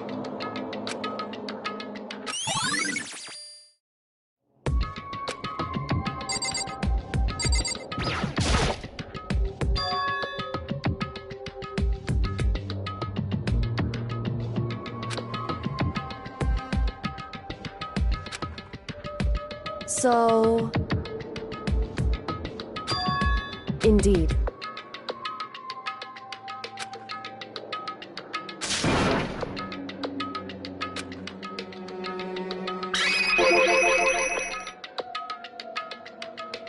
Indeed.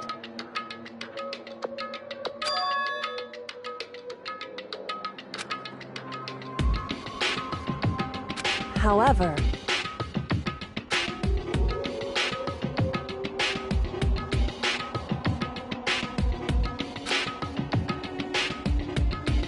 it's true.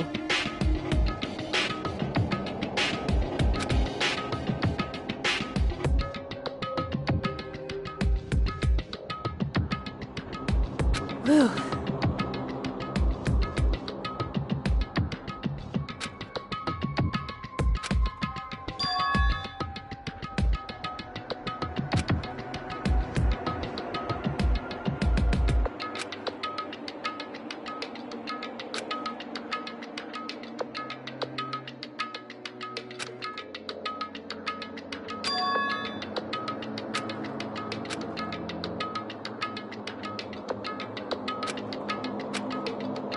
What?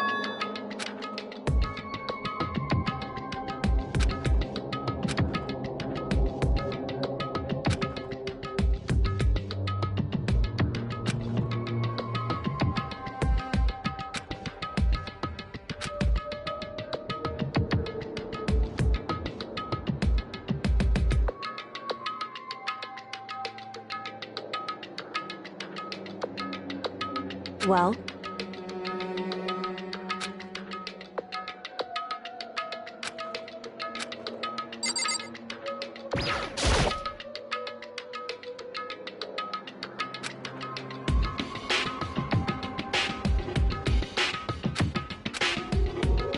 Hey.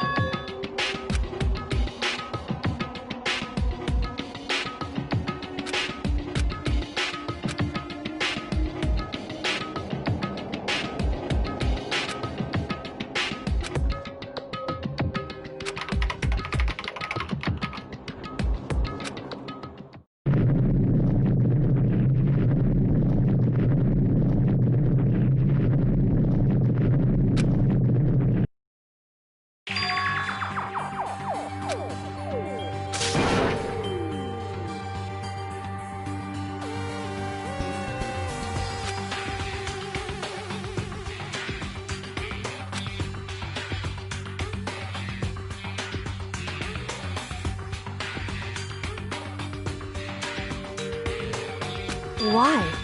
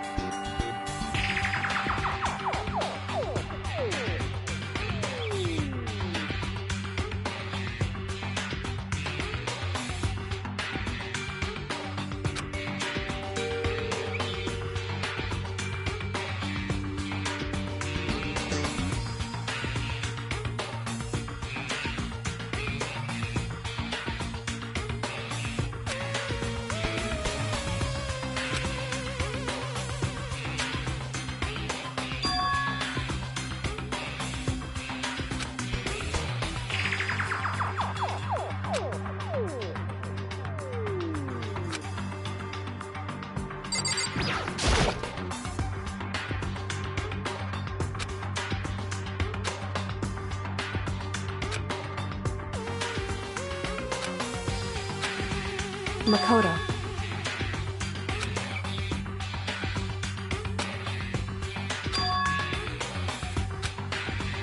It would seem... Anyway...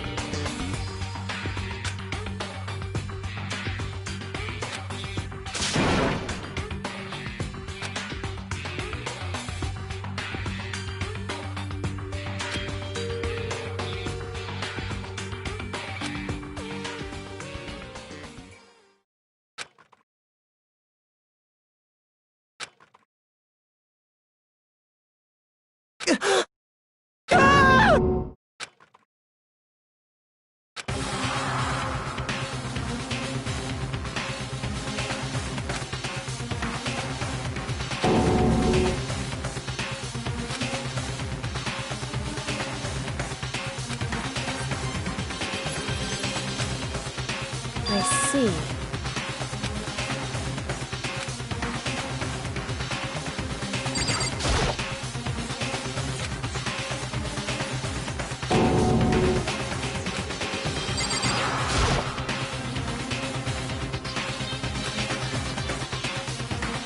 Wrong.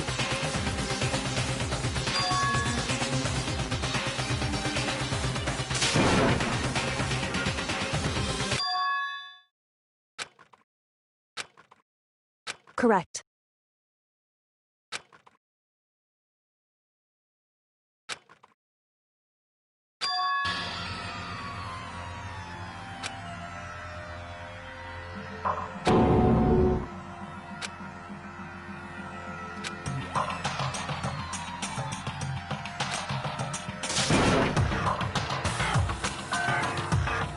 So...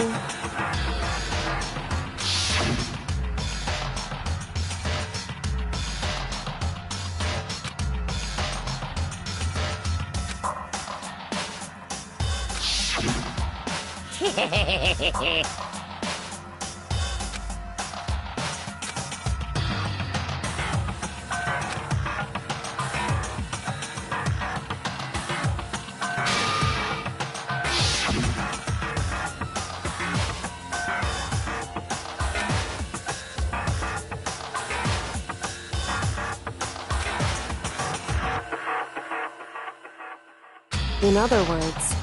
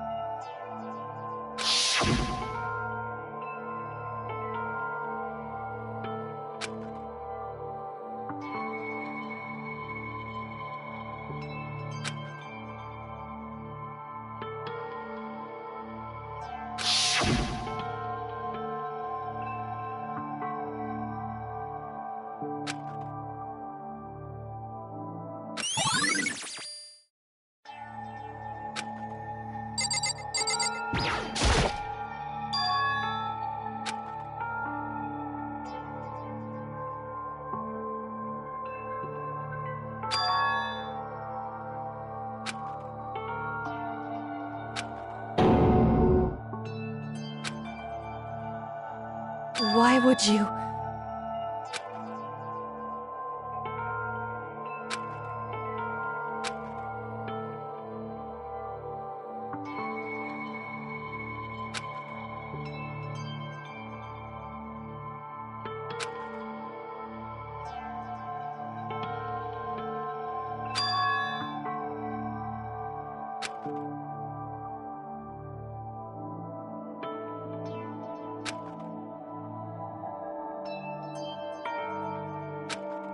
Why?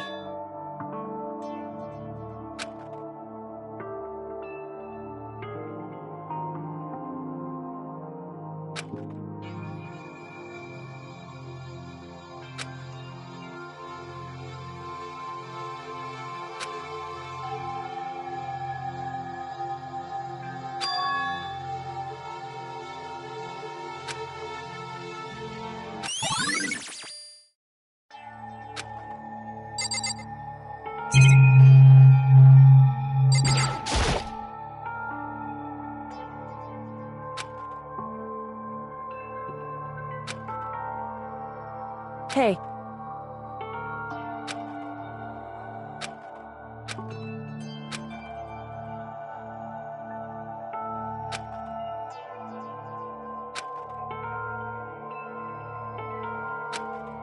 Well?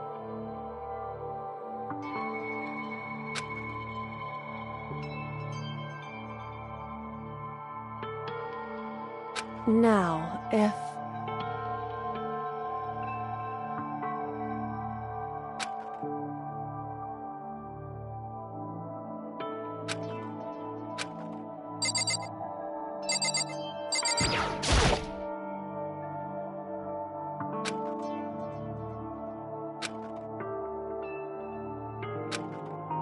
Hey.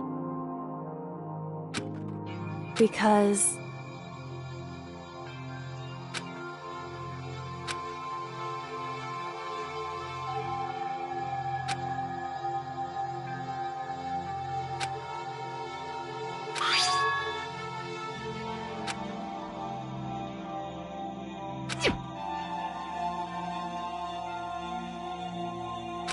In other words...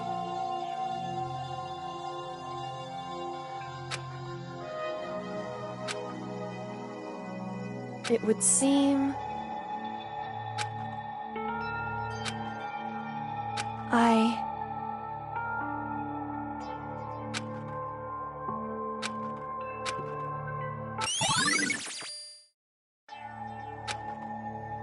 Hey.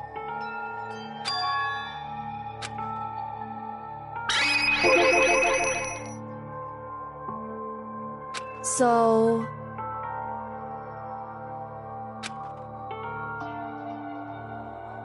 Hey. Correct.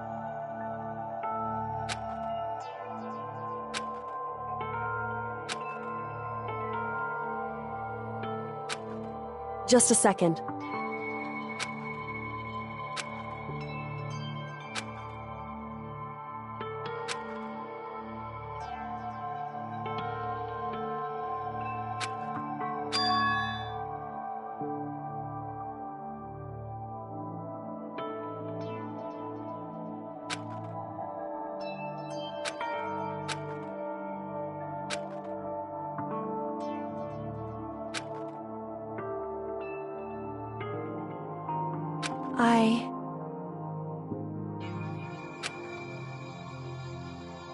Anyway...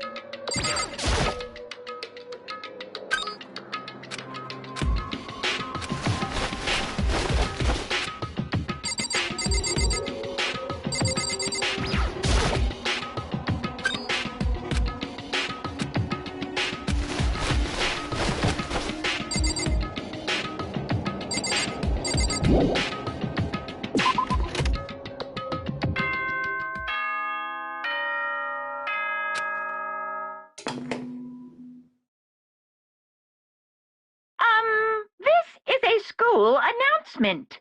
Is everyone working hard? Is your investigation coming along nicely? Well then, since you're all giving it your best, your generous headmaster will give you a little hint. For those of you who are interested, please make your way to the gym ASA possible.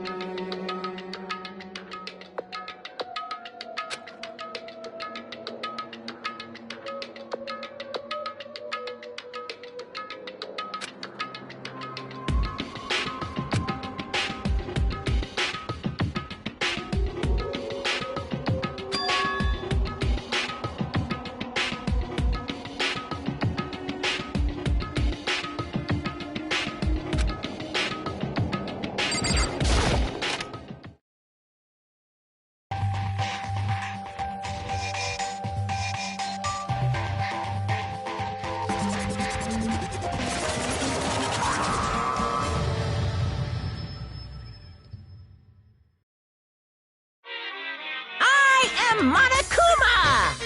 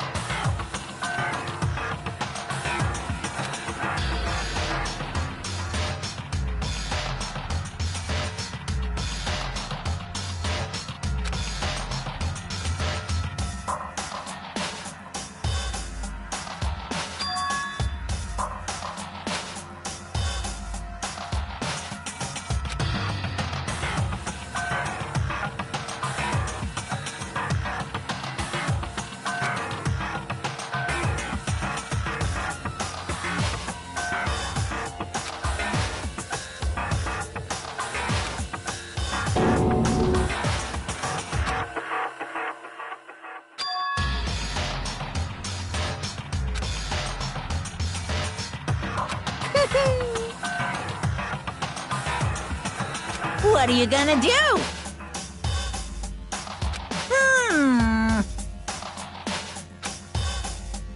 How strange. Unbelievable.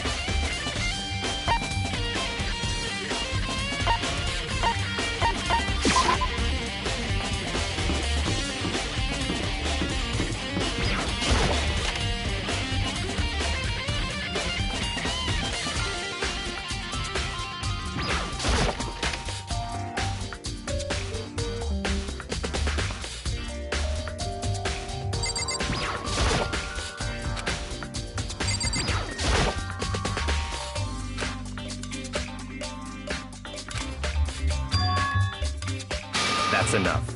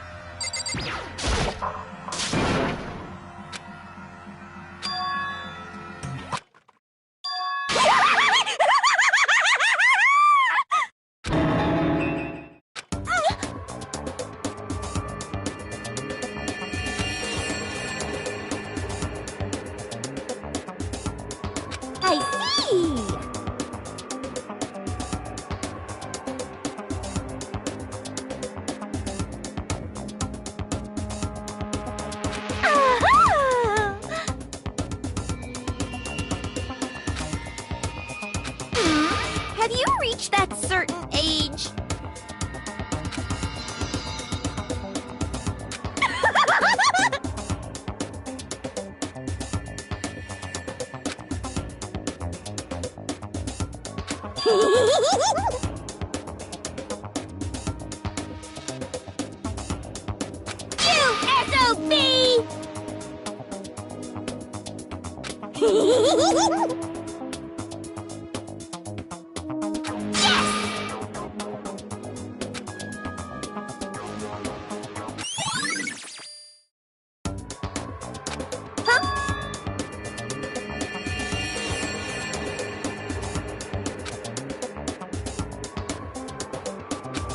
Yes, yes. Oh, I'm on fire!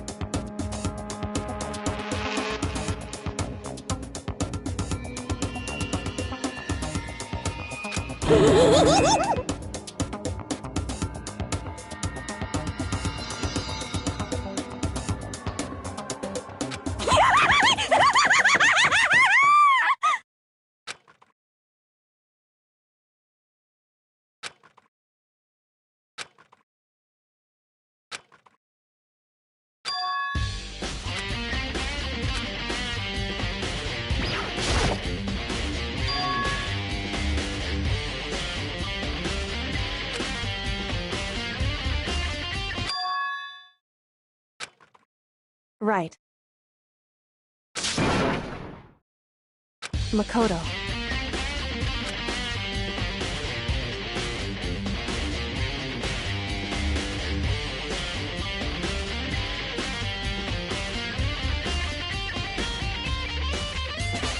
Indeed.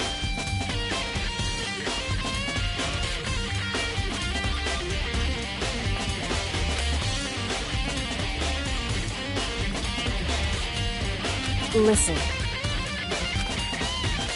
It would seem... I knew it.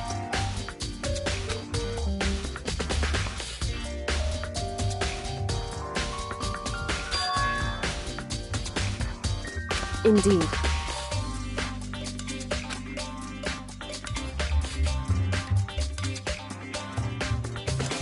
It would seem...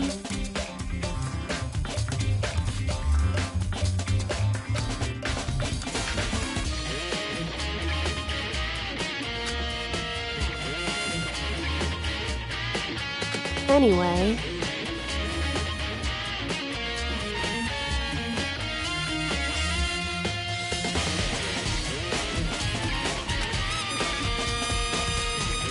Makoto.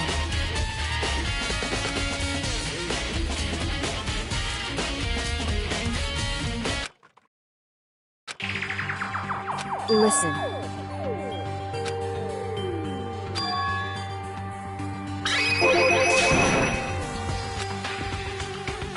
I see.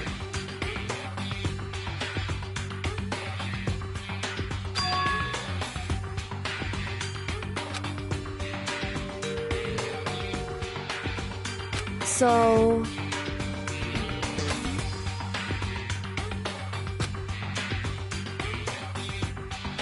Makoto.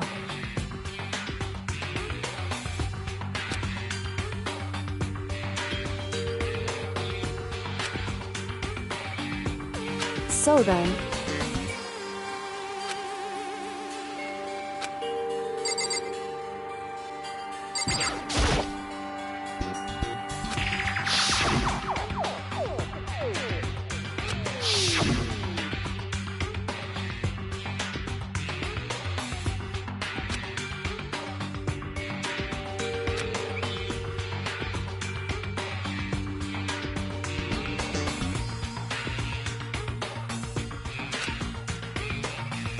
Whew. Because...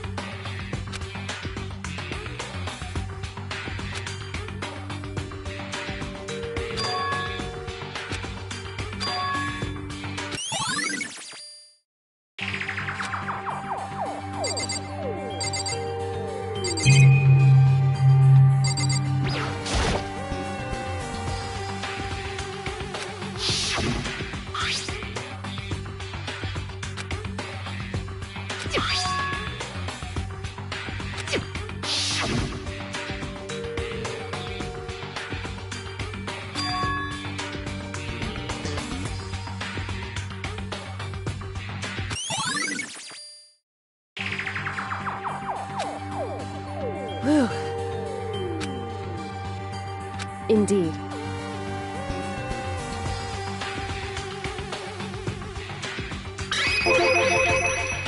Indeed.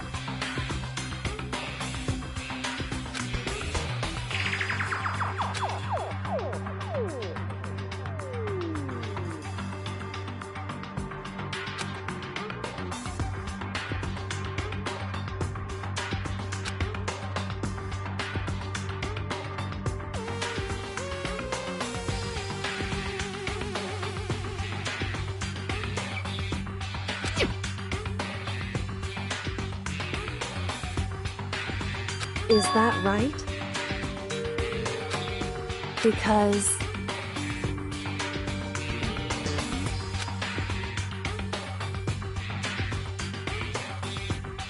Wrong.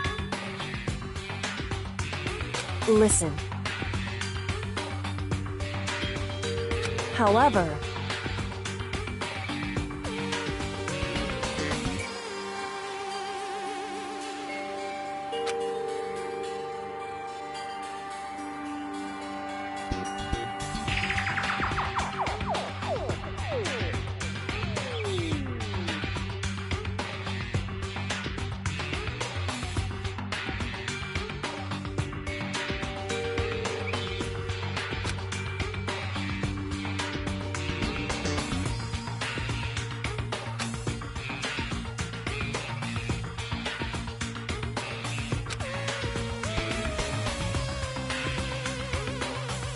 So then...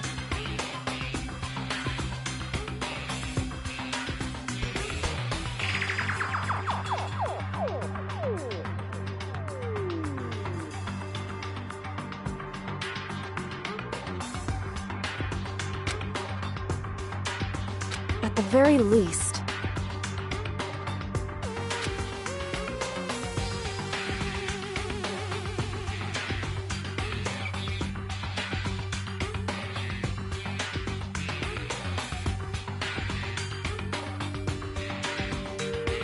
Right.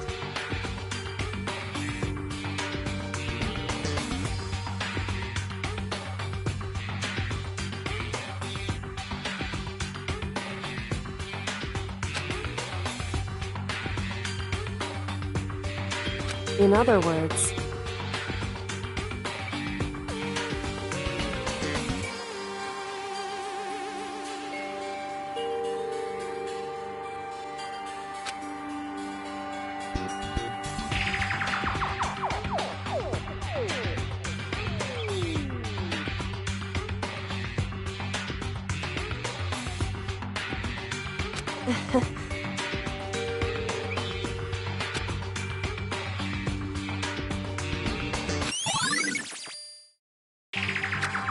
Hey.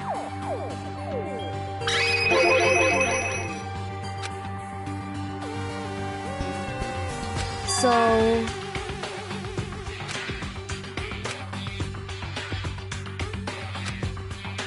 Indeed. Indeed.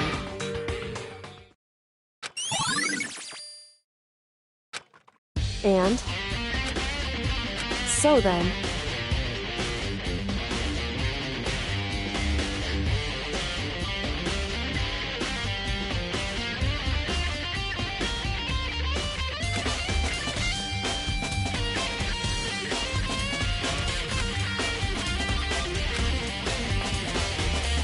Why?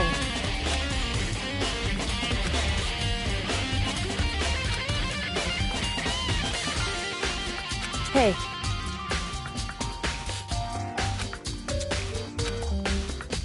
Whew.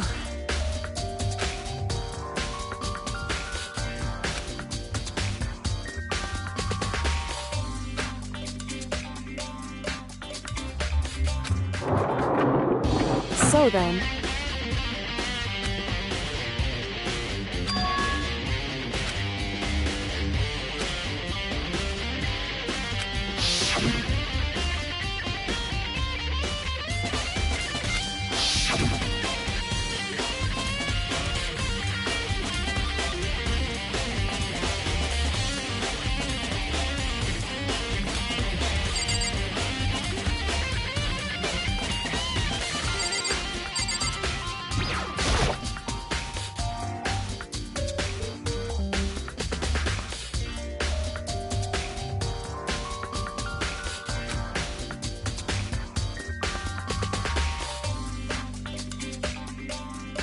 What? What? So... Indeed.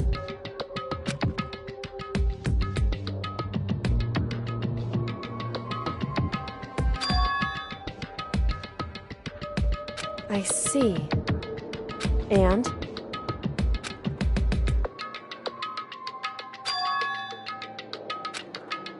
Why is that?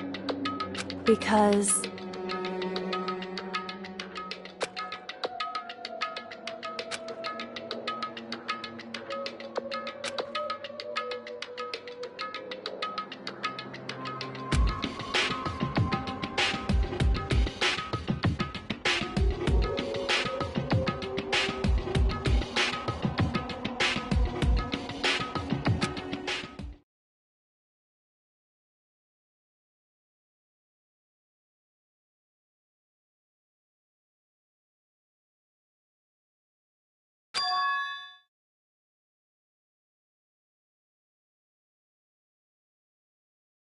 What?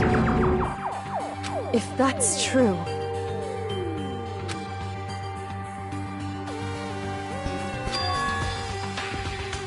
Makoto.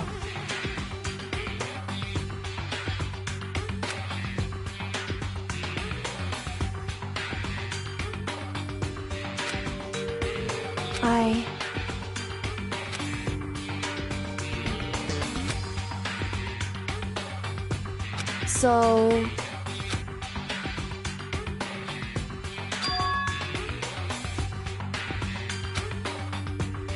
Makoto.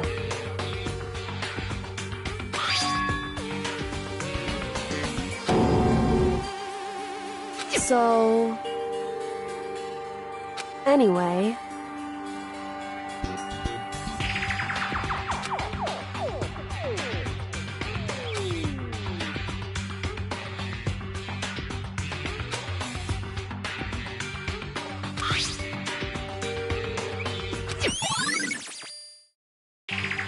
Makoto.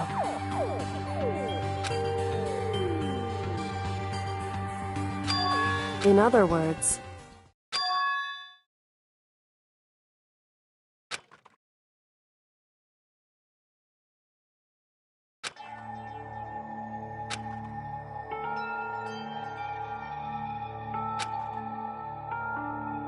However...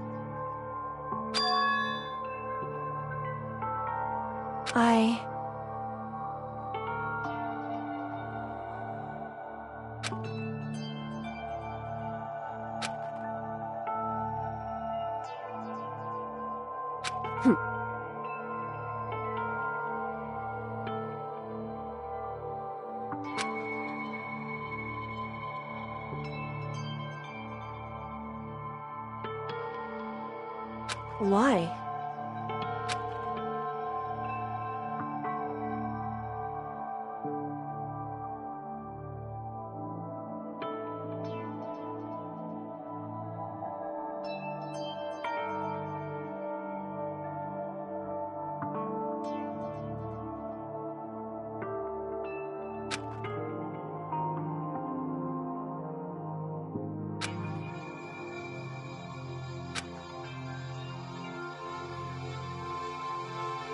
Whew.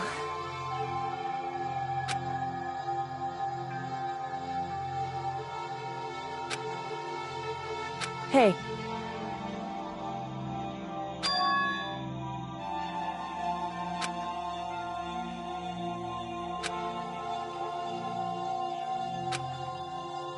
Makoto.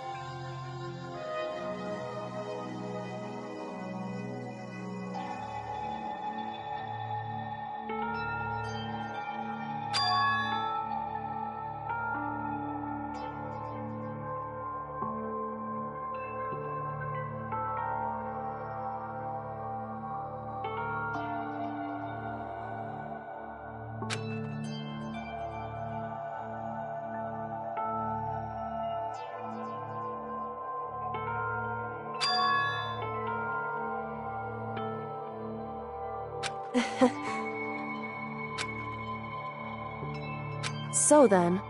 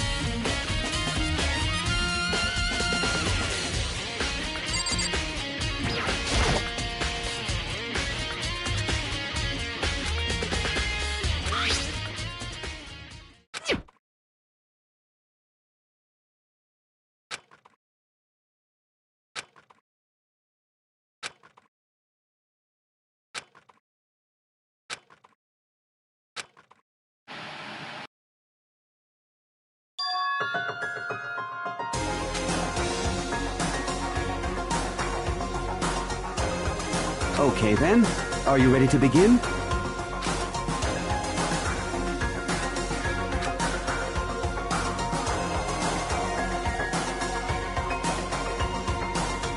I do apologize, but I hope you don't mind if I record our conversation. I'm a little slow, you know. I never really got the hang of taking notes while having a conversation.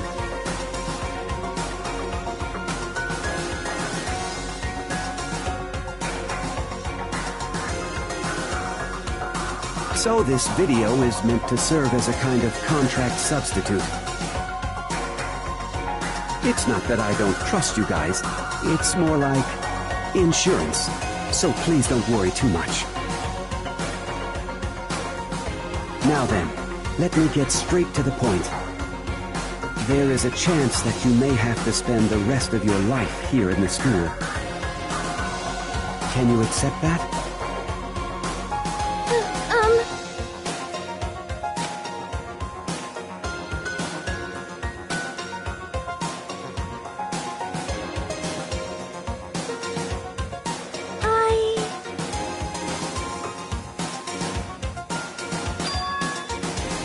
Thank you. And I'm sorry about all this. Well, I can promise you that I will do everything in my power to keep you safe. As the headmaster of Hope's Peak Academy, I give you my word.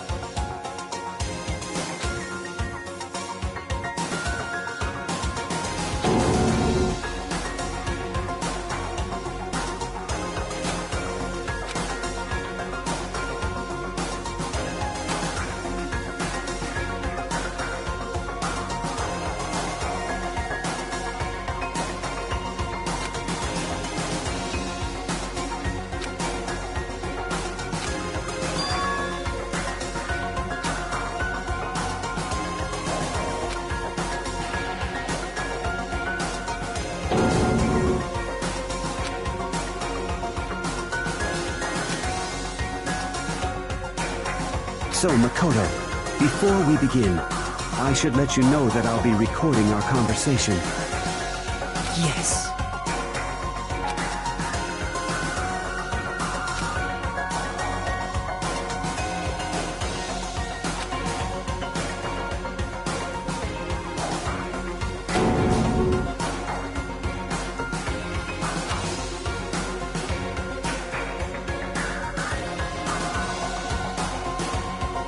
Now, shall we get straight to the point? Makoto, there's a chance you may have to spend the rest of your life here in the school. Can you accept that? Yes.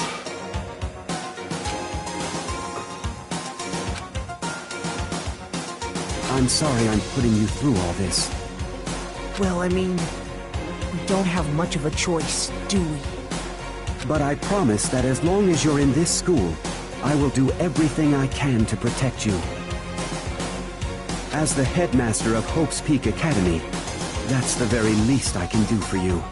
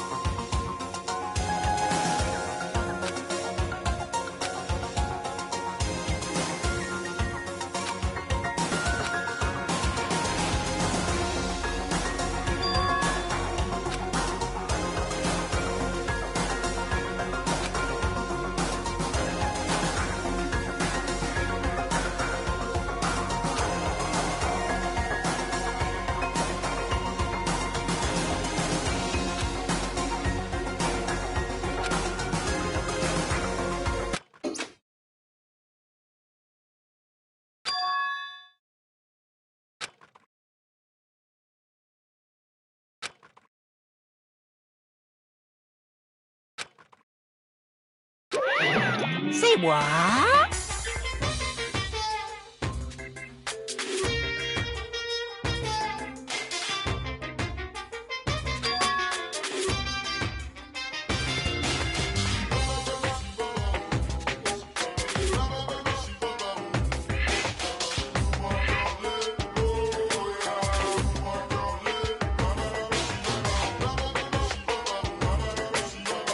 Too bad.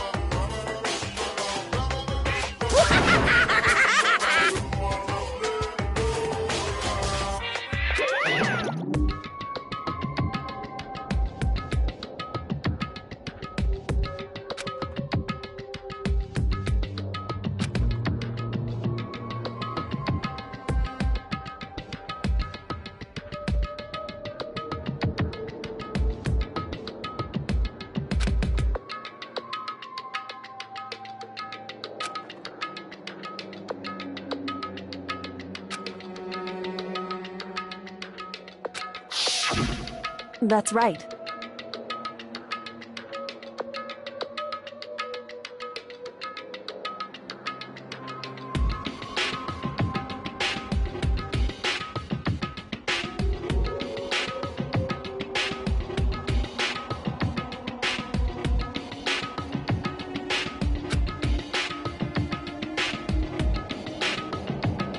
It would seem...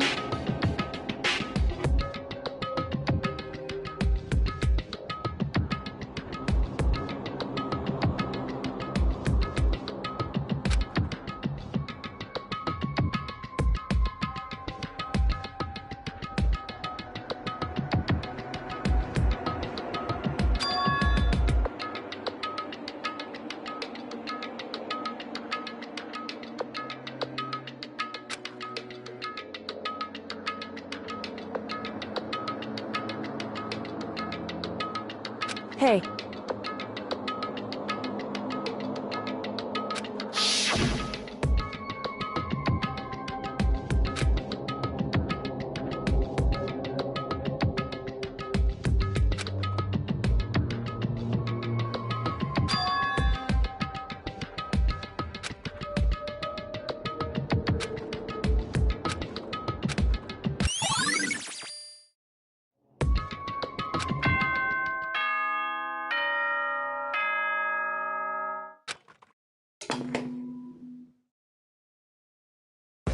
For anything that has a start, there has to be an end. And if the end comes, then that means it's time for a fresh start. There is no night that doesn't have a dawn. Although that dawn is totally pitch black, there is no storm that won't eventually end. Of course, then that leads to drought.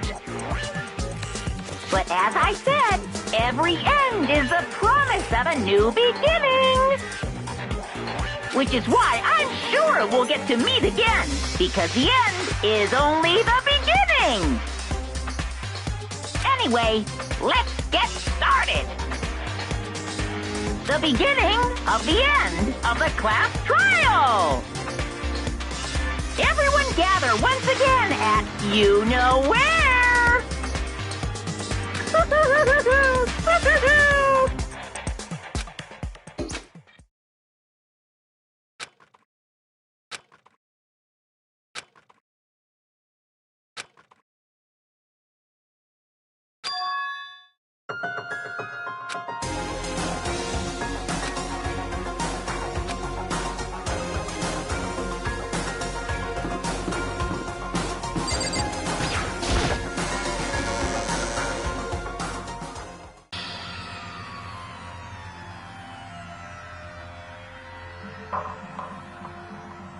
Makoto. Listen.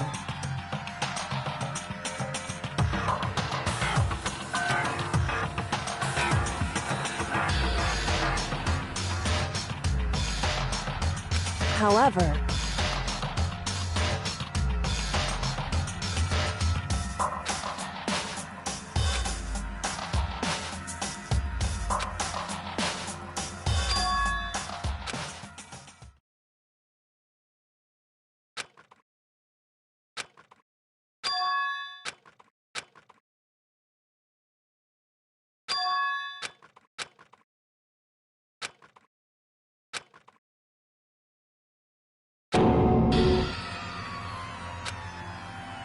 You called for me and so I appear!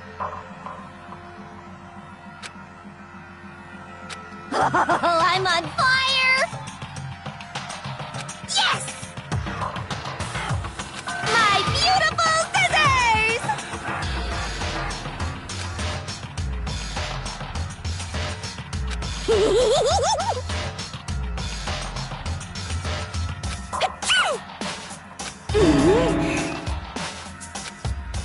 whew.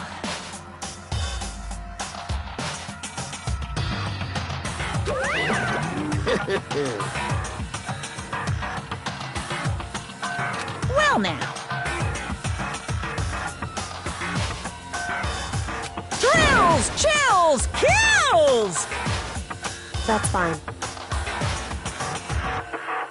How strange.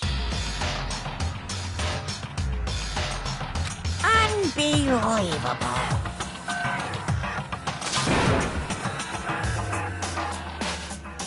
Today, I'm feeling white.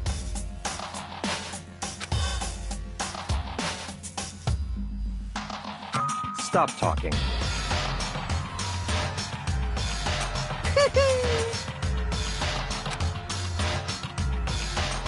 You guys.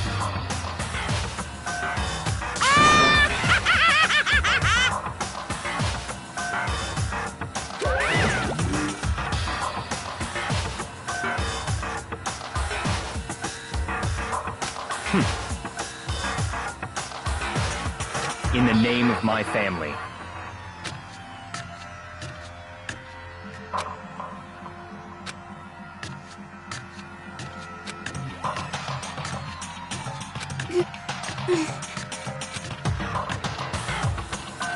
Hey.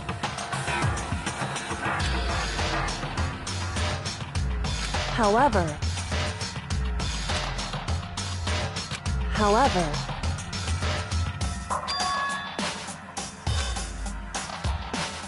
so...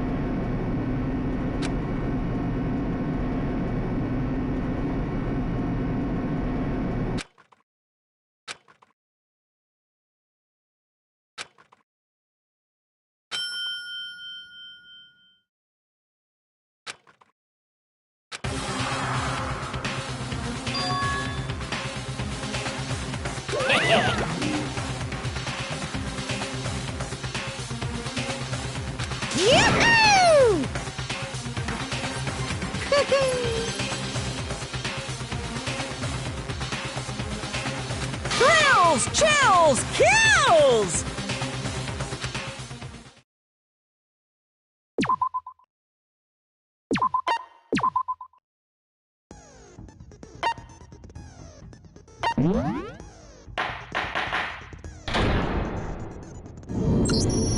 Since this will be the final class trial, I've come up with a special rule. So listen up! If you can figure out Mukuro's killer and go on to solve the mystery of this school, you guys win! But if you can't, then I win! And of course, waiting for the loser is the super exciting, super heart-pounding punishment! Are you saying that if you lose, you'll execute yourself? Yep, sure will. And that's final? No loopholes? No wiggling out of it later? Of course not! Bears never go back on their word! Never mind all that. I just have one question for you. Oh, you're taking this serious, huh? Are you feeling okay? Is the mastermind only one person? Don't bother. I already know the answer. You're all the mastermind, aren't you? You're all out to get me! I'm right, aren't I? I knew it!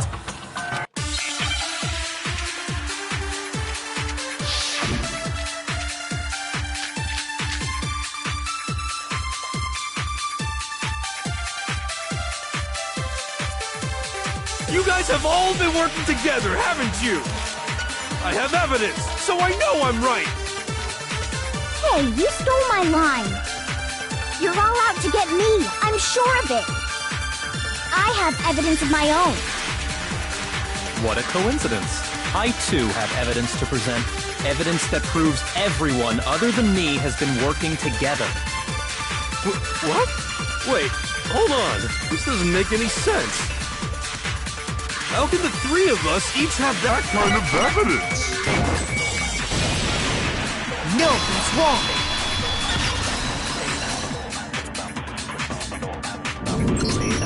It's not just you three. I have evidence too.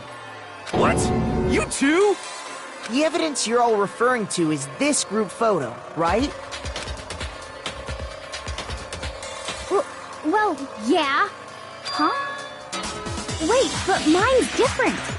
With the picture you have, I'm in it. But that can't be right. Because in my picture... See? I'm the only one not in it.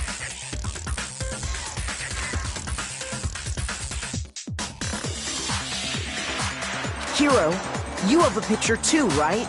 Let's see it. Okay, but be careful with it. It's pretty important evidence.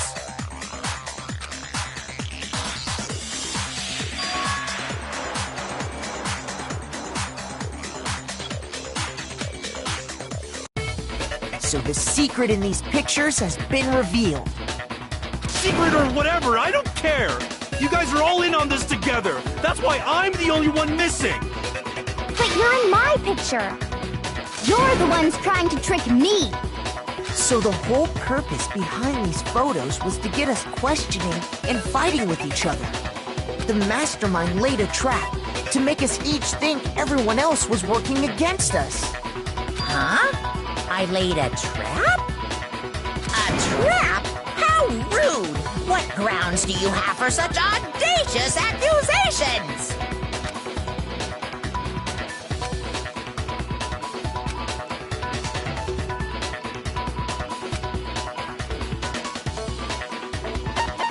I got it! In each case, the only one not in the picture is the person who received it. So, in the picture I got, I'm the only one missing. In the picture Hina got, she's the only one missing. And in the picture Hiro got, he's the only one missing. As long as we're talking about it, I suppose I should show you my photo as well.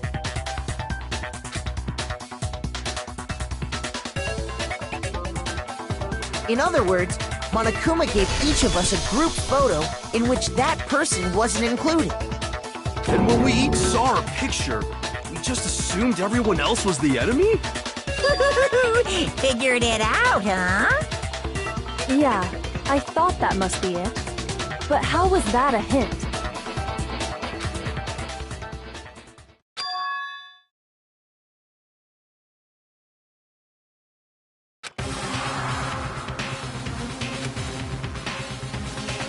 Listen, can I see everyone's group photo one more time? It's not directly connected to what we're talking about, but I'd like to double check something. Sure, no problem. Yeah, I don't mind.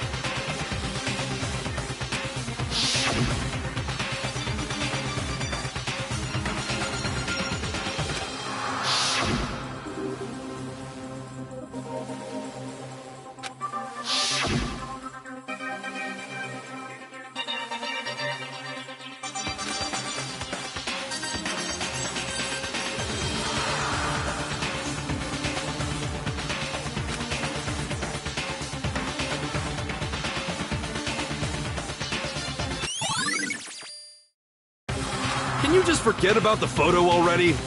Ugh. Trying to trick me with such an obviously fake photo? I'm still pissed about that. And on top of that, they went to all that trouble to make it look like we were wearing matching uniforms. So you think they're fake? No, I assure you, they're quite real. What are you talking about? There's no way! Yeah! I don't remember ever taking a picture like that. So it's gotta be a fake. I'm sure of it. But you know, can we really be so sure? Huh? Don't get me wrong, I don't remember taking this picture either. But is that really enough to be absolutely positive they're fake? What do you mean?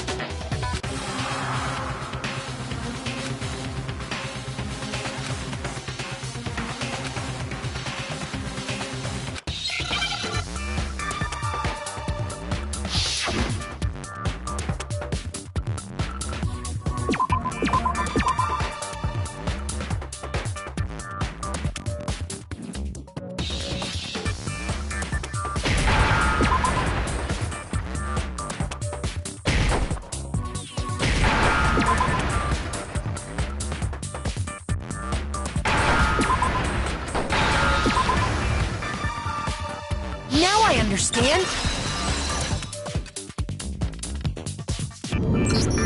Let's say that somehow we'd all lost our memories. That could explain it, couldn't it? Oh, I get it. So we all just lost our memories at the same time and forgot about the photo. Nick, as if. You expect me to believe such an unbelievable occult-type story? Yeah! We all lost our memories? That's just crazy!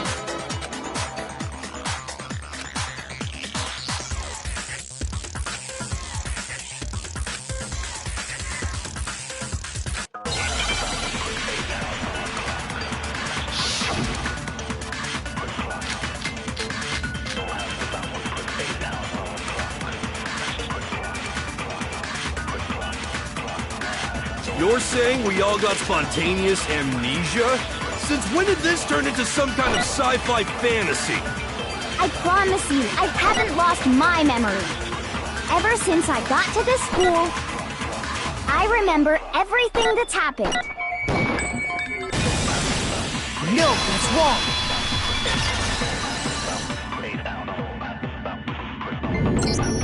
Those photos aren't the only things that point to the possibility of memory loss. This DVD does the same thing. You're not gonna show us something indecent, are you? No, it's nothing like that. It's a video of all of us being interviewed by the Hope's Peak Academy headmaster. When you say all of us, you mean... I mean all of us, including you. You lie! I never did any kind of interview. No, it's not a lie. Just watch the DVD and you'll see for yourself. The headmaster did, in fact, interview you. What are you saying? I didn't imagine you would remember. It's not about whether or not I remember. You expect me to believe all this? That I lost my memory somehow? Well, we don't have any way to refute it, so we have no choice but to accept it as reality. How can you say that? We're talking about living, breathing amnesia here! To be honest, I have something else on my mind right now. Something else? You said the DVD contains recordings of us being interviewed by the headmaster, right? What were the interviews about? The headmaster sat each of us down, one at a time, and asked us the same question. He asked us if we could accept the idea of spending the rest of our lives in this school. What kind of question is that? And how did we answer? We'd say no, obviously. Actually, we all said we could. Even me. I heard myself say yes. I could spend the rest of my life at this school. Why? Why would you say yes to something like that? I don't know. I don't remember a thing. The same goes for everyone else. Nobody remembers. You don't remember choosing to live here forever, or even talking to the headmaster about it at all. It doesn't matter if I remember or not. Even if I bought the whole amnesia thing, the idea that I would want to live here forever? That's just insane! How can I believe that?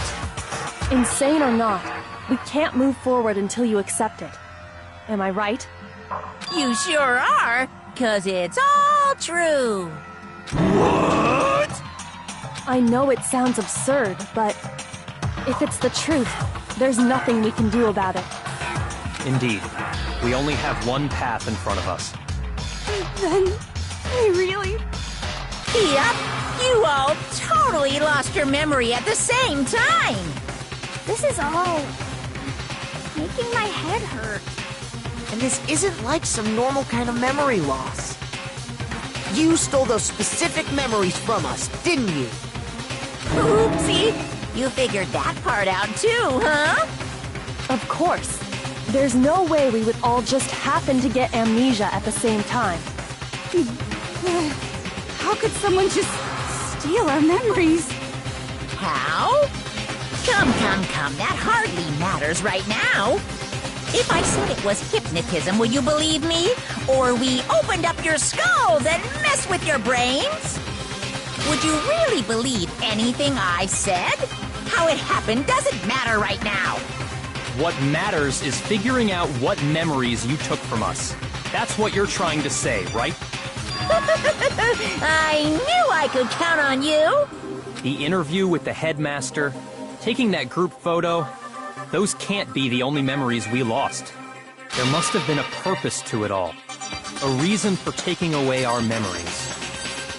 Of course there was a purpose. It all has to do with the original motive. You mean the motive you came up with to try and get us to all kill each other?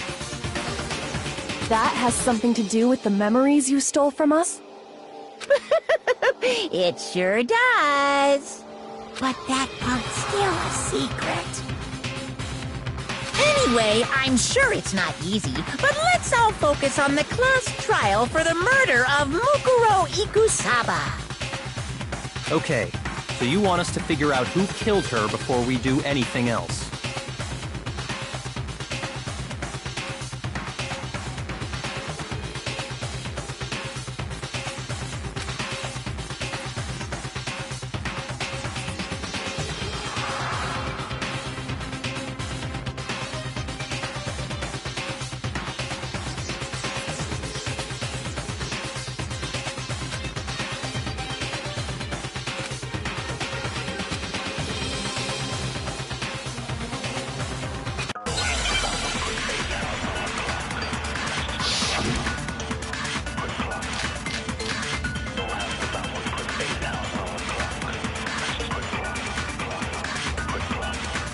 So who did it?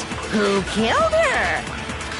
Whoever did it is the same one who's behind everything. That much I'm sure of. But when you think about it, is the mastermind really here in the school? Of course! They have to be here somewhere. What makes you so sure? What does make me so sure? Exactly! You're just making stuff up! The mastermind is probably a million miles away! No, that's wrong.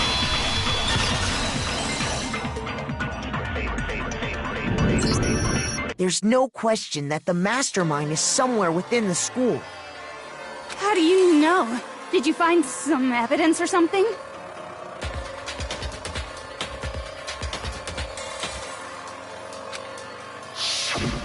In the back of the data center, I found a panel that controls Monokuma. The mastermind must have been using that to control him all this time. So there can't be any doubt. The mastermind has been inside the school all along. There can't be any doubt. In which case, there also can be no doubt that the mastermind is one of us. What? Why? Recall what Makoto told us Monokuma said to him earlier.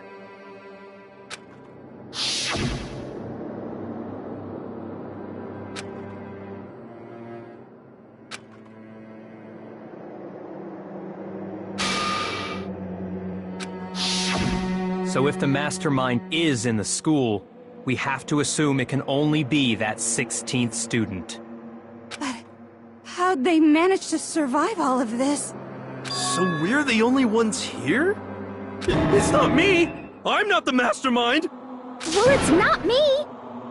I blame Makoto! What? Why me? 'Cause it's super weird how you're the only one who survived being executed! Oh, I get it! The only way he could have survived is if he was actually the mastermind himself, right? Aw, nuts! You got me! Wait! What are you trying to say? Everyone, calm down. There's no reason to panic. The mastermind's true identity will become clear soon enough. Just as soon as we find out who killed Mukuro. That's a good point. Rather than wasting time bickering, we should put our minds to work solving this mystery. Yeah, well, how much time have we already spent talking about the murder? He's right. What more is there to talk about? If you want something to talk about, I think there might be one thing. We haven't fully established what Mukuro's fatal injury was. Huh? But I thought we figured that out. She died when she got hit in the back of the head. No, that isn't actually what killed her. It was something entirely different. Wouldn't you agree, Makoto? I got it! All of the wounds covering her body. That's what really killed her. Hey, now hold on a second. You did read the Monokuma file, right? It made it pretty clear. Those wounds were made at least a few days ago. So they can't possibly be what killed her. Consider this. What if the murder itself took place at least a few days ago? What? What if, when we discovered her body, she'd already been dead for several days? If that's true, then naturally the wounds that killed her would appear to be however many days old. That doesn't make any sense. Because she had all those wounds before she ever came here. Huh? How do you know that? Isn't it obvious? She was the ultimate soldier, right? So that means, you know... You're wrong. She denied me before I could even say anything.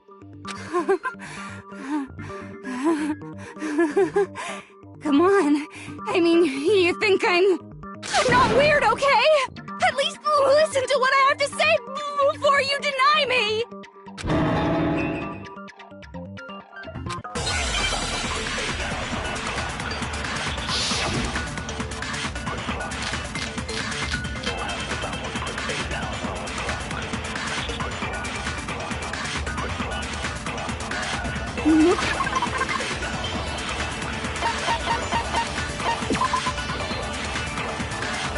Mukuro was the ultimate soldier.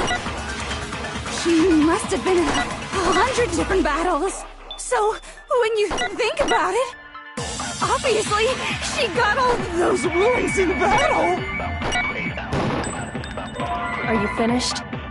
You didn't deny that. Don't worry, there wasn't anything cute about it. Mukuro was the ultimate. She must have been so. Obviously, she got all those wounds in battle. Are you finished? You didn't deny me this time, Seaweed. Don't worry, there wasn't anything cute about it. Mukuro was. She must have been so. Obviously, she got all those wounds in battle. Are you finished? You didn't deny that. Don't worry, there wasn't anything cute about it.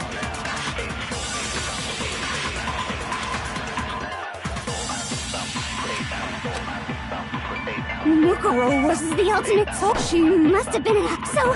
Obviously, she got all those wounds in battle. No, that's wrong.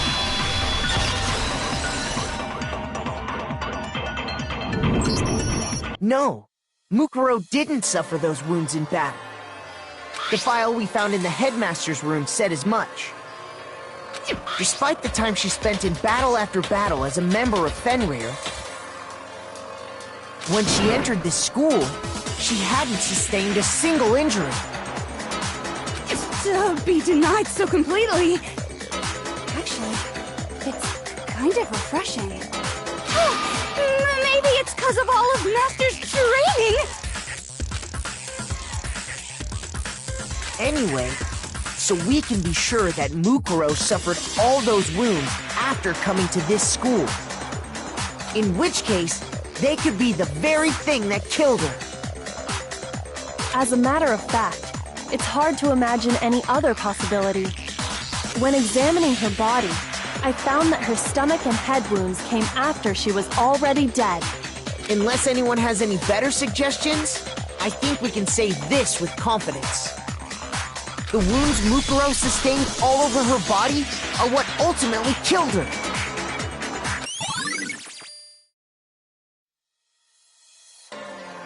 But if that's what killed her, then does that mean she's really been dead for who knows how long?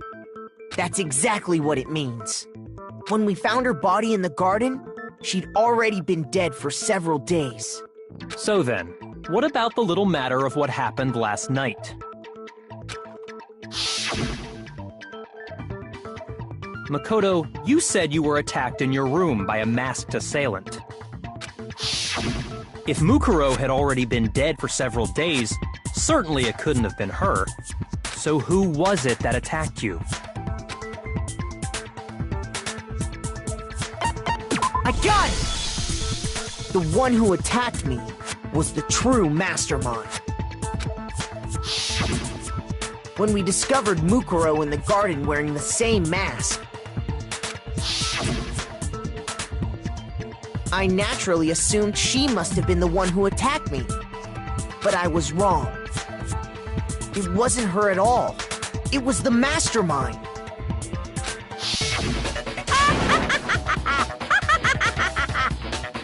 What are you laughing at? Oh, don't mind me. I'm just getting a little impatient sitting here listening. I think I'm gonna jump in. Let's start off with a nice, easy question. Your assumption that I attacked Makoto is just that, right? An assumption. You can't really know who was under that mask, can you? I mean, that's the whole point of a mask. The true identity of the masked attacker is Mukuro Ikusaba. At least, that's what I think. Do you have any evidence that might convince me otherwise?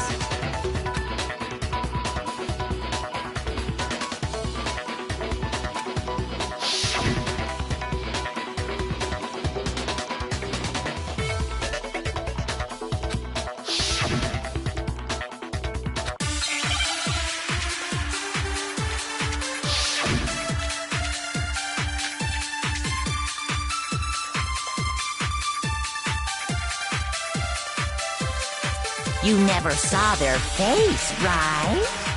So you can't...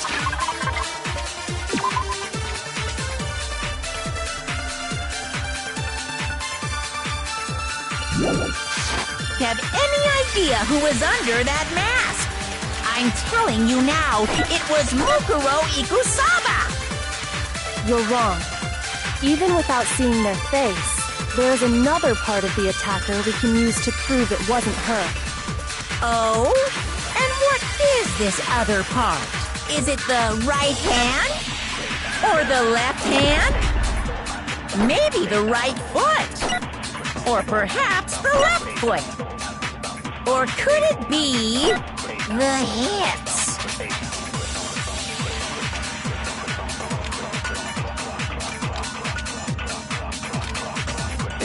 You never saw their face, right? So you can't have any idea who is... I'm telling you now, you're wrong. There's another part of the... Oh? And is it the right hand or the left hand?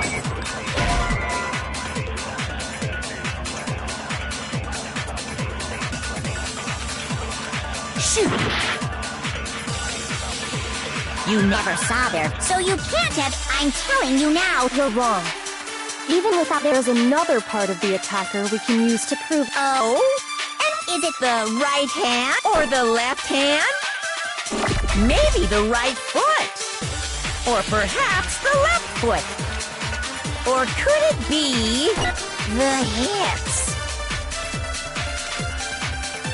you never saw that. So you can't have it. I'm telling you now, it was Mukuro Ikusaba!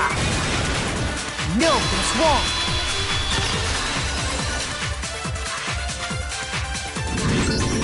Mukuro had a tattoo on her right hand, if I remember correctly. A representation of Fenrir. In other words, a wolf tattoo. But I saw the right hand of the person who attacked me. And there was no such tattoo. So there's no way the person behind the mask was Mukuro. Yeah, well, okay. You got me. I guess it wasn't her. But that still doesn't prove that it was me. It could have been, you know, someone else, right? Hiro, Toko, Hina, and I all have solid alibis for that entire night. Yeah! We were in the gym tearing you apart, so it could have been any of us. Oh, okay, sure. It couldn't have been any of you. But what about Kyoko? It totally could have been her.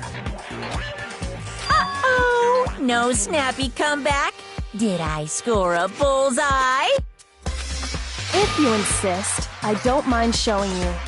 Huh? Show me what? What do you think? I'll show you the one thing that proves beyond a shadow of a doubt it wasn't me.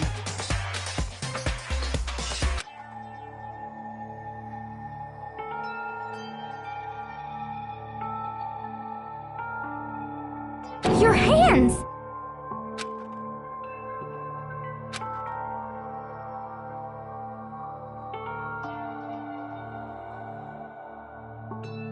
Awful, isn't it? It happened when I was first learning to be a detective. I was inexperienced. I thought you didn't want anyone to see those scars. If it means we get another step closer to unmasking the mastermind, it doesn't really bother me.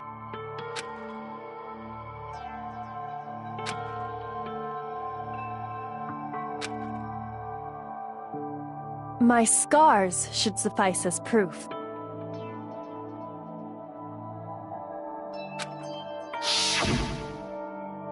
Makoto, did the person who attacked you have scars like mine?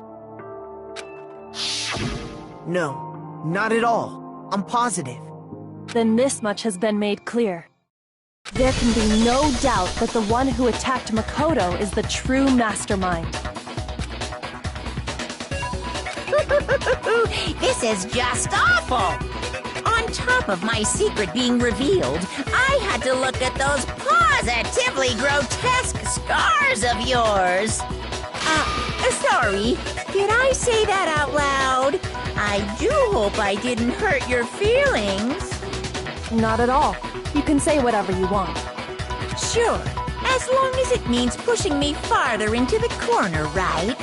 But I'm not cornered just yet. Because if you haven't noticed, the circumstances surrounding Mukuro's death are totally unknown. That's true. All we know right now is she was killed a good while before this morning. On the contrary, we don't know anything other than that. You're not going to tell us she was already dead before we arrived here or something, are you? In that regard, you have nothing to worry about. I promise you, without a doubt, she died after our little killing game began here. Then somehow she was killed in secret without any of us knowing. And after she died, who knows how much time went by before we found her, right? Did the culprit stash her somewhere? She couldn't have been in the garden the whole time, could she? If she was, she would have been totally decomposed. Just like your brain. Then, she was being stored somewhere? But to hide a body here, to just store it somewhere?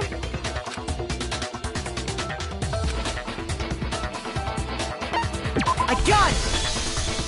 Mukuro's body was probably kept hidden in the biolab. Biolab? You mean on the 5th floor? That's right. It's actually set up for use as a morgue. So it's the perfect place to hide a body, and it'd keep the body preserved at the same time. Then you're also saying the body was moved from the biolab to the garden. And I have no doubt that that's exactly what happened. In fact, I have proof.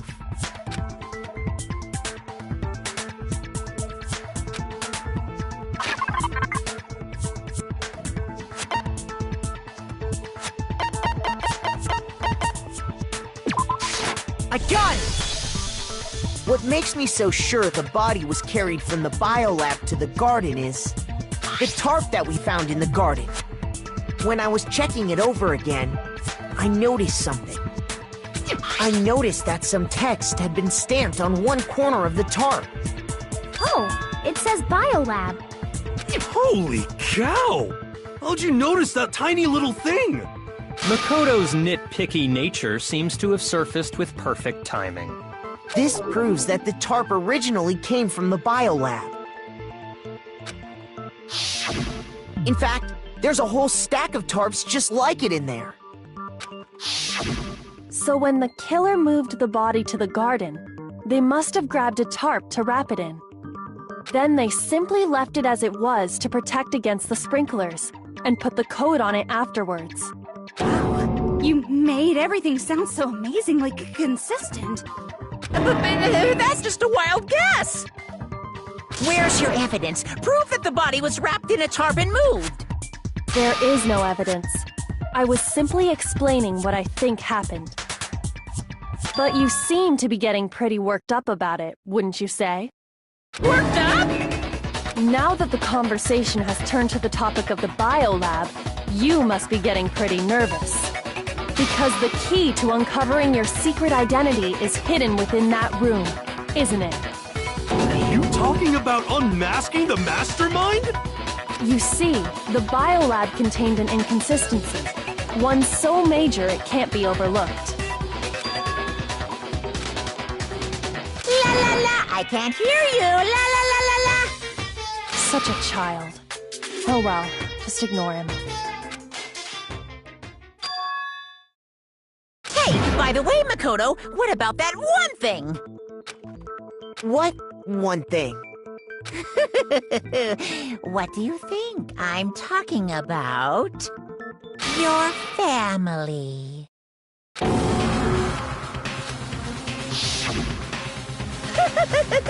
Don't tell me you forgot about that video message.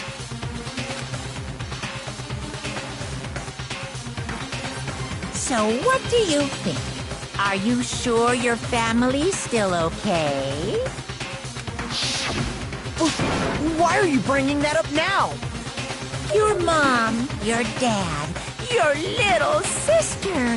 What do you think has happened to your family? Are they really as safe as you might have assumed? Stop talking about that! Calm down, Makoto. He wants you to get upset.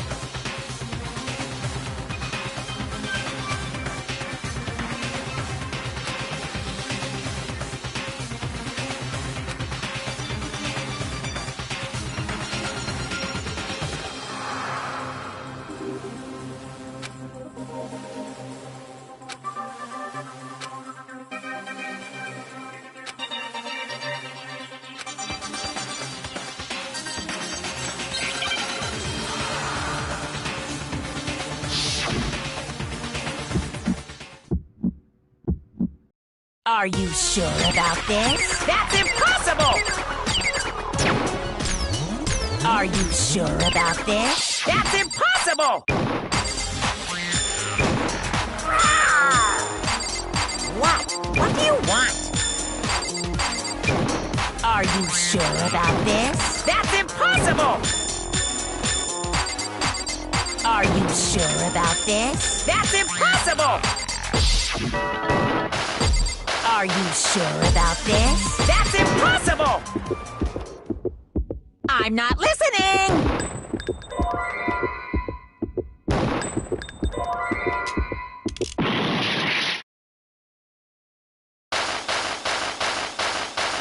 Are you sure about this? That's impossible!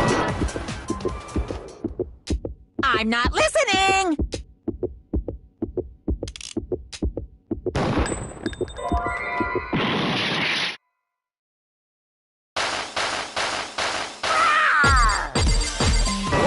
What do you want? I'm not listening! This should prove it.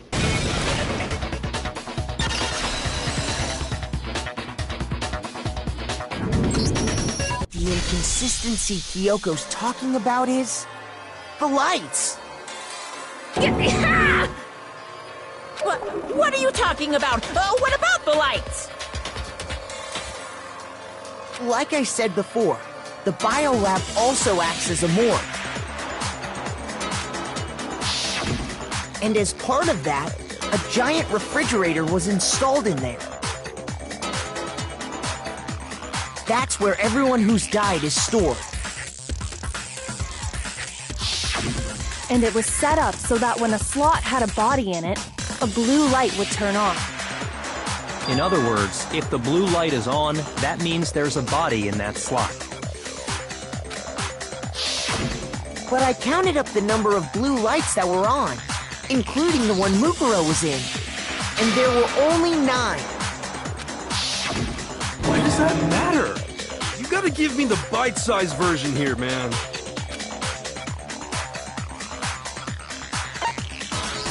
I got it! 10 of the lights should have been on. Any other number is incredibly suspicious. Suspicious? Why? That's simple. Just recall who's died here so far, and it should become clear.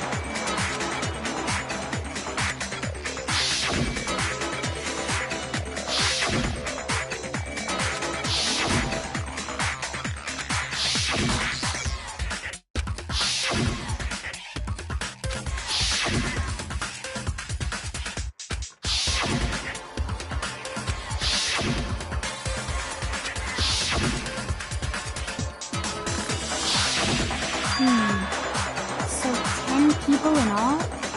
That's right. Any other number should make you immediately suspicious.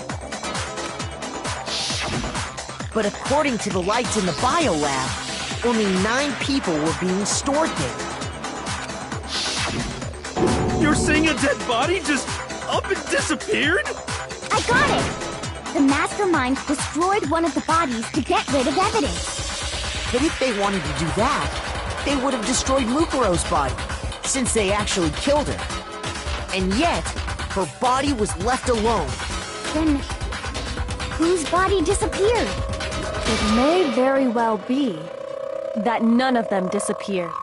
But But if that's true, then why doesn't the body count match? Including Monokuma's executions, there have apparently been 10 deaths, but there were only 9 bodies. That's the point I'm trying to make. I'm completely lost. How can the number of victims be less than the number of murders?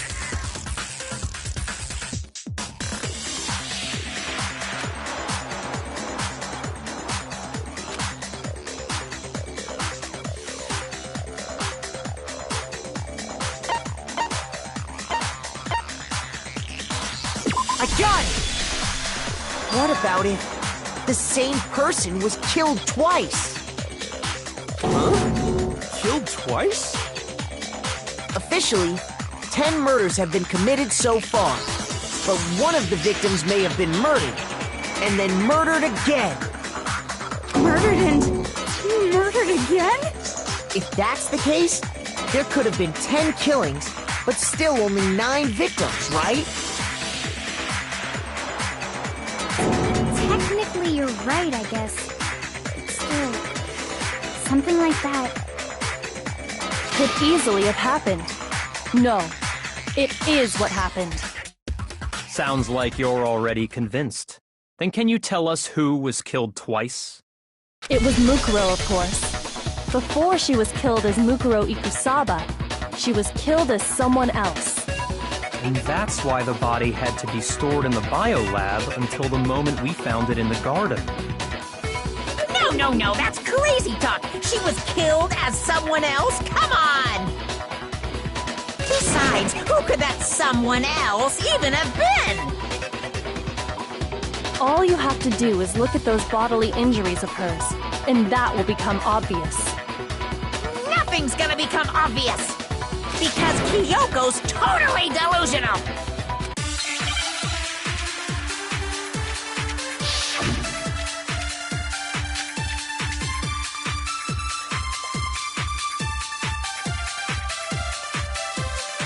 Who is this someone else that Mukuro was killed as? Was it Sayaka Maizono? Junko Enoshima? Leon Kuwata? Chihiro Fujisaki? Mando Owada? Kiyotaka Ishimaru? Hifumi Yamada? Celestia Lu... whatever? Or maybe... Sakura Ogami? No. There's no way anyone was murdered twice!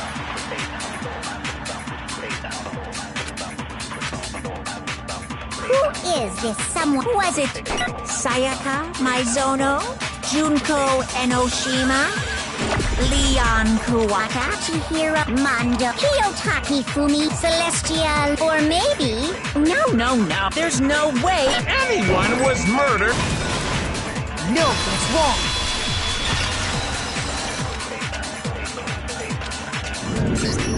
Junko. Wasn't her fatal injury pretty similar to Mukuro's? What do you mean?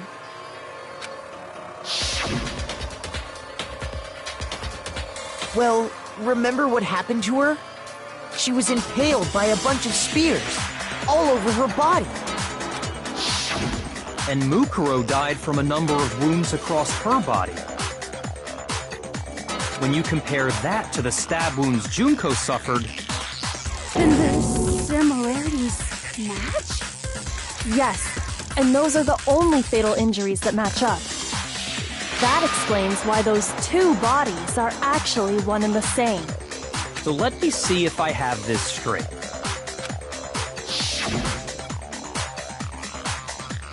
Junko, or someone going by that name, was stabbed to death with multiple spears. Then her body was kept in the biolab for however long before being dragged out again. Only this time, it was presented as the corpse of one Mukuro Ikusaba. It all matches up, right? Those wounds Junko suffered could easily be these same injuries. It's really true? Mukuro and Junko are the same person? Wait, so then... What does it all mean?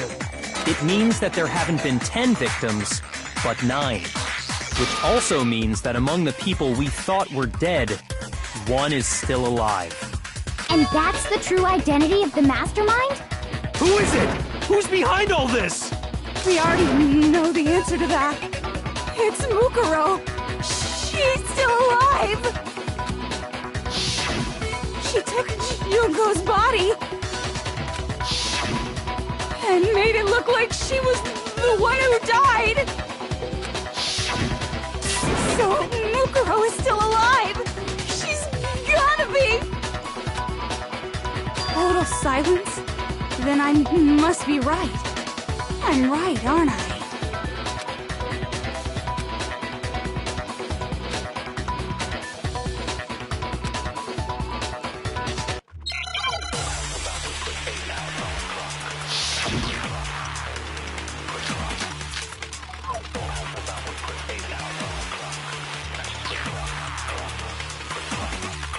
The body we found in the garden. It wasn't Mukuro. Then she's still alive? That's right. She made it look like Junko's body was her. So the mastermind's true identity is Mukuro. Shoot! The body we found in the garden. It wasn't Mukuro.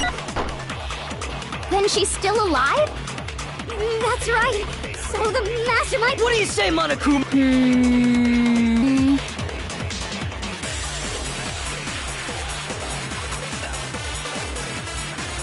The body we found in the garden. It wasn't Mukuro.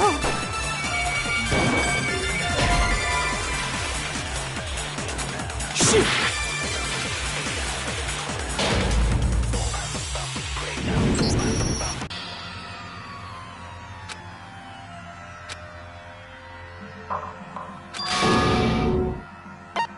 I refuse to give up yet!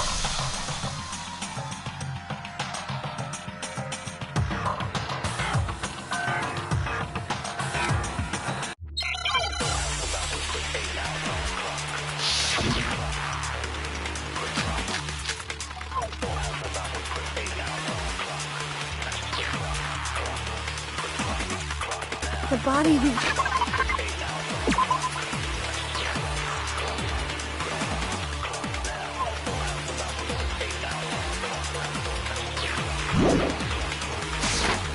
found in the garden.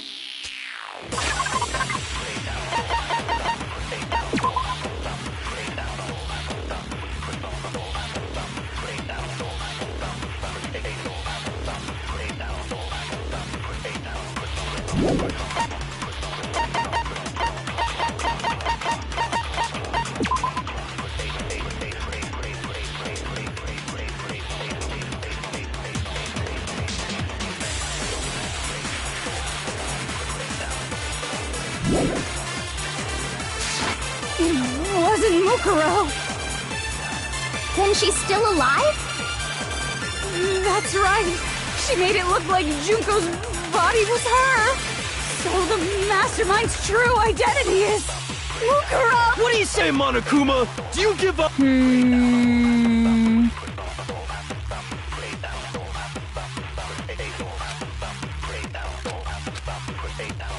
The body we found in the garden. It wasn't Mukuro. No, that's wrong!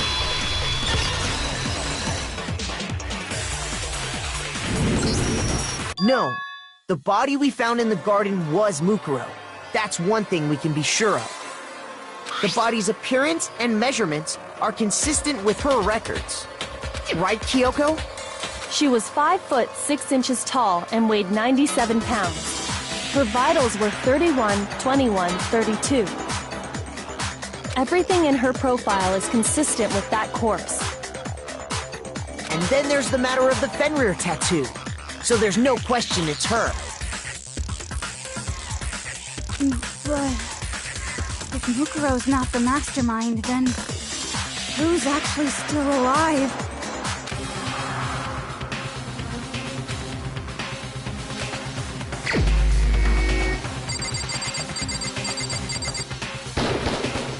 here's my answer. Junko is still alive. It's the only possibility. Are you sure about that? Huh? I admit, since Mukuro is undoubtedly dead, Junko does seem to be the only other explanation.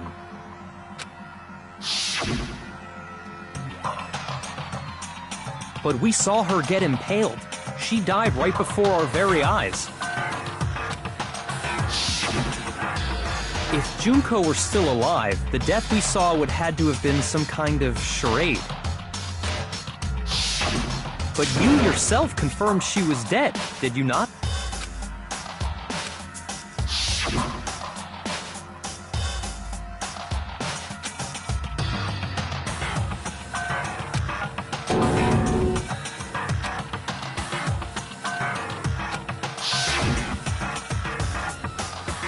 She was dead.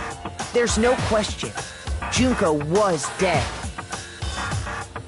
So, the idea that she's still alive. It must be wrong. Then you're withdrawing your previous statement? I know you gave it your best shot, but too bad. I guess your conclusion was a dud. Too bad, too bad. This case hasn't been decided just yet. Oh? You haven't given up already, have you, Makoto? No, of course not. There's no way I'd give up that easy. That's all well and good, but how do you intend to solve the problem standing in your way? Junko absolutely died. Mukuro absolutely died. Then both of them are dead, right? There can't be any kind of survivor story. I think we need to look at this from the opposite direction. Huh? The opposite direction? Let's assume Junko is still alive. If so, how could she have survived?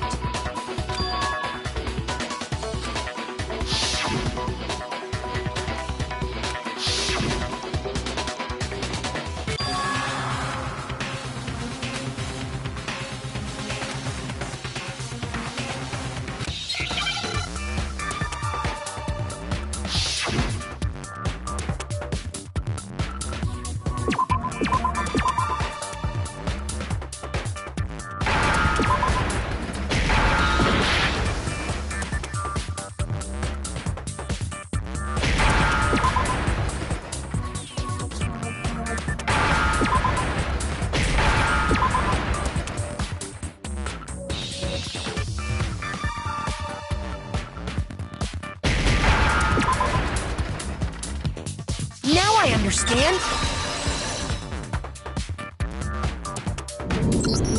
That's it. What if she switched places with someone else? Switch places? That's right. Before the spears could kill her, she got someone to take her place. Specifically, Mukuro Ikusaba. Then that would make it Mukuro's corpse that showed up later. Which is why the body's height and weight and everything match Mukuro's profile, right? I don't know anything about this switching places thing, but that had to be Junko who got stabbed to death, right? Yeah, you're saying they switched? When could they even have done that?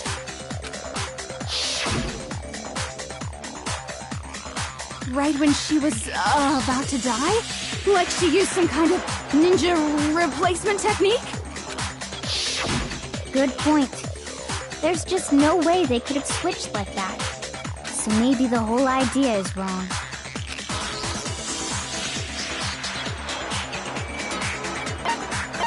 I got it! The two of them may have switched places from the very beginning. What? From the beginning? Yes, from the moment we first met. If that's when they switched,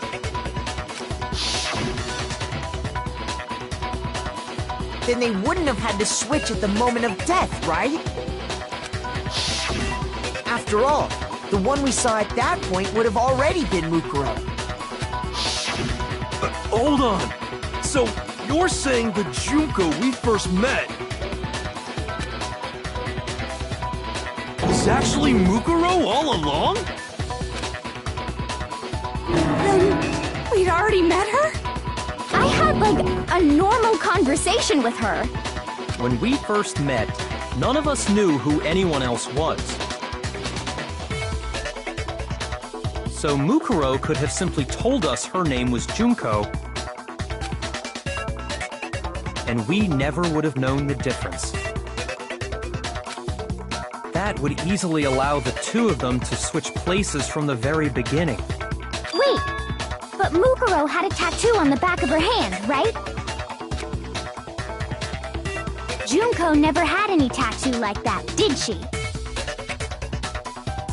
She could have hidden it with foundation or something like that. If she did, it likely melted away in the explosion, exposing the tattoo after the body was extinguished. Plus, there were the fake nails found on the hands of Mukuro's body. They were the same fake red nails she was wearing when we all met for the first time. But if she really did use foundation... Correct. Even if there was no tattoo on her hand, I couldn't say for certain it wasn't Mukuro. So I'm glad nobody noticed that glaring hole when we were trying to figure out who attacked Makoto. But too bad for you, Monokuma. You can't deny it anymore. Wait, so this whole thing was a setup from the very beginning? If that's true, it was quite an elaborate plan to be sure, making it look like Mukuro was Junko. The reason such an elaborate plan was possible is because the two of them were working together. So Mukuro, the ultimate despair, teamed up with someone like her. In other words, it would be fair to say that Junko herself was also the ultimate despair. What's wrong? Lost the will to fight back? I think he's just afraid. Afraid? What's that mean, afraid? Fear is only possible where hope is possible. I only have despair, so fear is an alien concept to me. Then why haven't you been saying anything? Because it's a bunch of nonsense. Junko's my secret identity? As if. Then why did you try and protect Junko's real identity? I tried to protect her identity? When did I do that?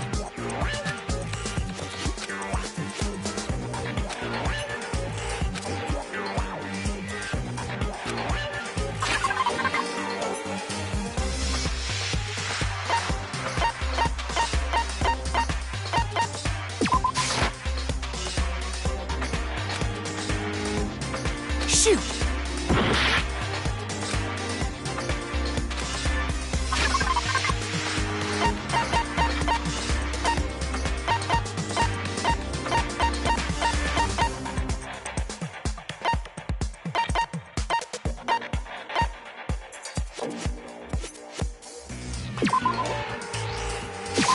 I got it!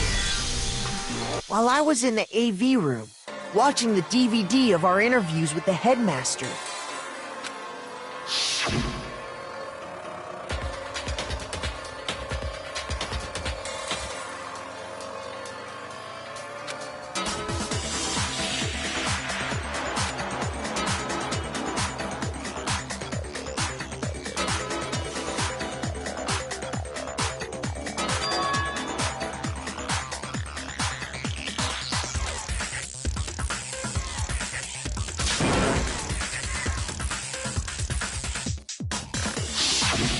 You made sure I couldn't finish watching the video. And the reason you did that is because you didn't want me to see the real Junko, did you? Oh, yeah! If everyone was in that video, of course Junko would have had to show up! And if Makoto saw the real Junko, it would have been totally obvious that the Junko we met was an imposter. That whole power outage thing was just a fluke!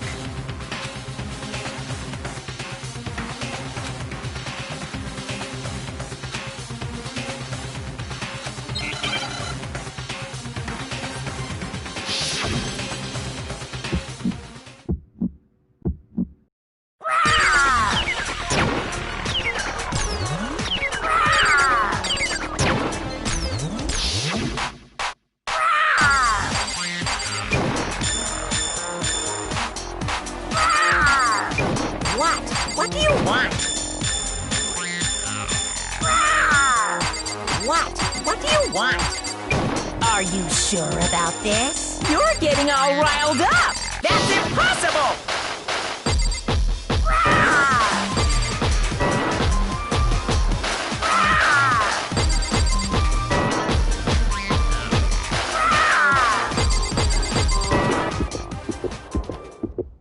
That's impossible!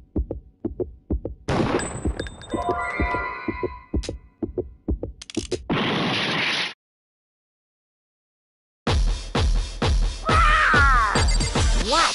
What do you want?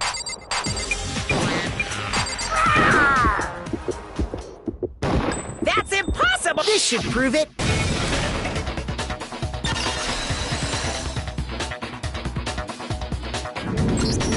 The video wasn't the only thing you tried to cover up.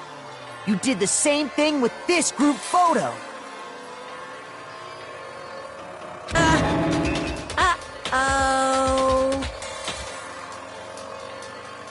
I noticed it just a little while ago, when we were all comparing the photos we got. In all the photos, there's a certain similarity, an unusual circumstance. What's so unusual about them?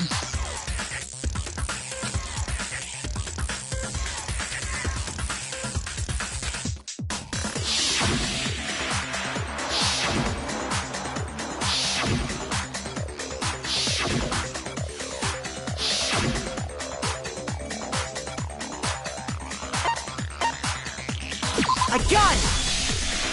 Junko's face.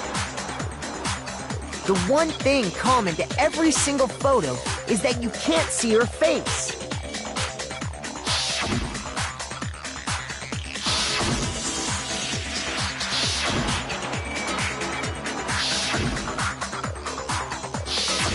It's hard to believe her face would just happen to be hidden in every single picture, don't you think?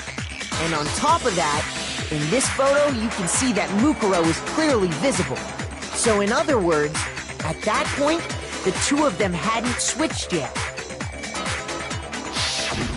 With all that in mind, there's no doubt that the girl whose face is hidden here is the real Junko. Which is why you had to have pictures that didn't show her face. Because if we could have seen her face, then it would have clearly revealed that the Junko in the pictures wasn't the Junko that we knew. Xanadu! I believe everything Makoto said is true. Junko and Mukuro switched places before we met either of them. So she killed Mukuro, who had taken her place, making it look like she'd died. And the real Junko is still alive. And she's the one behind this whole murderous situation. This killing game. She's the true mastermind and the ultimate despair. Xanadu times 2! With this, the identity and the crimes of the mastermind have been exposed. No, wait, hold on! Don't bother trying to deny it. There's no more room for debate. You don't have anywhere left to run. I'll prove everything, right now!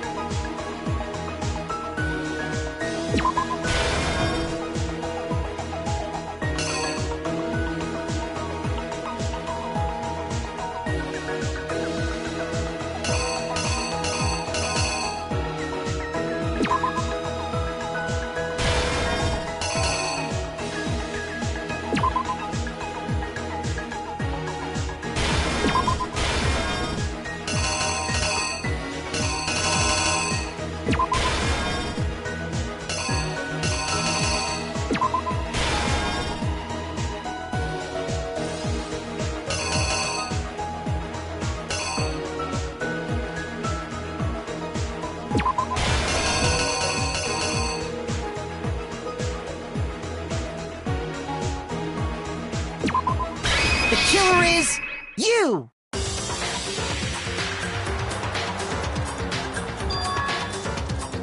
We met the ultimate fashionista, Junko Enoshima, right after we all arrived here.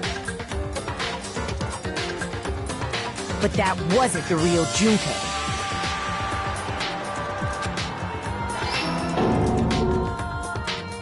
The girl we saw before us was actually the 16th student who had taken Junko's place. And that girl's name was Mukuro Ikusaba.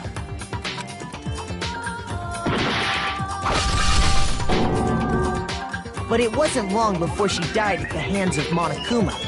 In other words, the mastermind, Junko Enoshima.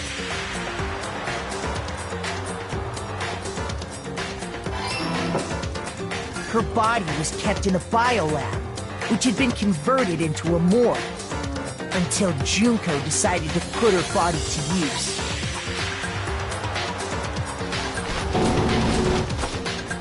Junko dragged the body out of the biolab, using the tarp to carry her to the garden. She fabricated the murder to try and frame Kyoko, who'd proven to be one big thorn in her side. Meanwhile, she wanted us all to think Mukuro was still alive and hiding somewhere inside the school.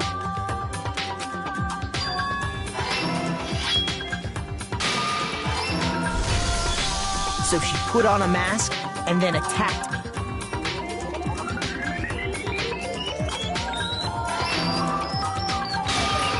After making sure I'd gotten a good look at the mask, she left the room.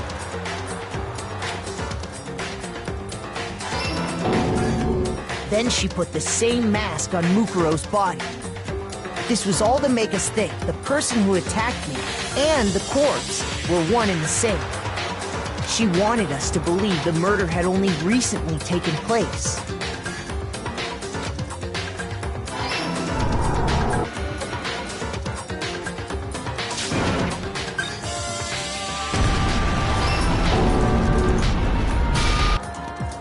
Finally, by strapping a bomb to the body, she was able to destroy any remaining evidence.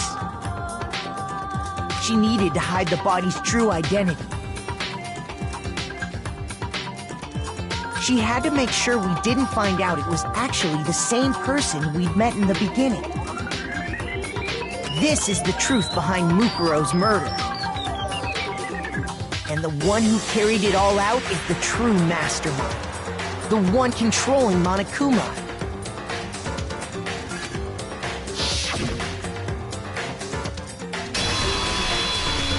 The real Junko Enoshima!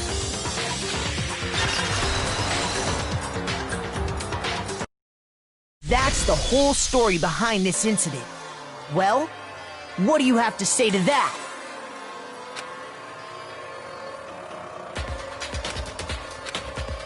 What? Are you broken again? You can't get out of this, so don't even try. Come on! It's time you finally revealed yourself!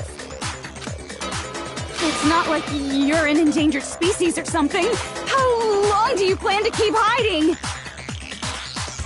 Give it up, Junko. The game's over. Over? Did you really think the story would end once we reached the climax of the case?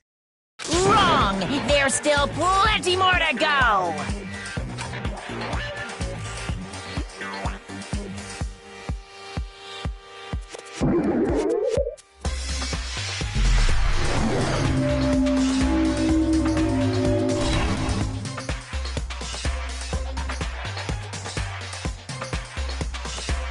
We have been waiting so very long for peasants like you to appear. If you swear your fealty to us, we will reward you with half of the entire world. We've even drawn up the deed already. We will grant you honor, status, in some of our home cooking. Have you made your choice? Will you serve under us? Oh, did you think I was being serious? Sorry, I was just messing with you. It's been so long since I've had an audience. Even I'm not sure what kind of role I'm supposed to play.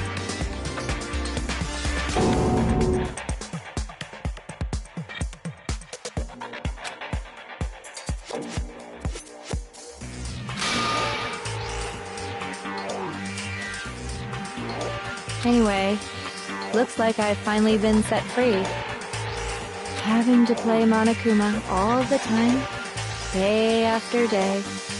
It was like I was stuck in purgatory, or like a slow suicide. I get bored so easy, you know? Your face! Huh? What about my face? What's wrong with my beautiful face? People have told me I'm cuter than 100 chihuahuas combined. I feel like this isn't the first time I've seen you.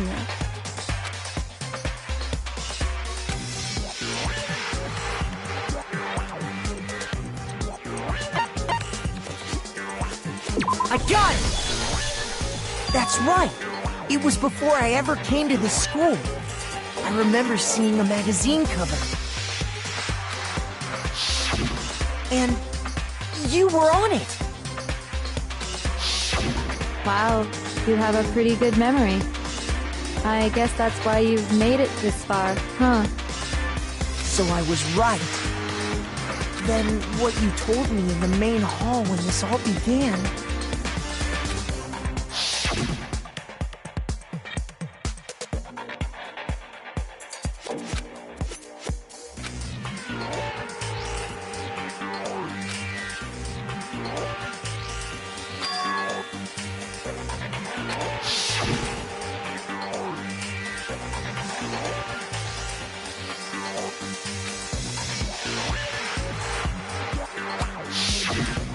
Sometimes a little lie is necessary to keep things moving along. Wouldn't you agree? That explains why she didn't quite seem the same, because she was a different person all along. I'm me, and Mukuro is Mukuro. She tried her best. But there's just no way she could have passed as the ultimate fashionista. Two people can never become one as long as the walls of mind and body exist. Not even if they're twins. Twins! I know, it's such a cliche, right? I'm almost embarrassed to admit it. So basically, Mukuro and I had your stereotypical twin relationship. The older sister, tough and proud.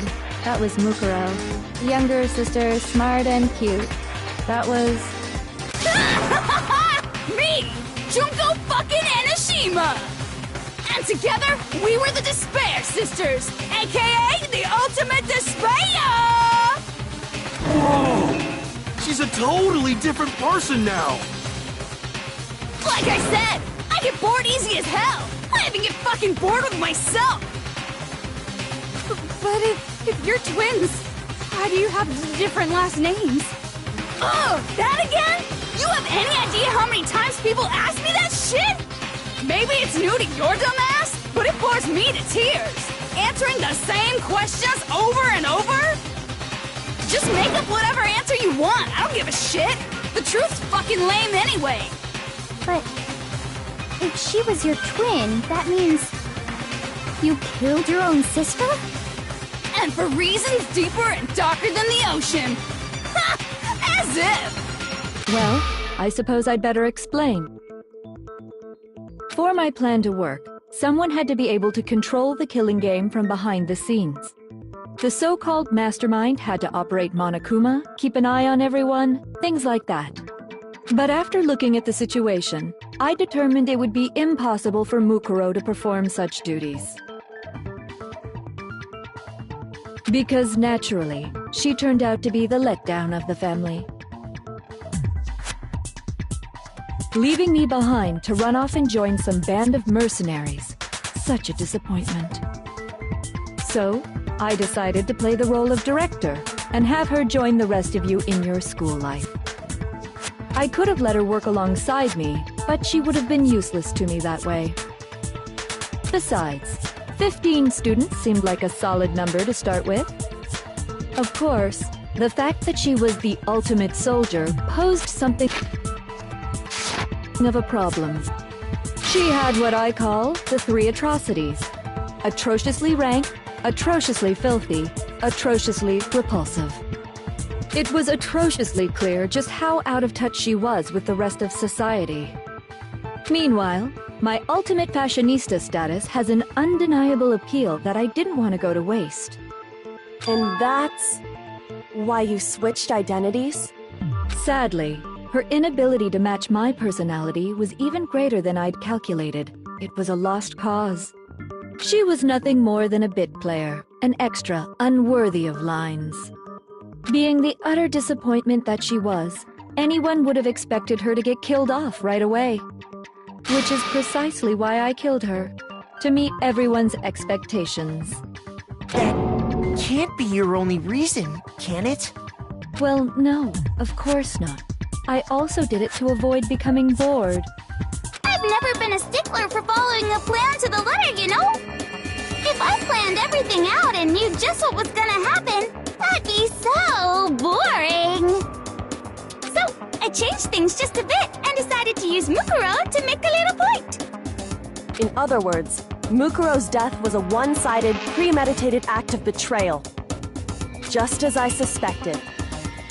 When Mukuro was killed, she must have been as surprised as anybody else.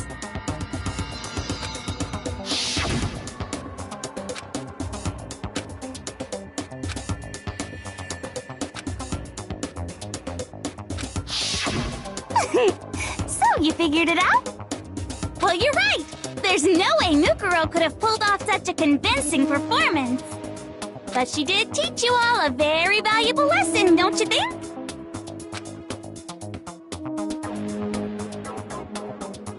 How can you talk like that? You sacrificed your own sister. How does that not even bother you? What? I sacrificed her? That's what's got you so hot under the collar? Jeez, misunderstandings sure are scary. We were the ultimate despair, you know? So we never had any kind of hope or expectations. Nope, I felt despair as long as I can remember. Like I never should have been born at all. When I was born, I cried tears of total despair. So that's why for us, it's not a big deal whether we die or kill. We're just those kinds of people. We can do anything. We've always been filled with despair. So when we do something, we go all the way and live without regret. So you just murdered your own sister and didn't think anything of it? That's not true at all. We were twins. How could I not be sad? That's why it gets me so excited. Killing my precious sister with my own two hands. That act is filled with so much despair. You can't help but put a super in front of it. It's like super, super, super, super, super despair. No, more than that. Super, super, super, super, super, super, super, super, super, super, super, super, super, super, super despair. It just feels so good. What the hell is wrong with you? And my sister too. In that moment of death, I think she must have felt that despair. After all, to be murdered by your own sister, and only as an example to someone else, she must have died feeling such excruciating hopelessness.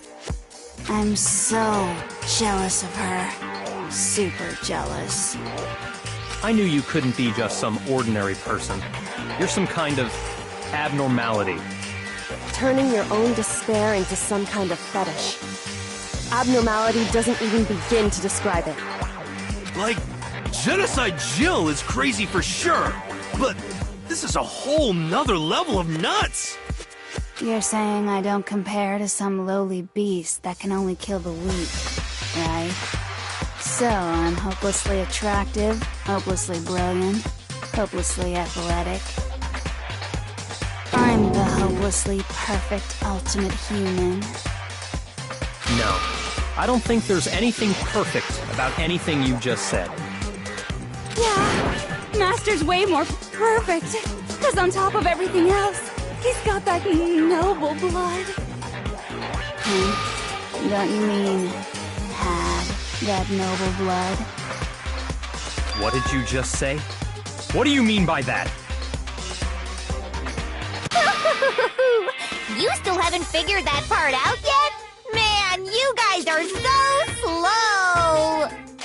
You haven't even solved all the mysteries, and yet here you are, yapping away!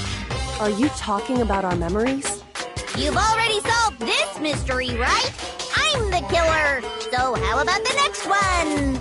Maybe you should solve the riddle of your missing memories. Then you can start gloating! Damn straight! That's exactly what we're going to do. We're going to solve all these mysteries. And then, we'll have our victory! I can't wait! Alright, then let's just get straight to the point. What memories did you steal from us? When the group pictures were taken, and those interviews, it must mean... I got it! It must have something to do with our entrancing exams. No fair! At least give us a hint! Your brains are like sponges, all drippy and leaky. I already gave you a hint before. All the memories you lost share something in common with a few other things. Do you recall?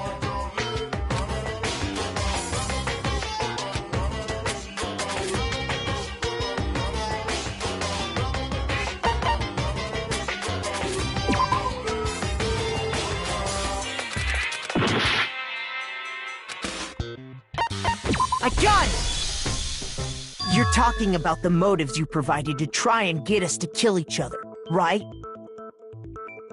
So you do remember after all. Well, I would hope you wouldn't forget something so important. It was stupid of me to even ask. I apologize from the bottom of my heart for my bad manners. So then, let me ask you another question. Did you notice that each motive I presented you had a specific theme to it? A theme? Yep, you got it. So that's my question to you all. When Sayaka was murdered, what was the theme of the motive I presented?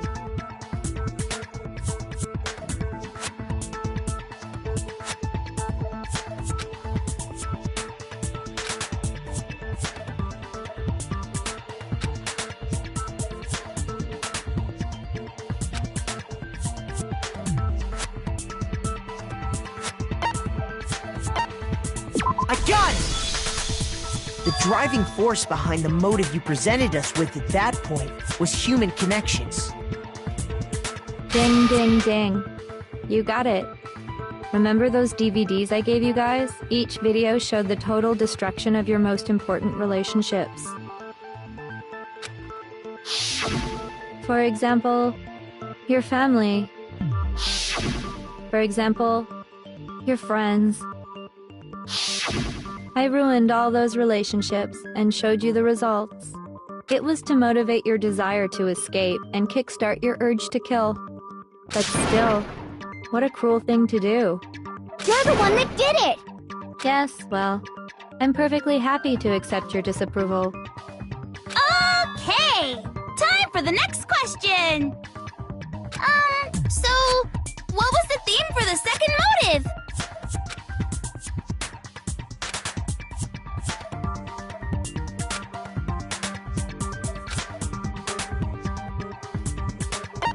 I got it! It was our past, right? Yay! Makoto got it right again! That time, the theme was... embarrassing memories and secrets! Yeah! And the whole reason Mondo did what he did was to protect his secret. So, how long do you plan on dragging this out?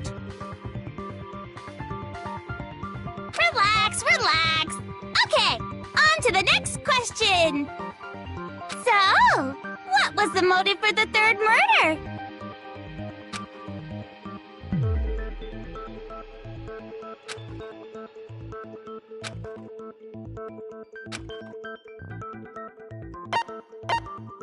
I got it!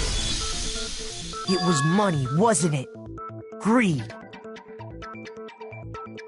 Seek and destroy! Hell yeah, you got it again!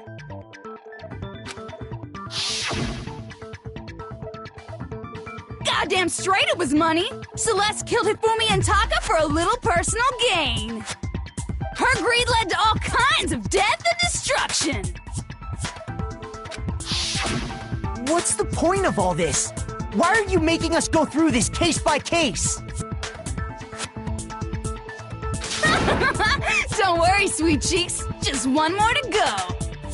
Now, can you tell me the motive behind crazy-ass Sakura's crazy-ass death?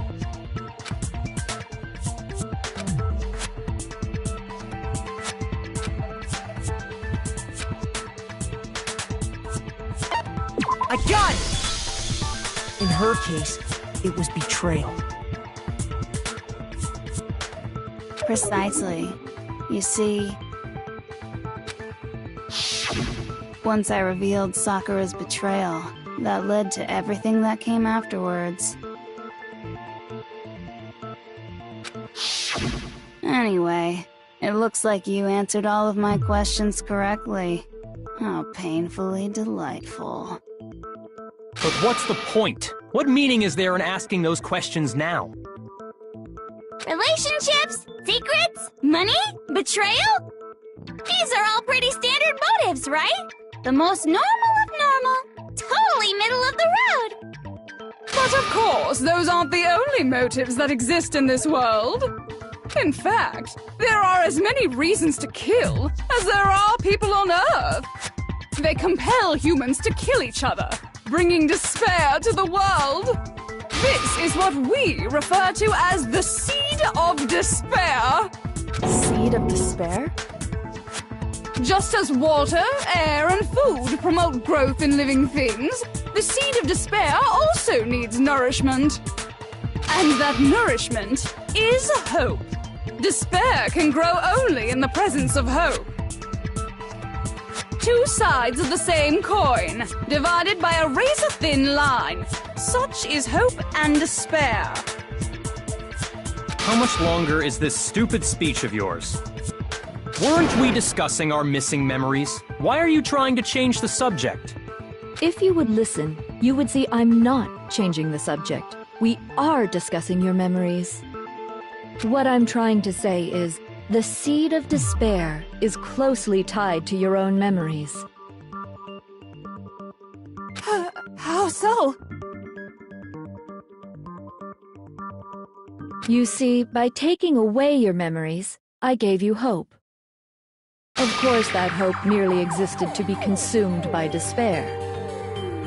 How could taking away someone's memories give them hope? And plus, you haven't given us any hope anyway! Is that so? All you've been able to think about during your time here is how to escape, right? The mere fact that that's what you want proves I gave you hope. What are you talking about? If none of you wanted to escape this school, the killings never would have taken place. That is why we took your memories, so that you would have the desire to leave. The only reason we want to leave is because you took our memories. Is that what you're saying? Correctamundo! Which means if we did have our memories, then we wouldn't want to leave. Do I understand that right? What? Why the hell would having our memories make us not want to leave? A most troubling thought, isn't it? But it's not enough. I want more distress, more despair. I put so much effort into creating hope in order to feed your despair and make it grow. So, just like Crazy Eddie slashing his prices and passing the savings on to you, let me give you a hint! Huh? Really? Then hurry up and tell us! Okie dokie! Like they say, seeing is believing! I'd like for you to see the outside world! You mean the world beyond the school walls? So something really did happen out there. Now are you interested in what I have to say? You wanna see what's out there? Hoo-hoo-hoo-hoo! I wanna see too! See your faces sink into despair! Now then, open sesame! Behold, the world beyond the school walls! This is the outside world you've all been so anxious to claw your way back into.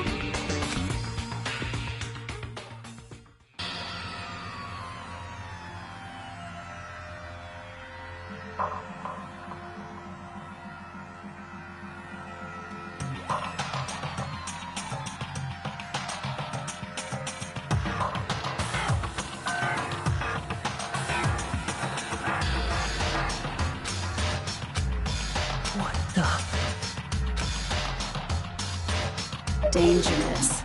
The world has grown so very dangerous. That's what this means. What are you talking about? None of this makes any sense! What am I looking at? This is a scene from a movie or something, right? What you just saw, all of you should recognize it.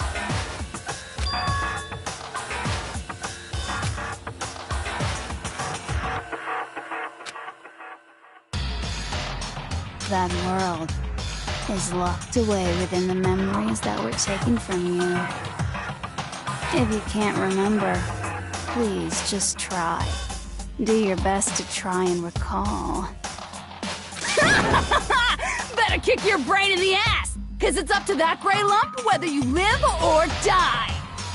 I don't remember ain't a fucking excuse no more, cause now it's time for the final class trial!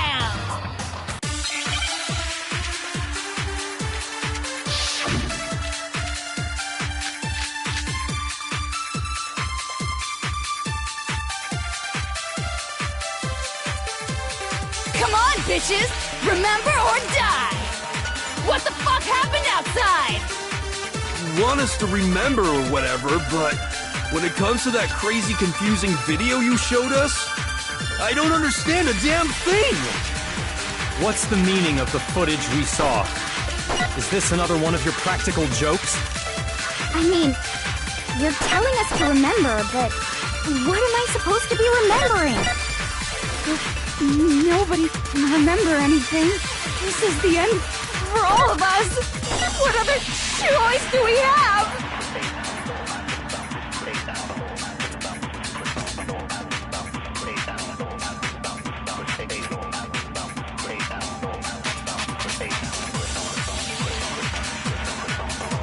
Come on, bitches! Remember or die! What the fuck happened outside? You want us to remember when it comes to that crazy, confusing video you I don't understand a damn— What's the meaning of the Is this another one of your— I mean, what am I supposed to— Nobody can remember anything. No, that's wrong.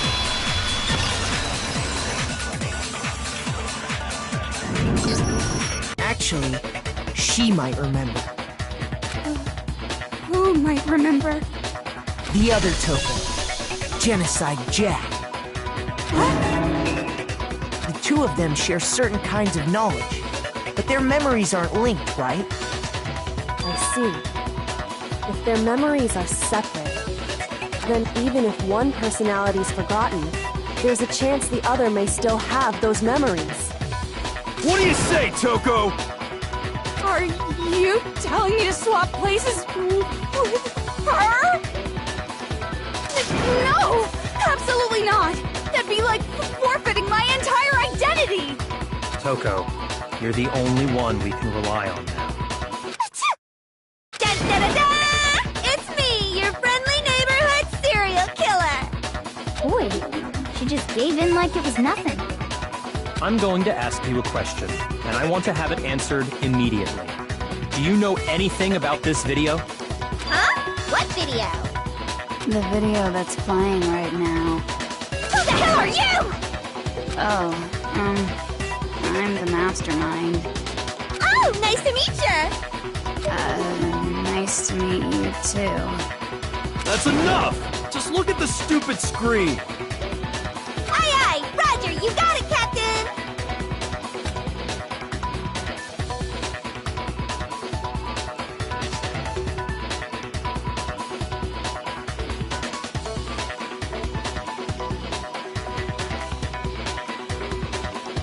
Well, does it look familiar? I don't have all the details, but... Of course it does! Then you remember all the stuff it's showing? Of course I do! So you didn't lose your memory after all. Then why didn't you say something earlier? I only answer questions when someone bothers to ask me. I'm the quiet type, you know? Oh my god, she's the worst liar in the world! More importantly, if you really do remember, what is it? Huh? What's the matter, Master? Do you really not remember the tragedy? The tragedy? Oh no! You seriously forgot? Maybe I can help you remember with a kiss. Just answer the question. What happened out there? Well, I can't really say if it happened or if it's still happening, but it was the biggest, most awful, most tragic event in human history. Why is that phrase coming up now? Because it's all because of that event. What is? Are you serious? I'm talking about the way the world is now. Is... now? The world's been destroyed, get it? Destroyed? Explain yourself. Tell us everything you know. Copy that, darling. Okay, so this big, awful, tragic event, they started just calling it the tragedy, happened about a year ago. It was so big and so bad that even this murderous fiend went pale at the sight of it. I guess you could say what happened was man-made. But it was more on the level of a worldwide natural disaster. Either way, there's no doubt that it was the biggest, most awful, most tragic event in human history! And as a result, in basically no time flat! The world turned out the way it did, and that's that. That's all there is to it? Come on! There wasn't a single concrete description in there! Well, it just so happens I don't know any of the specifics. Miss Moreau saw it all play out in real time, so why don't you ask her? We already did, and she didn't know anything. That's why we're asking you. I couldn't live up to Master's expectations! To die! To die! This is the true tragedy! Okay, that's enough of your little lover's quarrel. Whatever happened, it doesn't matter at this exact point in time, right? The end justifies the means. Everything serves the outcome. In other words, the world has ended. That's the important thing. But how can the world just end? It's the world! Calm down. It's okay. There's no need to panic. Every living person will be dead in 100 years anyway, so the world ending isn't that big a deal. Oh, come on. Now you're just being ridiculous. Well, as long as we're being ridiculous, I have another ridiculous story to tell you. It's the story of the Togami Corporation, which has given Byakuya's life all its meaning. What? What did you say? I'm glad to see you took the bait. You bit into it like a middle-aged secretary at an all-you-can-eat cake buffet. Hey! So, what do you think happened to the Togami family? Correct! Well done, peasant! But I didn't say anything yet. I just got so fucking bored waiting, I couldn't help it! Even if you're wrong, eventually you'll figure it out, right? Till then, you're just going in circles. So, no matter what you pick, you get the right answer. Pretty innovative, don't you think? But do you think it might be a disease? Getting bored so easy, I mean. Do you think I might be sick? Anyway, like I was saying, Byakuya's entire lineage has been totally annihilated. What? What the hell are you talking about? I can confirm that his entire family has died. Even the distant relatives. The Tagami name has perished. Stop with these idiotic jokes! Stop? And said with such authority. A peasant would dare challenge us? The avatar of divine punishment? You must learn your place, peasant. You are no longer the ultimate affluent progeny. They couldn't possibly be gone! The Togami family is destined to guide the world!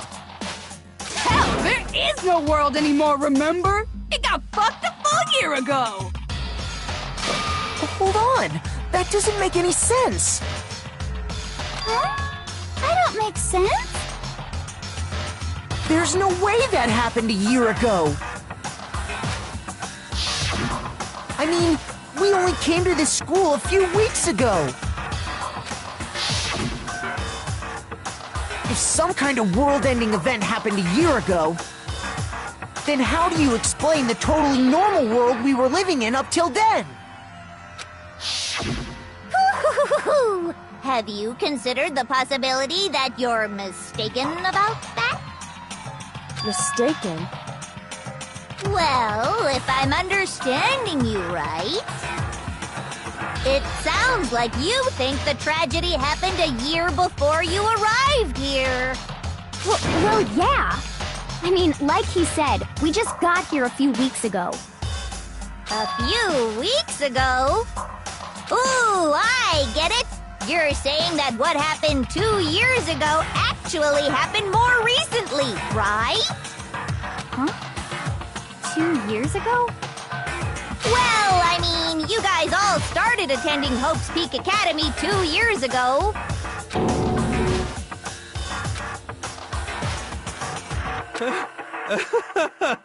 What the hell is this chick trying to say? I understand why you'd have trouble accepting it, but in the end, you can't deny the truth. And the truth is, everything is cause and effect. Deny that, and you may as well give yourself up to God. So, you must surely understand all the hints I've given you so far, right? What are the memories I took from you? Come now, answer us! Answer with all your heart and soul! How are we supposed to answer? I just don't know what's going on anymore.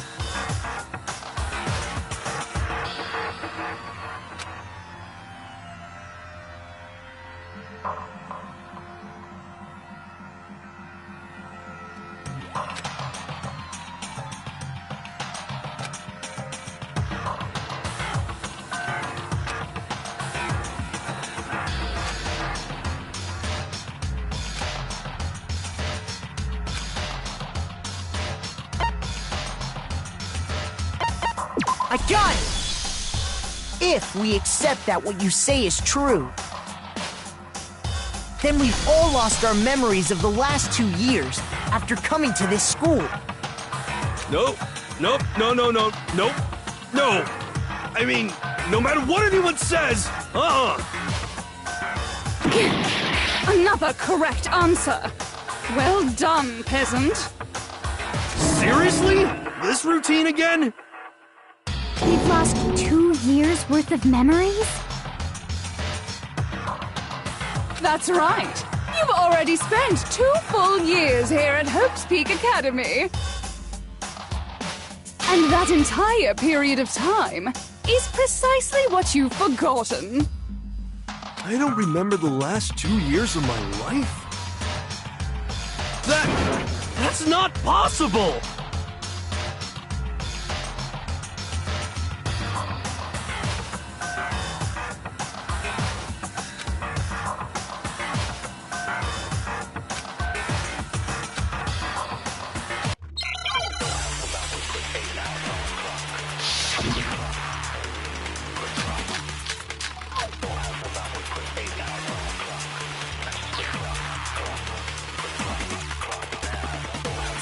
years worth of memories. I could never lose something like that. We've been living here for 2 years? Hell no! That's impossible! I mean, I haven't gone to any awesome school events or anything! Heck, I've never even gone to a single class! This is all just surreal. Plus, if 2 years have passed, how freaking old am I? Everyone's so conflicted!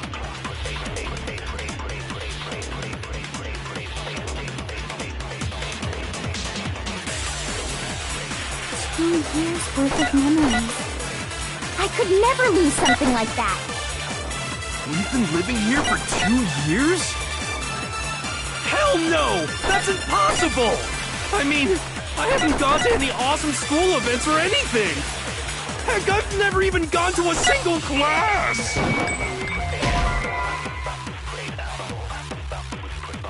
Shoot!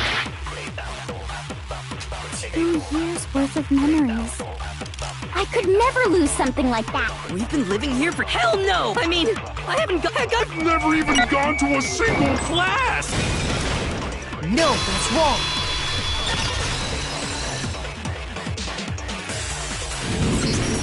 Hiro, there's something I'd like you to take a look at.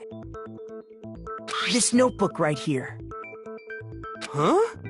Hey, why's my name written on it? I found it in the locker room on the 2nd floor. If you don't mind, could you take a look inside? Sure, whatever you want. But I've never seen this notebook before in my life.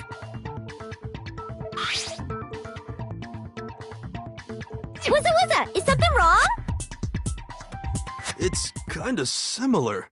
No, even more than that. This is absolutely my handwriting, without a doubt! But how is this? I don't remember ever writing in this thing! No way! It looks like you actually did attend class here at Hope's Peak. But somehow, you forgot all about it. Lies! It's all one big lie! I don't want to believe it either. But there's also no explanation for this pocketbook. And whose pocketbook is that? It's mine. And the handwriting inside is also mine. There's no doubt about it. But just like Hiro, I have no memory of ever writing in it. And the reason for that is the 2 years of missing memories?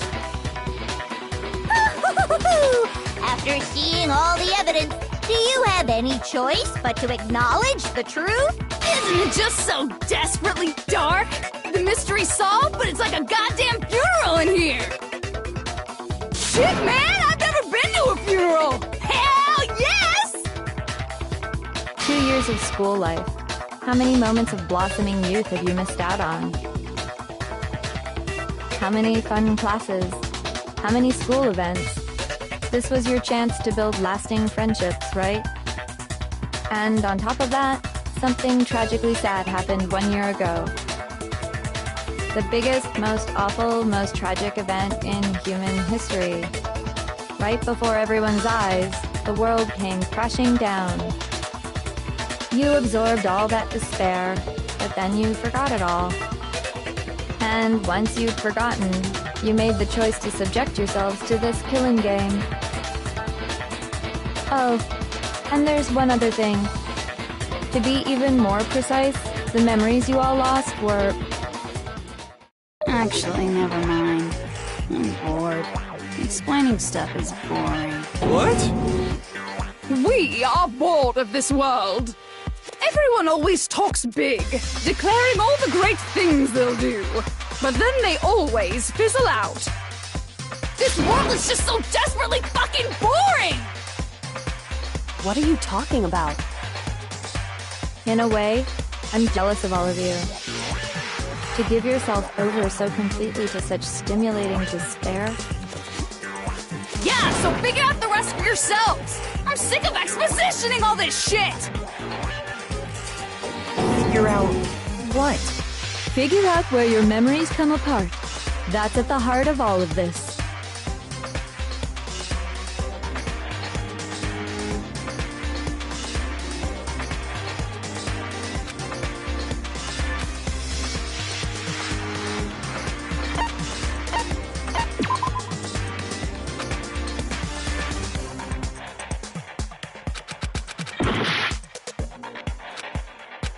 I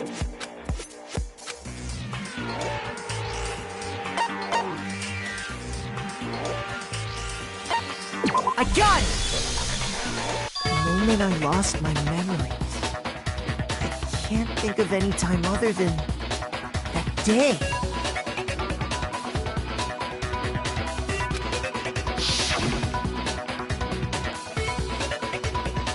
When I first came to the gates of this school and stepped foot in the main hall.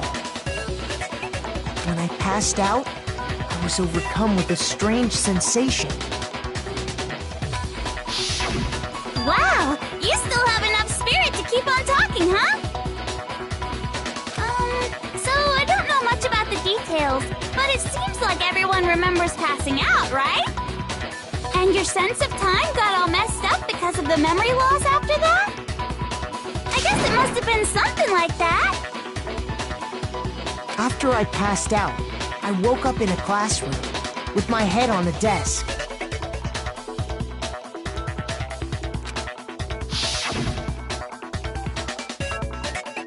I assumed not much time had passed since I'd collapsed in the main hall.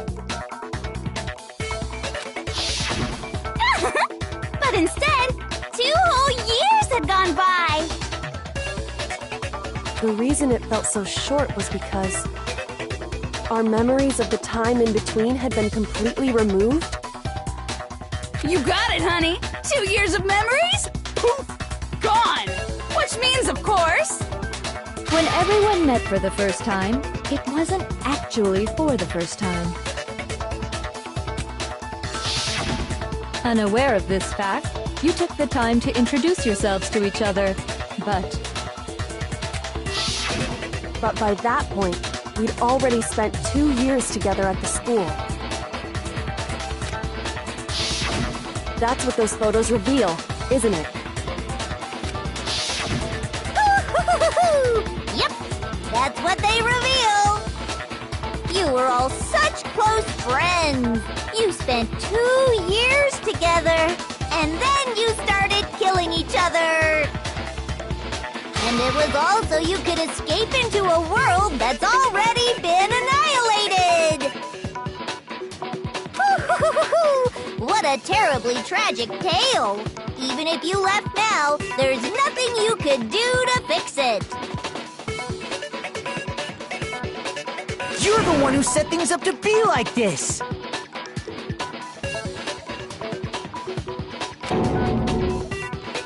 I love you all so much. What? Once your school life here began, I thought about you constantly. It's only natural that I would fall in love. So, since I love you guys so much, I'll tell you all about it! All about the idea we came up with as the ultimate despair! Our plan to bring despair to all mankind!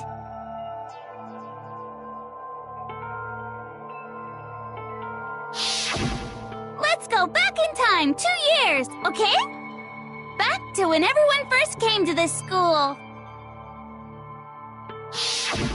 School life during that first year overflowed with hope and happiness. Oh boy, it was just the worst! Everyone was enjoying themselves so much! You were all having the time of your lives! But that couldn't last forever, of course. The peacefulness only made it through that first year.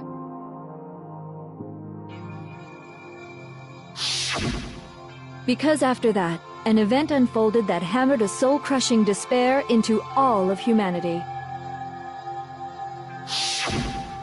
The biggest, most awful, most tragic event in human history. The tragedy. All too soon, the world's days of peace came to a bloody end. And as you can imagine, the school was no exception. The tragedy even made its way here, leading to the extermination of most of the students. What are you? What do you mean? The most tragic event in human history, and the ultimate despair that caused it. I can't believe it's all because of just you and Mukuro. Was it some kind of organization? An angry mob? An incredibly motivated family? You have a point. If I had to describe it, I'd say it was none of those. How can I put it? It was more of an ideological thing. Despair is contagious, you know. It's almost like a natural phenomenon. Everyone is capable of it. And now the entire world has fallen into despair. In other words, if you see despair as the enemy, then your enemy is the world itself. I just don't understand why. We didn't ask you to try to understand. This was a tangent anyway, unrelated to the matter at hand. Okay, so let's get back to the story. Hope's Peak had taken so much damage. You guys were the only survivors. The members of the 78th class of Hope's Peak Academy were the only ones left. And then, something super neat happened! Now pay attention, because this is important, and I'm only gonna say it once! So guess what? To protect everyone who had survived, Hope's Peak was transformed into a shelter! That's right! It was transformed into a shelter! Ah! I said it twice! Now, someone was responsible for that transformation, for creating what would eventually become your prison. Do any of you know who that might have been?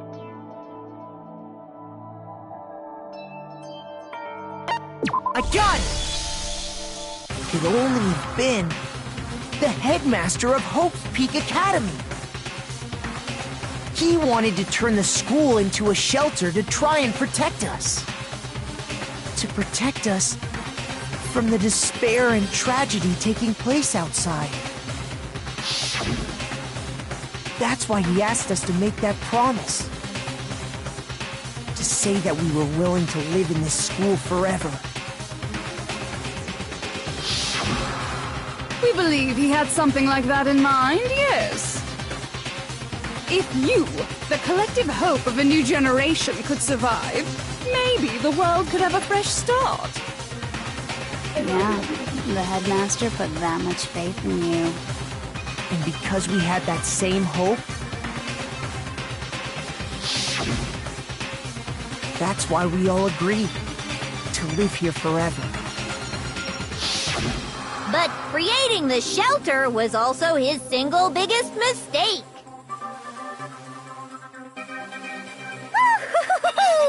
It's laughable, really. He was the headmaster, but he had no idea. He had no idea that we, the ultimate despair, had already made our way into the school.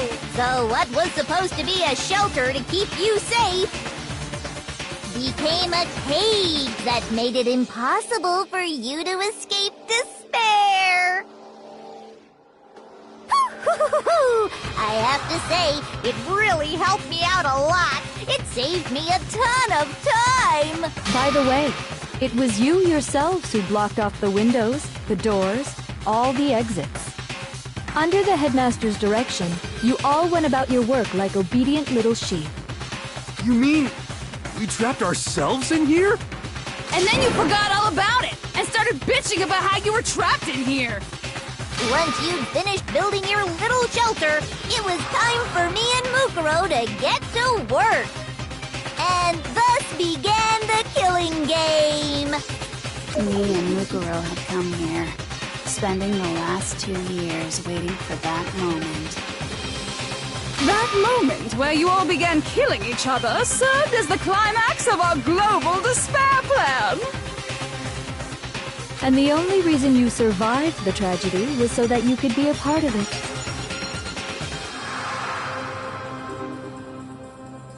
Only let us live? So we could go around killing each other? Is that what you're saying? Why? Why would you do that? Because this was so much more than a simple high school deathmatch. Rather, it was a method to hunt down and destroy every last remaining speck of hope in the world. What are you saying? Well, it would seem that there's a little bit left out there. few souls unwilling to give up hope. So I thought I should show them, which is why Well, why don't you tell me?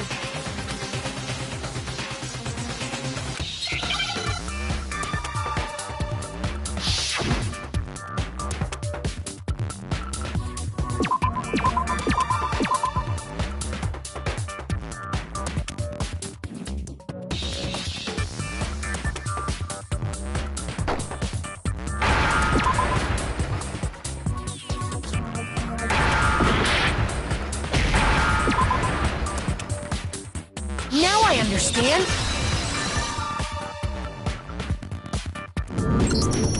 You're talking about you hijacking the airwaves, aren't you? Uh-huh. That's exactly what I'm talking about. To show the world the murders taking place at this school, which was meant to be a symbol of hope. That was the whole point of the ultimate despair! When I said climax, that was what I was talking about! The world watched as you fell into despair and began to kill each other one after another. Despair is as contagious as any disease. Any hope left turns to despair.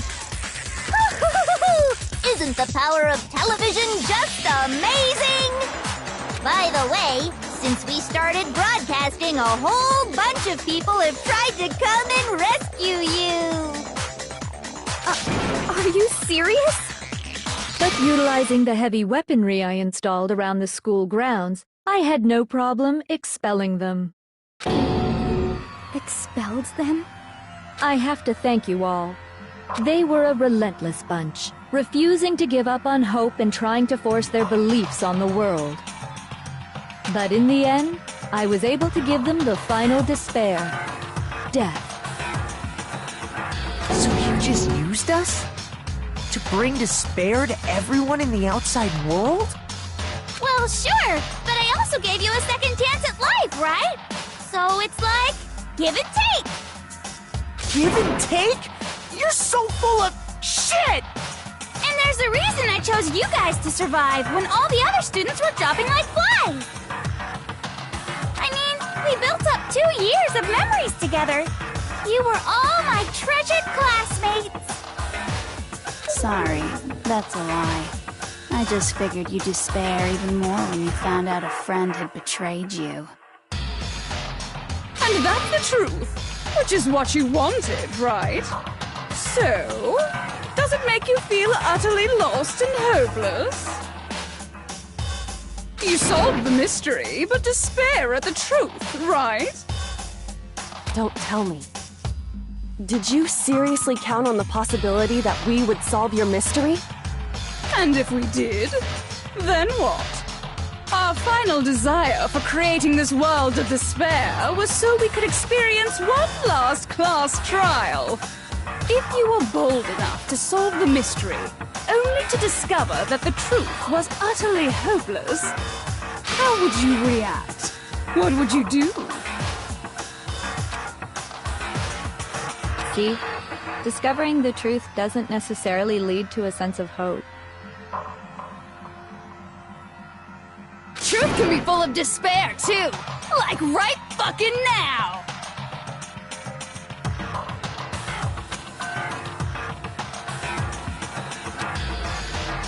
Not to mention, all those motives I talked about were totally meaningless. I mean, with the world having ended and all. Meaningless? Then we've been murdering each other for nothing? And think about it. You chose to lock yourselves up here, then started murdering each other to get out. We weren't just random strangers either. We were classmates. We'd spent 2 years together. No, even I can't laugh at that. We get it! We get it, okay? You're totally awesome, right? We get it already! So help us! I'll do anything! Just help me! A peasant begging for his life? Oh, how delightful! We've never witnessed such a travesty firsthand. But I'm sorry to say, begging doesn't work on me. All I want is despair, and there's no reason for it. And since there's no reason, there's no argument against it. There's just no understanding it. No argument, no understanding. What better definition of ultimate despair could there be? Wait, hold on. You've just been going on about whatever you feel like, but there's no real reason for us to believe anything you have to say. Huh? You say the world's fallen apart, but I haven't seen it for myself. So I don't acknowledge it. I don't accept it as the truth. Until you see it with your own eyes. Truth and falsehood overlap one another. In other words, you're not unlike Schrodinger's cat right now. Is that what you're saying? If so, what then? Are you saying you won't accept the truth until you can go outside and see for yourself? Well, you better not. You go out into that world and you're all goners for sure. Trust me, I'm not lying about any of this. Well, even if it's all true, I refuse to give in. I refuse to lose to you. For the sake of everyone you've killed. Huh? Everyone I've killed? What are you talking about? You're the ones who killed them! I didn't kill anyone. I simply gave you a little nudge in the right direction. And that's all it took for you to start killing each other. You're nothing but bloodthirsty animals. That's why anyone was murdered here, peasant. Say what you want about hope, but we're all creatures of instinct, right? Despair comes naturally. Hell yes! That's funny as shit! No! This isn't just some game to us. It's murder! Plain and simple! You stole our memories, invented reasons for us to do it! You pushed us all into a corner! It's all your fault! You certainly have a talent for passing the buck, don't you? But we don't have much time left to keep up this banter. We have to draw things to a close soon. What do you mean? I'm talking about the vote, of course. You didn't forget about that little rule, did ya? Oh, and also, since this will be the last vote, I decided to change the rules. What? You guys so full of hope, and me so full of despair. I've decided to have you vote which one will be punished. If even one of you votes to punish Hope, well then, I'll consider that a win for me and punish everyone on the side of Hope. Even if it's just one person? Oh, but don't worry. I won't be voting, of course. Even if you don't, you've still got the upper hand in all this! It's okay. Nobody would actually vote to kill themselves, right? Oh, let me just mention one more thing. When I win to punish you guys, you'll have to stay here till you grow old and die. No fighting, no killing. That's your punishment. You mean, we'd have to just live here? She's saying she'll let us live! If you're not happy with that, then go ahead and punish me, and make your way to the outside world. Enter a world fallen from grace, where only despair exists, where you'd likely be dead within a day. What are you saying? So no matter what, we're doomed! Wait a sec! I just got hit with an inspiration bomb!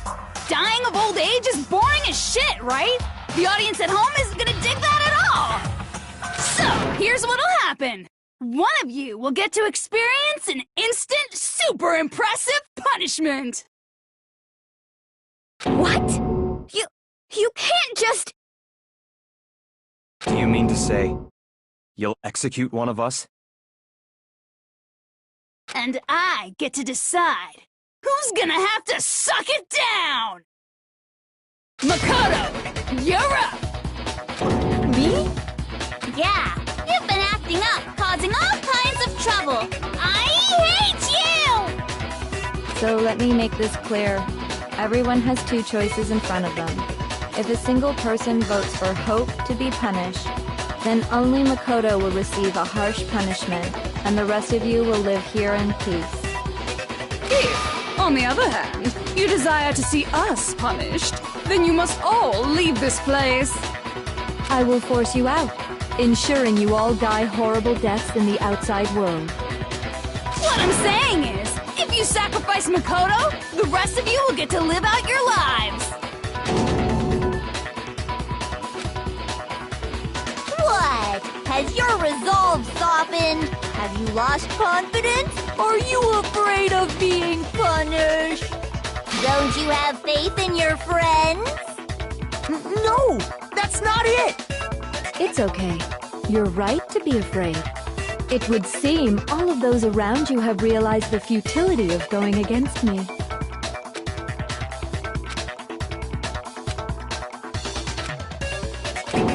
Guys? It's so beautiful. Your lovely faces, eroded by despair, have come together as one. Besides, Yoko, you could never betray your father, could you? What?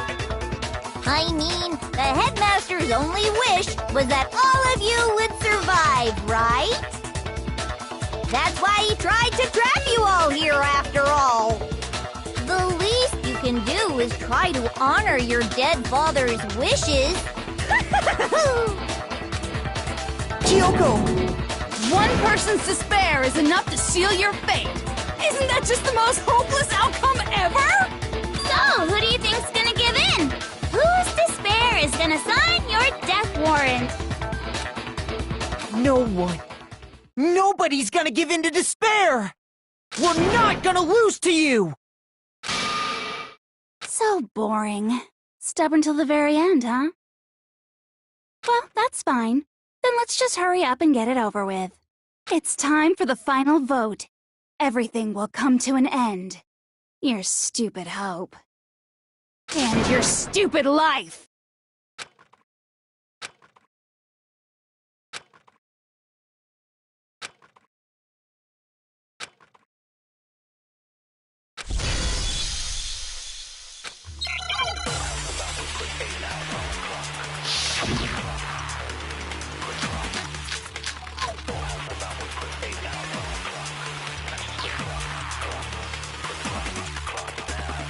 We won't give up! As long as there's hope, we'll never give up! If I were to die, that would be the end of Hope's Peak Academy.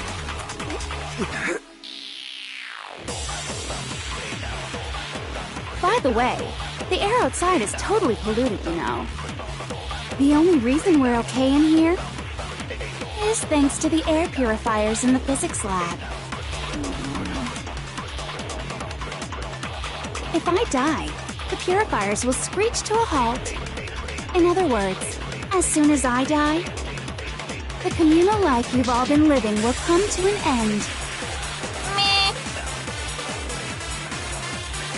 All of you will have to leave. You'll have to go into the world outside, where only death and despair are waiting.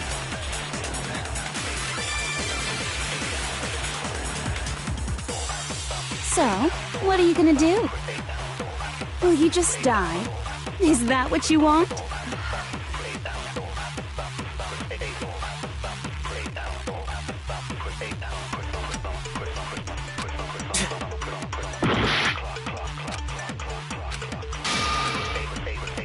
We won't give up! As long as there's hope, we'll never give up!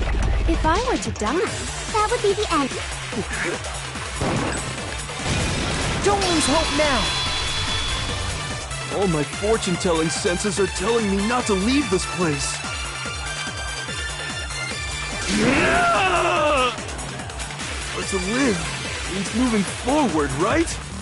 So even if it's hard, even if we're scared, we don't have any choice, do we? I want to keep on living. I want to open the next door. There must be something new waiting for me! So that's why, no matter what, I need to get out of here! The whole fortune-telling thing doesn't matter anymore! What matters is my own gut feelings! We won't give up! As long as there's hope, we'll never give up! If I were to die, that would be the end of Hope's Peak Academy. I've decided to have faith in myself.